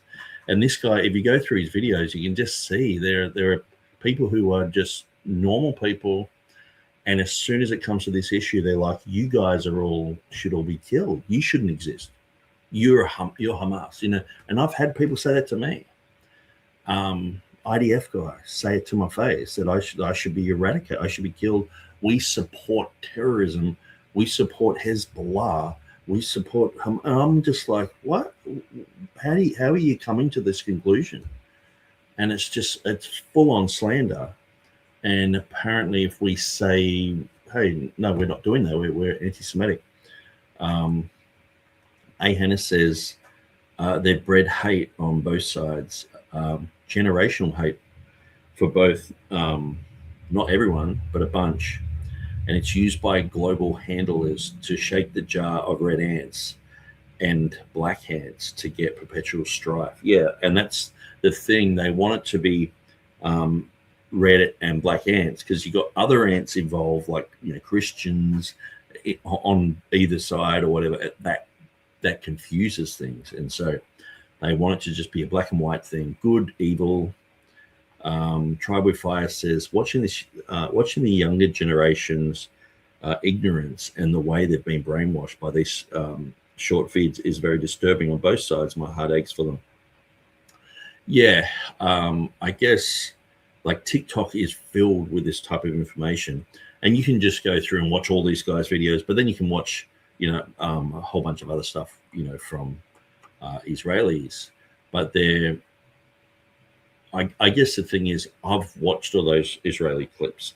I've read those books, and I remember when I talked, when I was invited to speak about the issue of Palestine at the Byron Bay forums at the Byron Bay Community Center. They had certain people, and I think most of them were Palestinians. And then when it came to me, I was representing the Christian view, which is rare to have a Christian turn around and say, hey, look, I think what's happening is wrong. And this is in like 2013. So it's not like I just jumped on the bandwagon because of Candace Owens or Tucker Carlson or whatever. And I had a plastic bag full of books that were pro-Israel, like the books that I showed you at the beginning of this video. And it was like, talking about the land promises, talking about like lots of different books about just Israeli, dominance in the land. They deserve the land. It's theirs. Their Zionism, that whole thing, and that has infiltrated Christianity, and that's why I'm showing this video. And I actually lent that to a Palestinian girl who has been living in Lebanon and gone to Palestine quite a fair bit in the last few years, but she ended up with them all. And so I was just like, okay, well, I don't think I'm going to get them back, because she moved overseas and we just sort of lost contact. But yeah, anyway, I just thought I'd show you those things. Let's continue. It's been a lot of hate in that, and I think we've got a big Jewish community here in Dianella, in Menorah, and I've just been praying and saying to God, what would stop terrorists from coming here and doing like another October 7th? Because we're right isolated Perth is. So as Christians, what can we do? I think that's a good question. Again, we're praying. The church is salt and light. Pastor Higginson spoke about the spiritual red horse. There's spiritual forces to hold back evil. I think the church needs to be praying and covering and praying for our nation. We pray for our nation to forgive our national sin. Remember 2 Chronicles 7:14. If my people are called by my name, will humble themselves and pray and turn from their wicked ways, then I'll hear them from heaven, forgive their sins and heal their land. So innocent blood, wicked things have been done. Amen. That mass spiritually a breach in a country or in a place. But I believe the people of God can pray. And I would say the other thing, if you do meet Jewish people, say, our church are praying for you and supporting you. So why not, if you run into someone from Iran or someone from Gaza, you say, hey, we're praying for you guys. And this is where, when I left the Potter's House, because I'd already seen like this weird sort of hyper-American sort of thing. And, when I'm in Indonesia, I'm like, how come these guys are cursed and we're blessed just because there's a border between us, and they're under some government and we're under Australia, who apparently, saved Jerusalem in 1917 with the 800 light horsemen. And it's like, I was over all that. And the whole thing of like, America are the good guys.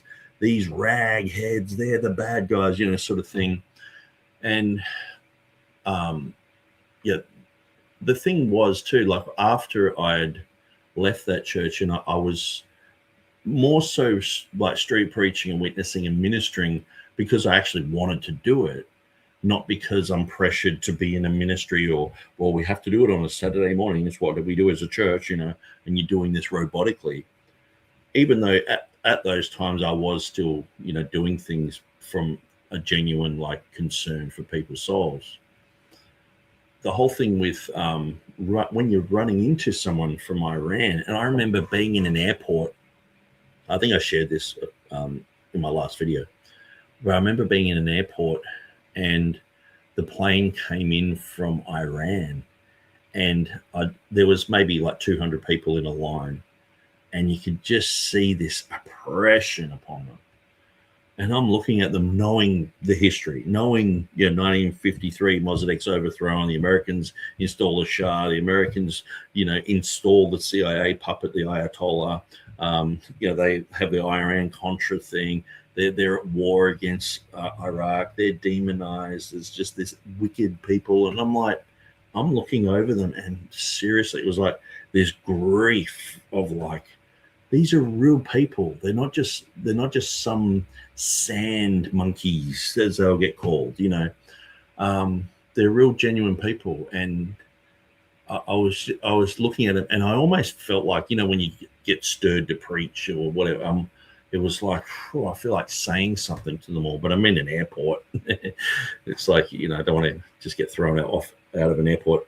But like, just saying, hey, look, I'm like apologizing. And I remember my landlord, he was Iranian, and I remember talking with him and his wife, and she'd been in jail in Iran for saying something at her school, and she got thrown into jail, and some of her friends were still in jail at the time. And I just said to them, I said, look, I'm really sorry about the way that we demonize you guys. I don't hate you. To me, you guys are fine. And I think, like I said in my last video, I'm not virtue signaling going, hey, I'm the most unracist person in the world. But there is something in me that I do feel compassion for other people who I know other people look at them and go, they're low IQ sand people. I hear it. And I'm like, how can you say that about a human, But when it comes down to it, when I was living in Pakistan for a year and Obama's bombing the place, the superior Americans are bombing these sand people. And I'm just there at, like, the whole concept of race and these people are better and all the rest of it. We're all just humans. And so anyway, I'll try and finish this video very quickly. Hannah says, I think TikTok shows that neither the Palestinians nor the Israelis have intelligence, actually dumb as crap. And so, and I think that's the thing, where on one side, you've got the hyper pro-Israel stuff and all the rest of it, but they will say, hey, there is this religion out there that are killing people. And I think a lot of people don't talk about that enough. But then on the other side, it's like, okay, well, people who do talk about all that, why aren't you talking about Israel and what they've just done to a bunch of people?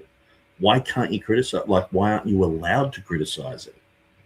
Why aren't you allowed to say, hey, this is bad, what's just happened? And so, in any type of conflict, it's really hard to say they're the good guys, they're the bad guys. But when you see, the main thing is, if someone kidnapped your mother and they were in a hospital, if we just sent a bunch of rockets and blew the whole hospital up and killed your mother at the same time, I mean, it's like, that's what they've done in that place. They've like, that's Dresden. It's immoral. And so to say that the people doing that are smarter than us, and it just seems ridiculous. Right. So I think, you, again, don't live in fear, Joe, right? I would say that. The Bible speaks about that. And again, terrorism is to cause people to fear and to change what they do. And it is a spiritual act as well. It's a spiritual act that they try to gain dominion for their cause through violence. We gain dominion for the cause of Christ through love and service. Wicked people gain. But for Jewish people, like if I put my hand up there and said, what about Palestinian people? should we care for them? And it'd be like, sort of like, oh, of course, you know, but I don't think their heart's there. And I just know, like, we had pastors coming through who were saying some pretty wild racist things. And like, I remember one guy was sharing Aboriginal jokes, and it caused 20 Aboriginals to leave our church. And it was like, what are you doing, dude? You know, you don't do that. Just stop. When you're a Christian, you stop doing that. Now, I know there's the Trump locker room talk sort of thing, and, you know, people get loose and say things, and it's like, but, you know, when you're a pastor and you're saying it to a whole bunch of people in the church, saying Aboriginal jokes, like, you know, black jokes, and they all leave, it's like, maybe you're doing something wrong. You know what I mean? It's like, but people have this mindset, we're better than these people, you know. Through acts of violence and terrorism. That's the different faith structures, just so you know. Okay, so different faith structures, yeah, Christianity, but what about Judaism, or more specifically Zionism? Aren't they doing acts of terror? Aren't they bombing the crap out of half the Middle East? You know. But we claim dominion. That's why I'm saying thank you for everyone who's out in the park last night. Beautiful night. But there's more than we're getting people saved and touching people. But you're claiming these areas for Jesus Christ and his glory. You're pushing back spiritual forces. Does that make sense? Ross, good question, Joe. Don't live in fear, pray and support. Okay. So I would just say, if I could talk to Joe, I have nothing against her or her family. I would just say, Joe, you've got to get out of the Potter's house. It's like old news. And seriously, if you're paying tithes to pay back salvation, if you have a perpetual pastor forever that you've got to have over you, telling you what to do, and you've got to submit to them, and you know, like, seriously, there's so many things. If you can never leave the Potter's house without being a rebel, like, name someone who's left and they're not a rebel. They're all rebels. No one can leave. Like, I'm a rebel, apparently. And, like, what am I saying that's wrong? I'm just pointing out some glaringly obvious problems, that they're exalting a certain race of people over and above everyone else. You basically said what I was going to say, that revival is always the answer. Yeah. Even in the midst of the tribulation, yes. The beginning, the revival amongst the Jews is the beginning of the answer. And so what we are involved in as a congregation and as a fellowship is exactly the answer to terrorism. 100%. And I think a Christian revival is what is called for in Australia. And it's what they label as terrorism. I mean, isn't having like hundreds of thousands of people die, getting bombed, isn't that terrorism? Isn't what America done in Iraq with killing the civilians, like 1.5 million civilians, isn't that terrorism? But it's like, well, no, bad countries do terrorism. Iran does terrorism. Hamas do terrorism, not America.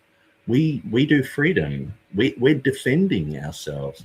We're doing liberation. You know, it's just all these words. It's just all these words that you see. So A. Hannah says, sorry I came in late, but in 2 minutes or less, what's your beef with the Potter's house? A. Hannah says, see, I limited your 5 minutes of hate down to 2 minutes. Okay, so in 2 minutes.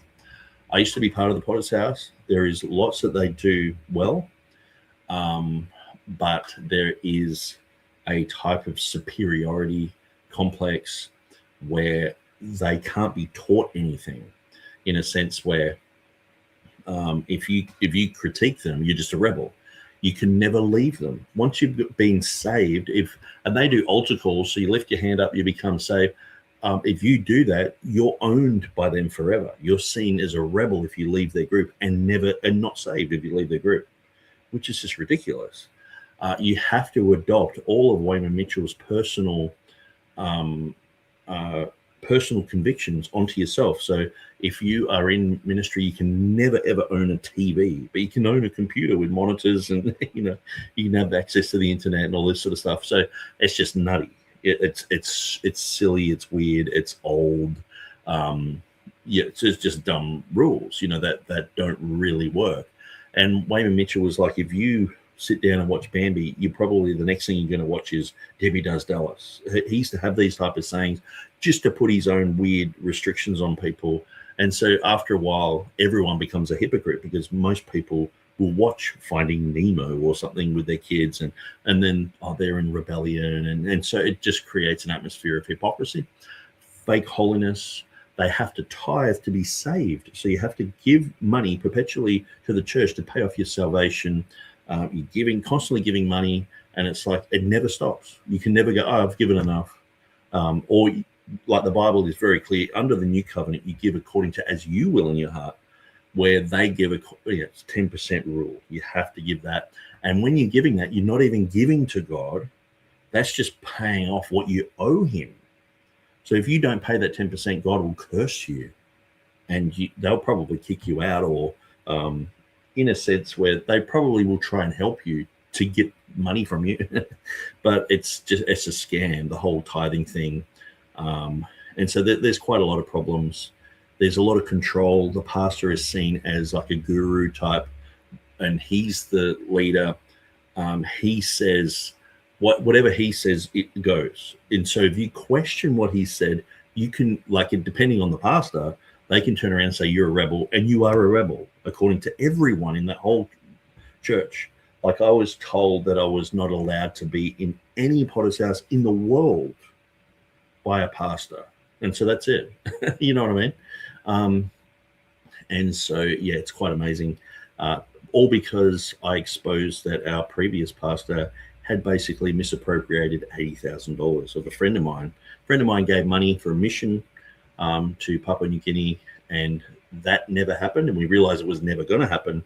But the guy got the money and sort of put it in his own little coffer and lived off that for quite a while. And we questioned it, and so we were rebels. We're wrong. And he said I had demons, and also he was just trying to demonize me, which I'm like the type of guy who pushes back like 50 times, especially against a religious nutty hypocrite that he is. And his son is one of the main guys here in this church. And so that's quite amazing. And the fact that no one investigated it, no one even looked into it.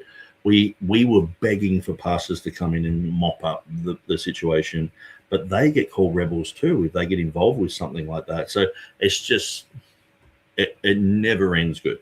The Potter's House, they do some good things, they have some things down pat, but even like what they're doing good is usually done by peer pressure, by bullying, by intimidation. So you have, if you're a ministry, you have to pray for an hour a day in the church. You go down, drive down to the church, pray for an hour, say clock in, clock out, leave, and then you're able to do any type of ministry. Like that can be playing guitar on stage, or drumming, or being a Bible study leader, or whatever. So it sounds all good, but people, that they end up being hypocrites. That they end up like, as soon as the pastor is a bit lax on that, we had a pastor come through and just sort of dropped a few of those standards. No one went to the prayer room. It was me and my mate, and I'm like, where is everyone? And then the church fell to bits after that, because you have to control everyone, and you have to go out on outreach every Saturday or every second weekend or whatever. You're out on outreach, or else you can't be in ministry. You can't work on a Saturday, that Saturday, or else, you know, they'll kick you out of ministry. And so you've got to go on for like an hour and a half, go on preach, hand out flyers, and then you've done your quota. Okay. So what it causes is, at first it's like, man, we're going out touching people, preaching, doing all this stuff. This is great. But then after a while, it's like we're clocking in and clocking out because we have to do this. It's not we get to do it, we have to. And it just changes everything. And so, and if you don't do it, they'll consider you lukewarm. They'll demonize you. And I've seen it. I've seen people just get exhausted and tired, and people are like, you're off the wall, man. You don't even, do you, like, you know, the whole Baptist thing, like, do you even street preach, dude? You know, have you ever door knocked or whatever? And it's like, it's nutty. So, Tribe with Fire says, leaving the Potter's House equals leaving Islam minus death. Yeah. It's like leaving the mafia. If you leave, you're leaving the family. You're upsetting us. You upset the pastor. Oh, now God's upset, you know. So they equate the church with God and the pastor with God, and lots of heavy shepherding. And the Australian Religious Hotel California, yeah, you can check out anytime you like, but you can never leave. Yeah, or the and you quoted it straight out. Okay, you went over 2 minutes. Yeah, this is the 9th video that I've made on this, and I haven't even started. Fantastic analogy, Hannah. Thanks, Try with Fire. Every once in a while, a blind hog finds the slop. Yeah, that's good. That's good. A born again Pentecostal Christian revival. Thanks, Ross. Who else? There was a couple other questions. Marcus over here. Pastor, do you think the government of the tribulation could be Islam? No. So he says just no, straight out, where my take is that the Antichrist will be an Assyrian. He will grow up in Islam, because one of the things they do is they chop off your head, which is, yeah, there's only a few different groups who do that. The French did it for a while, but there is a group in the Middle East who do that. And the whole thing of him being Assyrian, having the mouth of a lion, which is Babylon, Iraq, Baghdad, the body of a leopard, which is Syria, and the feet of a bear, which is Medo-Persia, Iran. So it comes from that area, which it's, you know, pretty telling that that's where, you know, radical Islam is. And so to me, that's in Revelation chapter 13, talking about the Antichrist. Micah chapter 5, read through that. You can see he's named the Assyrian. It's a prophecy. It talks about Jesus, and then it talks about this future thing and how Jesus will destroy the Antichrist in the gates of Nimrod. And the gates of Nimrod is in Baghdad. So it's very interesting. So anyway, he just said no, but I think there's way more to it than that. I believe radical Islam is going to be judged. I believe that's why they're going to be able to rebuild the temple. Their power and influence will be, and that's what Ezekiel 37, 38, and 39 is about. That's what I think. Right? Okay. Yes. Pastor, just off the back of Joe's question there, I obviously in the lead up to the event, I think a lot of people felt a quickening to sort of read up and study a bit more on the whole situation, just feeling grieved, I guess, at the general turning and sentiment of just like colleagues and just, you know, friends and that, obviously outside of church, just to like speak out against and support Israel to some degree. And I felt almost guilty afterwards that I didn't do that enough. But is that our role, sort of, you know, in the workplace, and that to actively support Israel? Or, you know what I mean? Like, this is like, in my workplace, should I say, hey, we have to support Israel? It doesn't matter if they've killed 200,000 people. It doesn't matter if they've killed 100,000 children. We have to support Israel, guys. Like, that's what they're told to say at work. or like you say, is it not? Is it just to pray and sort of, you know, like focus on revival and evangelism? It's a good question. I think you've got primary roles and secondary roles. I think always the primary role of the church is to evangelize. Isn't that right? A secondary role would be support of the nation of Israel and your words and actions. Take, for example, after the terrible Gaza terrorism 2 years ago, I was going to... Notice it's the Gaza terrorism 2 years ago, where the month leading up to October 7th, the amount of Palestinians that died and were kidnapped, so this is what they use. They would use words like kidnap, but imprisoning people, like just they're in the wrong place, wrong time. Oh, you're in jail and you never get out. Like, that's happening on the Israeli side. And so the barbers that were of that faith. Okay, so he's saying now he used to go to Muslim barbers and get his hair cut. And it was interesting. They were trying to be all kind and nice and all that stuff. But as soon as the Gaza thing happened 2 years ago, that was a real spiritual event as well. It was demonic and spiritual. They all got arced up and they started cursing Israel, saying it's all their fault, making up. And so I said, you guys are out of line. You support Hamas, which is a terrorist organisation under Australia. You need to rethink, and I've never gone there again. I pay twice the money for a haircut now. I've never gone there again. It was interesting. Very moderate people that were normally moderate were triggered and arced. But the thing is, I'm triggered, you know what I mean? And I'm a Christian, and tons of people who I know are triggered, who haven't really thought much about this, but just there's just lots of media with this stuff on it at the moment, and they're like, yeah, what gives this nation the right to just be the superior ones with 20% more or 20% of brain power, and we've only got 10 with the plebs, and they're allowed to just cluster bomb this area? I mean, imagine if Australia did that to France or so, or France did you know, why as a Christian are you seeing that one group is superior than another? Paul never had this mentality. He was like, man, I wish I was accursed for my brethren, for my people who I grew up with. You know, I want them to be saved. You know what I mean? But he was never like, they're way more superior. They were persecuting him. they were throwing rocks at his head, and they were bashing him and following him. He got tired of the Jews following him around, bashing him. And it's like, yeah, it's weird. And look, I can understand if you're going to a place and they're saying things openly to you or whatever. But the thing is, doesn't the Bible say, love your enemies, do good to those who hate you, pray for those who despitefully use you and persecute you, and all sorts of things like that.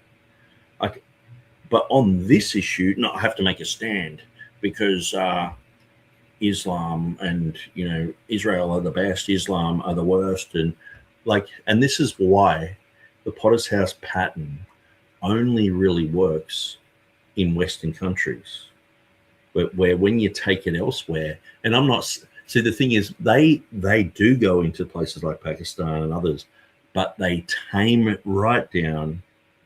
And it's, if they really said, hey, you Pakistanis are all pretty much sand monkey ragheads, and we're better people because we're from the Christian nations who helped Israel. You guys aren't.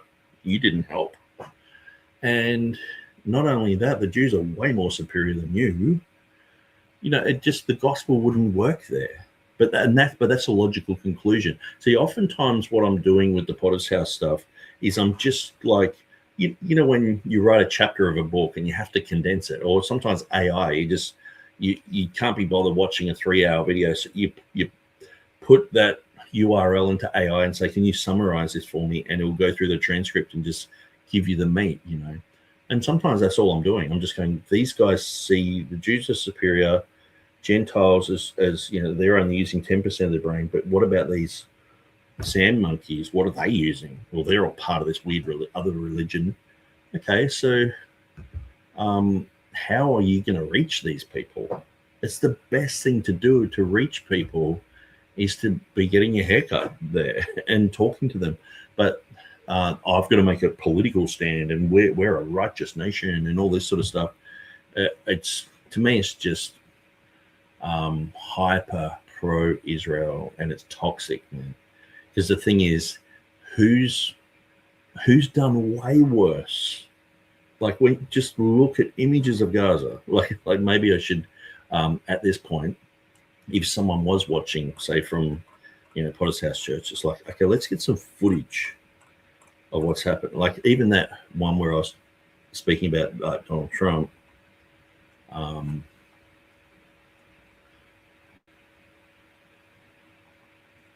Like this one, I showed it earlier, but just look at the footage of this. The best weapons in the world, and we've got a lot of them, and we've given a lot to Israel, frankly. You used them well. It also takes people that know how to use them, and you obviously used them very well. but so many that Israel became strong and powerful, which ultimately led to peace. The world is loving Israel again, and I said to the world is big and it's strong. But there was getting to be a period of time over the last few months, the world wanted peace and Israel wanted peace. Everybody did. And what a victory it's been, right? What a victory it's been. If you would have gone on for 3-4 more years, keep fighting, it was getting bad. It was getting heated. The timing of this is brilliant. And I said, BB, you're going to be remembered for this far more than if you kept this thing going, kill.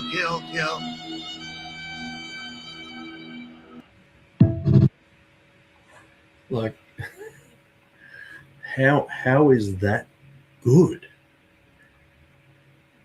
You know what I mean? Like, to me, it's just cognitive dissonance. We're the good people, and these other people are even better than us. And what they're doing, it's like, I can't judge that. All these people are Hamas, and it's like, all the kids as well, just bombing a school. And the thing is, they're just taking out people randomly. The more that you dig into it, people admit this. There's so much footage of RDF guys just saying, yeah, we just shoot people. We don't care. We want them all to die. We want to get rid of them all. And so it's not even hidden. And so I pushed back. They didn't like it. I pushed back. And again, so, we're not, we understand our principal roles of evangelism, but I think there's times that you say, hang on, and this is what I believe. Remember, all it takes is for evil to flourish is when good people do or say nothing. In balance. Okay?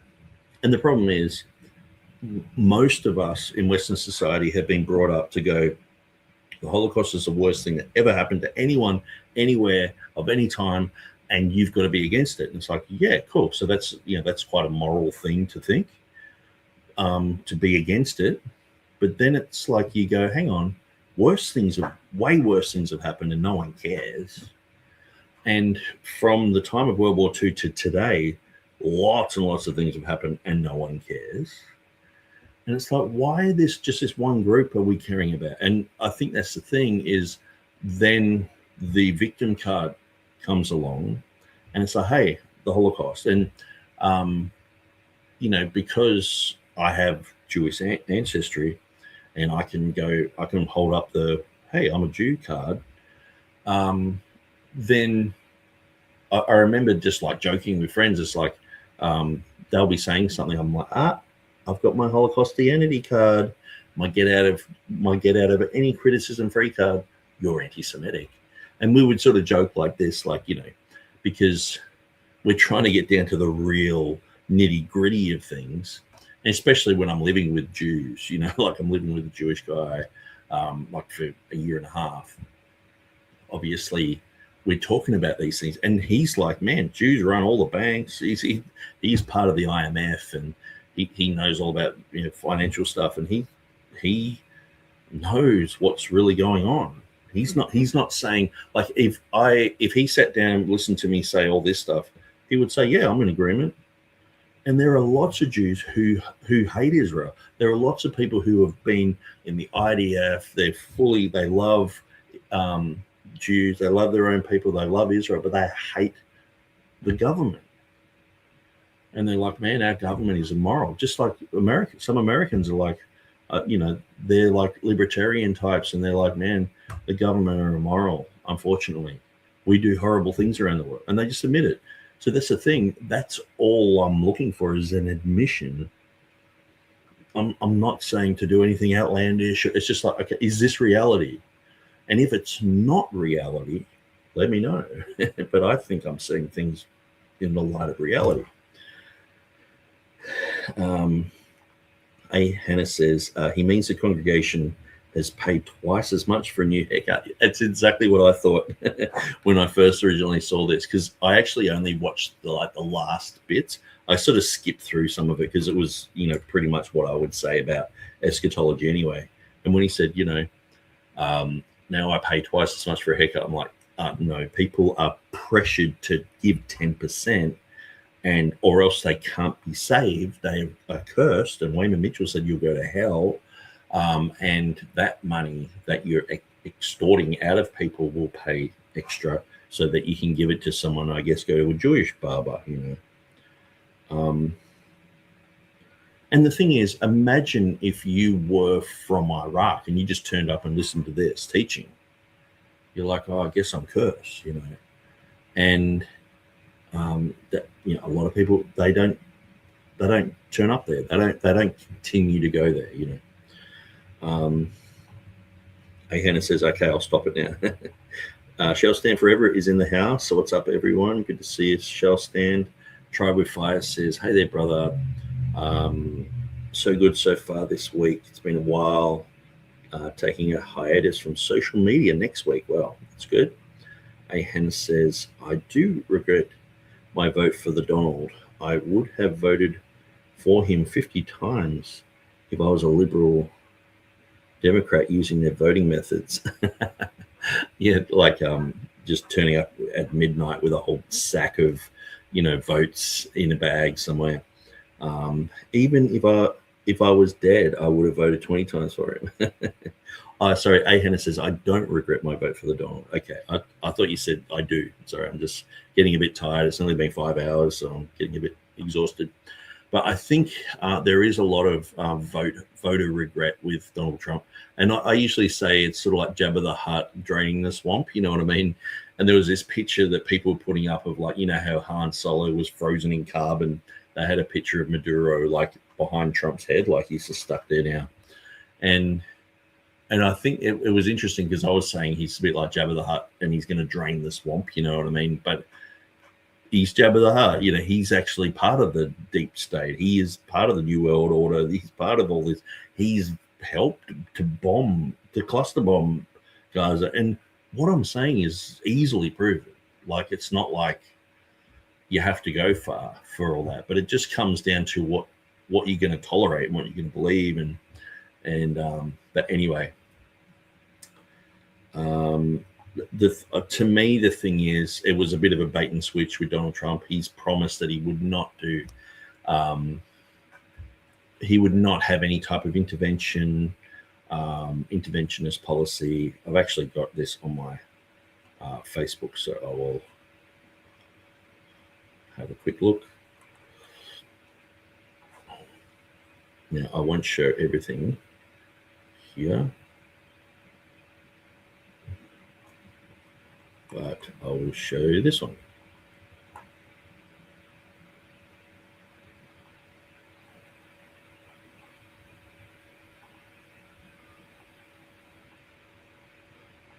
We will stop racing to topple foreign, and you understand this, foreign regimes that we know nothing about, that we shouldn't be involved with. We want to strengthen old friendships and seek out new friendships. Rather than a rigid dogma, we're guided by the lessons of history and a desire to promote stability all over, and strength in our land. This destructive cycle of intervention and chaos must finally, folks, come to an end. We will. And so, you know, what's happened, you know, with Venezuela, and apparently he's going to go into Cuba, and they're talking about Mexico, and it's like, yeah, there's lots and lots happening. It's interesting, but Shall Stand Forever says, good to see you too, Calvin. Ahan says, sorry again, I derailed you. Get back on track. Yes, Ahan has got the whip out. Who else? Thank you for that.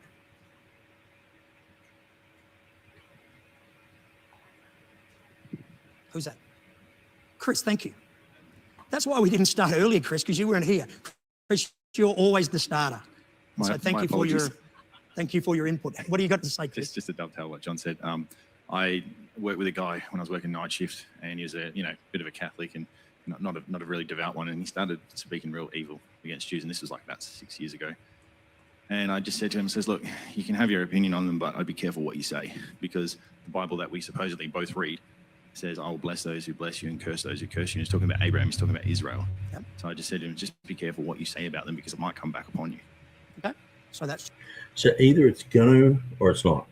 So either you can judge Israel and say they're doing the wrong thing or they're doing the right thing or whatever. Like, either you're going to do that and it's going to come back on you and you're going to get the pox. You're going to be the toxic guy. You're going to be deceived and God's blessings away from your life and your church and everything like that. Either that's going to happen or it's not going to happen. So he's like, oh, you know, just be careful because it could come back on you. And it's like, well, and the thing is, it's like, you know, there are people at his work talking about this sort of stuff. Like, to me, sometimes it's just easier to agree with truth rather than put a religious spin on it that these people are, you know, genetically superior. And so therefore what they say, like, people look at that as nuts. They do. And it's only really Zionists who will believe that, or Christian Zionism.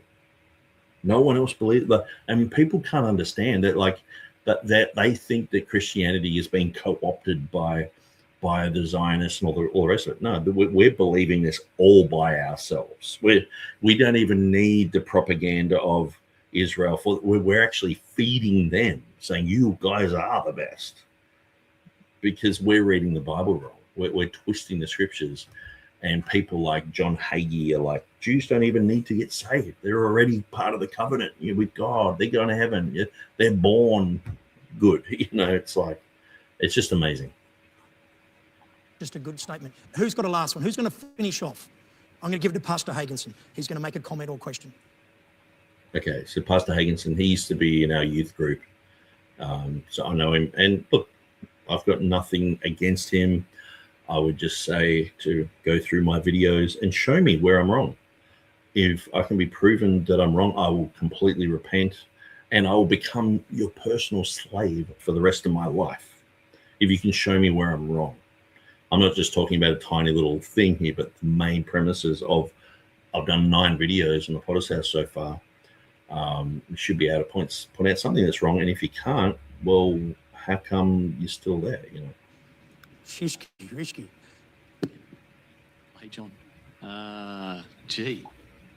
Bring it to a close, Pastor.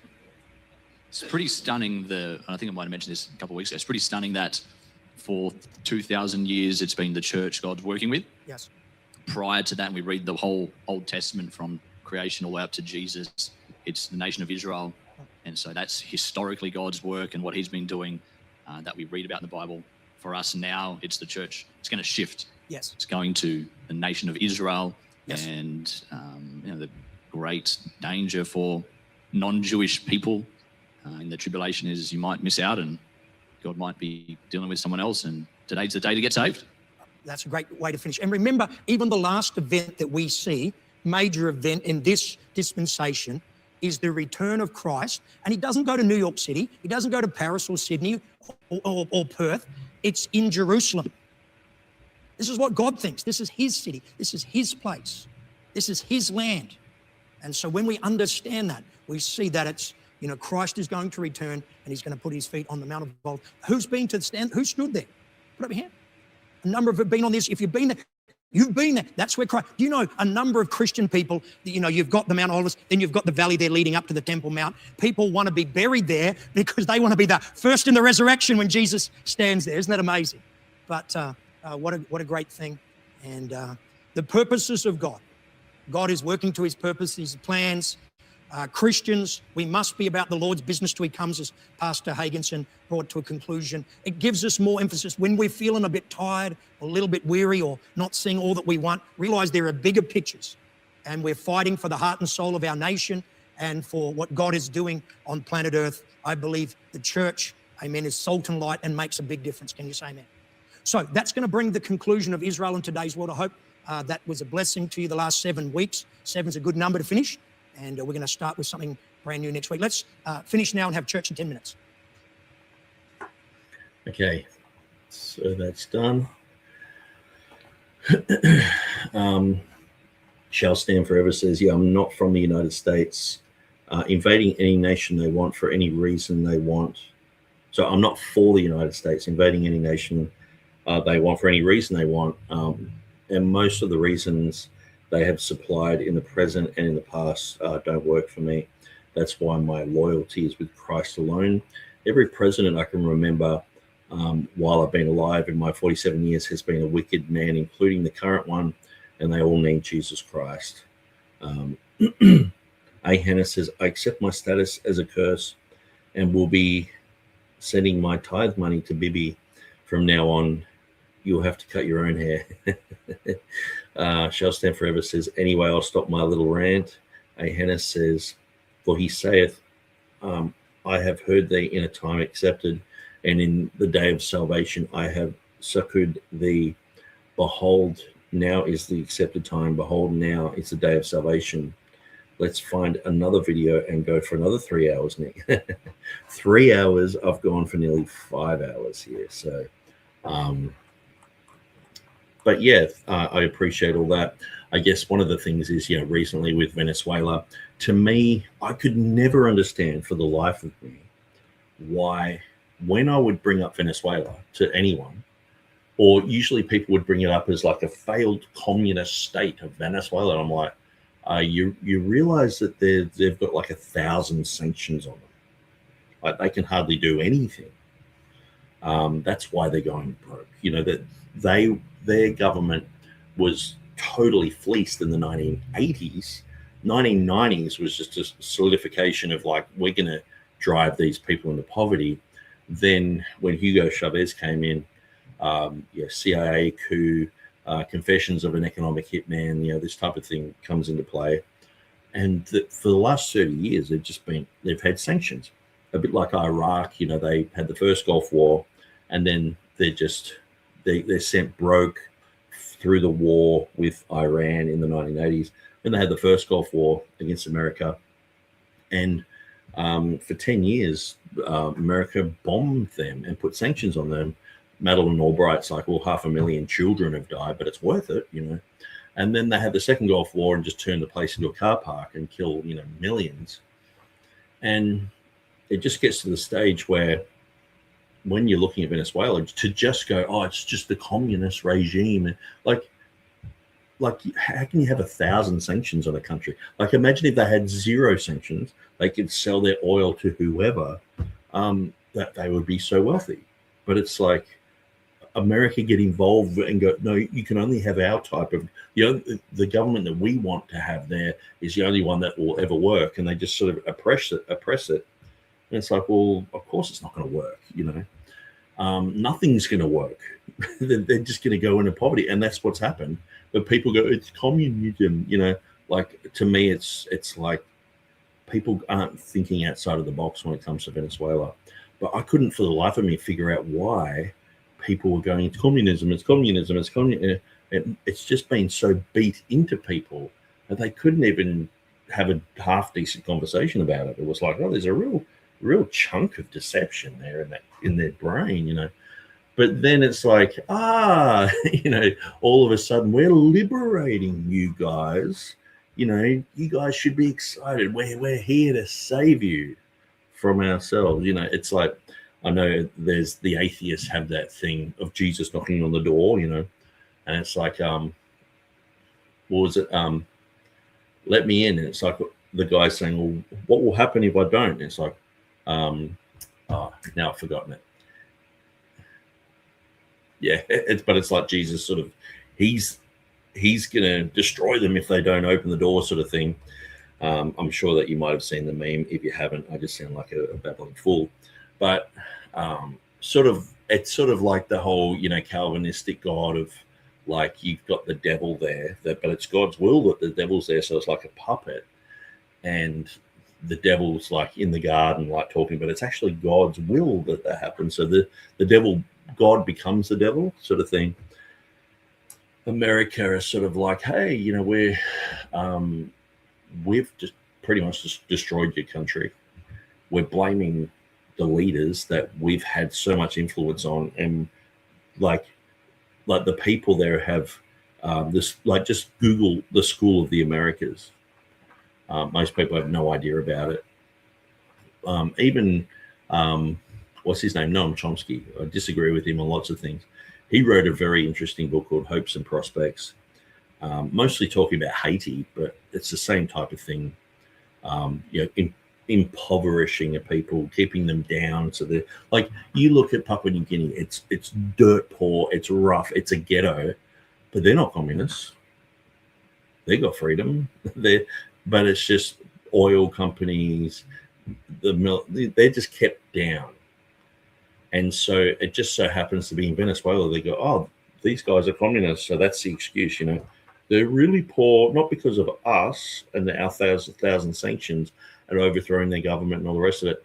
It's because they're idiots. They got the wrong government. If they just followed us, and then all of a sudden they're the liberators, It's like Iraq, they'll greet us as liberators, and they did. They wanted the Americans to come in, and then, 1.5 million dead later. It's like, what are they doing? They're not even trying to help the country. And anyway, there's lots to say about Venezuela, but A. Hennis says a lot of MI6 City of London activities in Venezuela. A lot of things need to be stopped. The Bush's CIA drug money come from there. He took Maduro, and they swore in the VP and kept their constitution.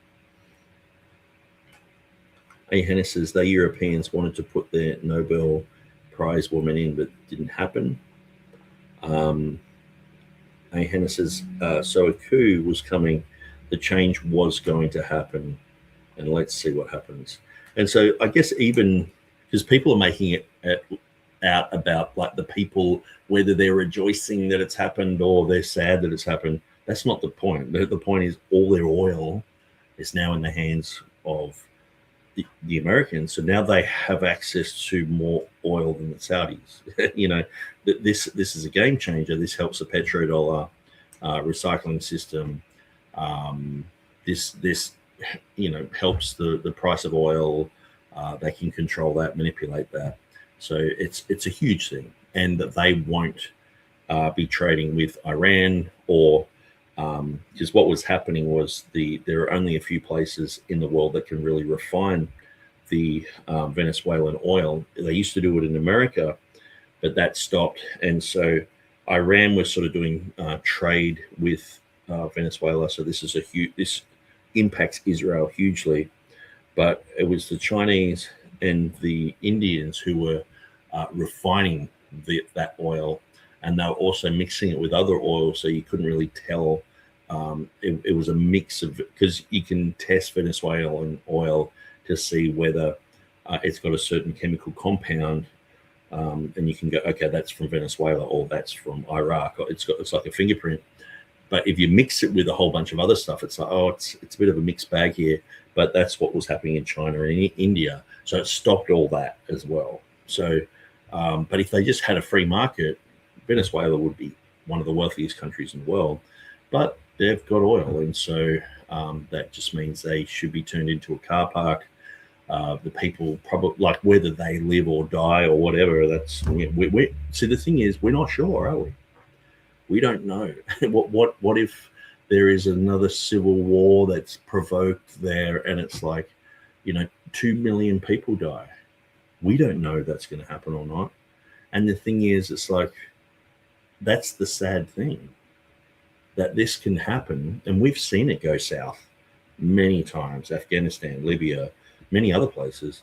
Perhaps that's part of the plan.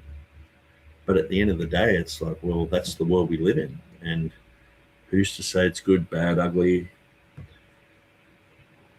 A. Hennis says, from my understanding, it's heavy, dirty oil. Yes, it takes quite a lot to clean it up. A. Hennis says, China was using for shipping, I'm told, not beneficial for US petrol market. Yeah, and they were also selling in yuan, so Chinese dollars. They were also doing trade deals with Iran, so Iran would give them infrastructure and things like that. Because who else are you gonna deal with if you can't legally operate your business? If you tried everything and everyone's like, no, I'll be put in prison if you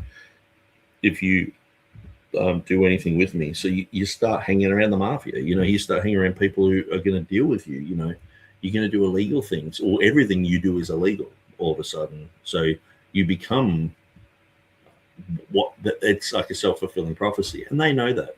They probably wanted the people to overthrow him. They're waiting and waiting, and Trump's like, look, forget the waiting. And it was interesting. He had one of his advisors saying it's because of narco-terrorism, it's because of this and that, and then Trump just sort of leaned in and just said, look, forget all that, it's about the oil. Like, because I had heaps of people saying, no, he's a narco-terrorist, and fentanyl is very bad, and many people are dying, and Trump's just like, look, it's about the oil. Let's forget all the hype and weapons of mass destruction rubbish. We're in there for the oil, guys. That's what we're doing. And I was explaining it to someone the other day, just sort of cut through all the crap. And it's like, well, there you go. The main guy's saying it. Tribal Advice is a Nobel Peace Prize with Maria Conchina Machado of Venezuela is giving and dedicating it to Trump next week. The world is going to crap, Nick. It just is. Maria. Okay, yes. I was trying to read that as Maria. Yeah, I think. But the thing is, too, like, looking just at history, like, the Roman Empire did a whole bunch of stuff. Whether we agree with it or don't agree with it, whether there's massacres or what, it's just history. And so sometimes I look at things and you get sort of morally attached to, like, oh, they're doing the bad thing, or they're invading this country, it shouldn't happen, and all the rest of it. But at the end of the day, sometimes you just put it at arm's length and go, well, this is just what's happening. There's not much I can do about it. I'm not on anyone's side here, but it's interesting from a point of view of Bible prophecy and all the rest of it. And the fact that a lot of people are waking up to the fact that Israel is a main player, where people have just seen Israel as this humble little country. Now they're realizing, hang on, Israel have tentacles all throughout Congress to the president. The president's just saying, here, whatever you need, guys, to bomb Gaza, have it, and people are waking up to this. And this is why it just amazes me, like Tucker Carlson and Candace Owens, are just, like, most of the time, they're just saying, well, probably not Candace Owens, she's sort of like she lets too much slip out of her mouth, and it's like, all Jews are bad, or should be investigating something. It's like, and their uncle's Jewish, and the whole thing about so-and-so, their parents were in the military. It's like, yeah, lots of Americans have been in the military. I mean, and the thing is, if you go to the military, you learn discipline, you learn lots of things in life. And so the chances of you running a business or a corporation or, having that type of skill set is high, because you've been trained. And so the fact that someone running a corporation or a business was in the military, it's like, oh, okay. It's like saying someone lived in the South and they were a cowboy. It's like, probably, so anyway. I think that's all I've really got to say. Shall Stand Forever says, but who cares about the Nobel Peace Prize? It's really representative of any reality. Does it hold weight with you guys? A. Hannah says no, but they were positioning this chick to be the next Venezuelan leader because a change was going to come by Euro London, and she said she was going to be regime changed in. Okay, interesting. There's a lot behind that. What was I looking at today? And I copied and pasted it.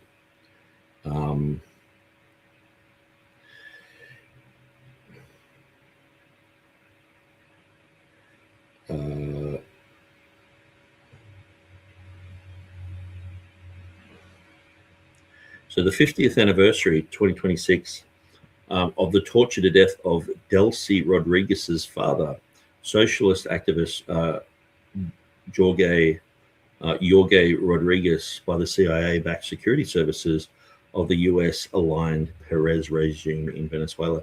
And it's interesting, they bombed Hugo Chavez's grave. I mean, that's like rubbing it in. They tried to overthrow Hugo Chavez in 2002, but there was an uprising of the people and they put him back into power, which is interesting.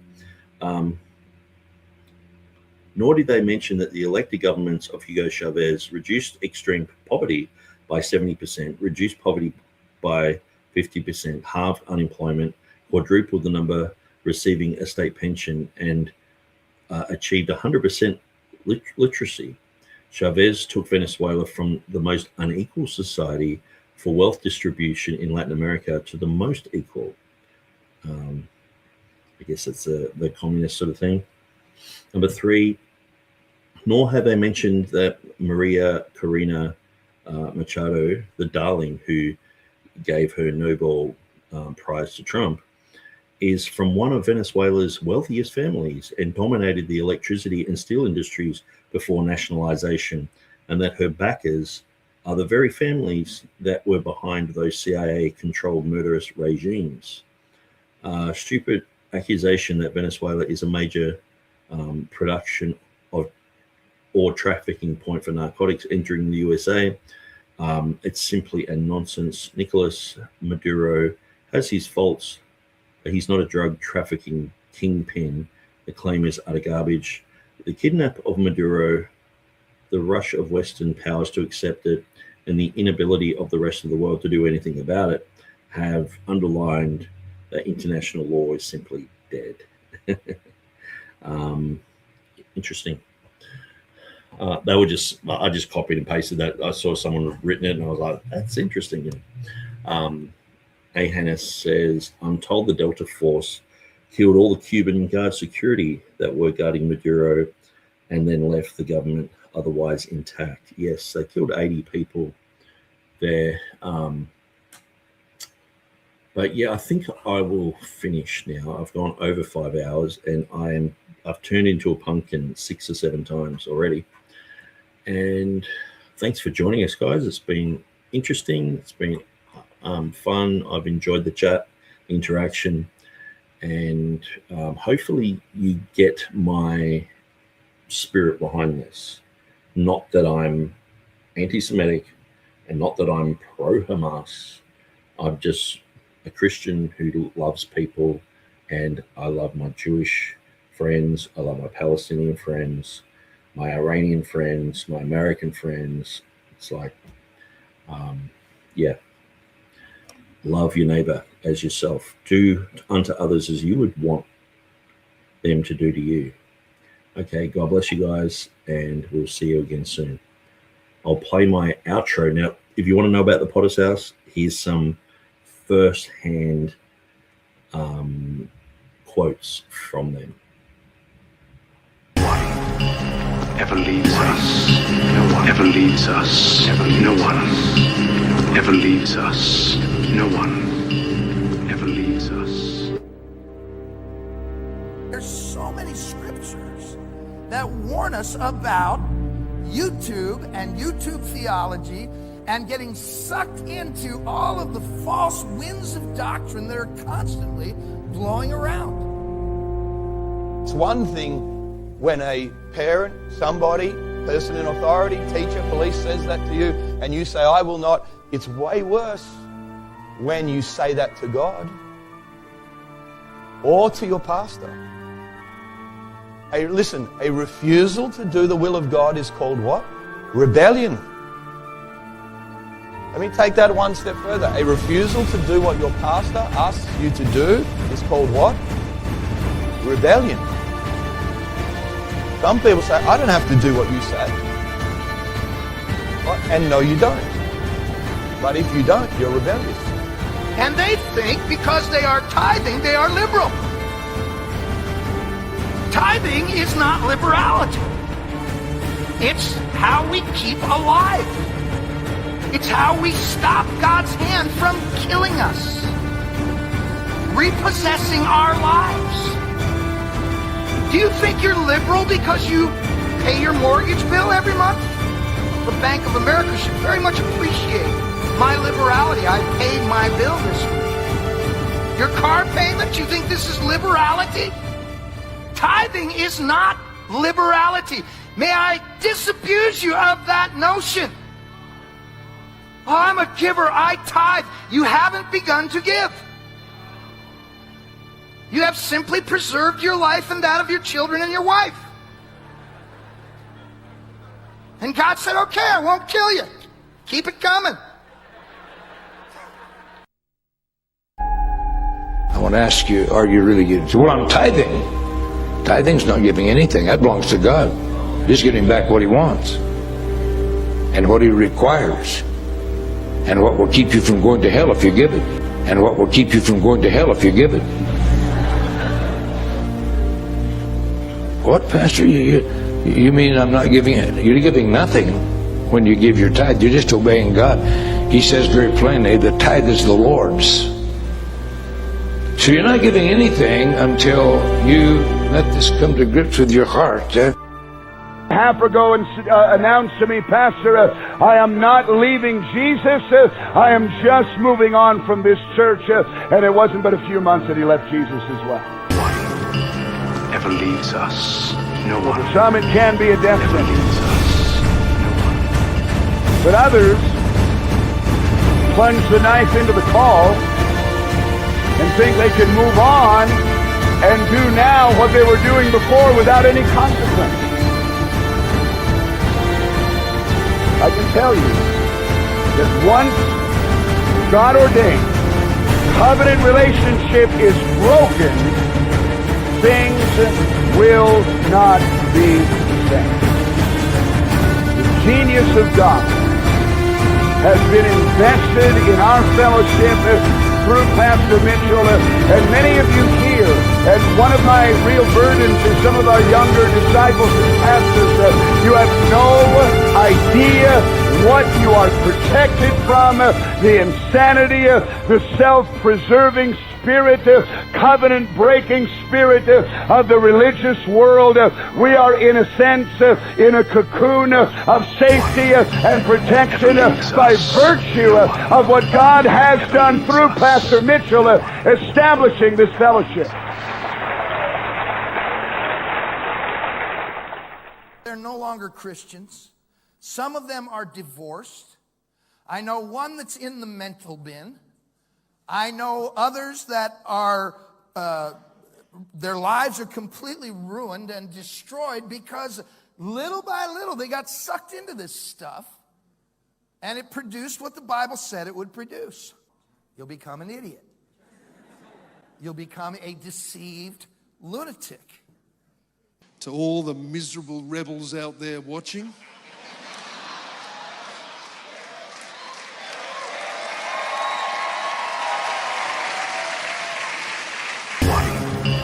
Ever leaves us. No one ever leaves us. No one ever leaves us.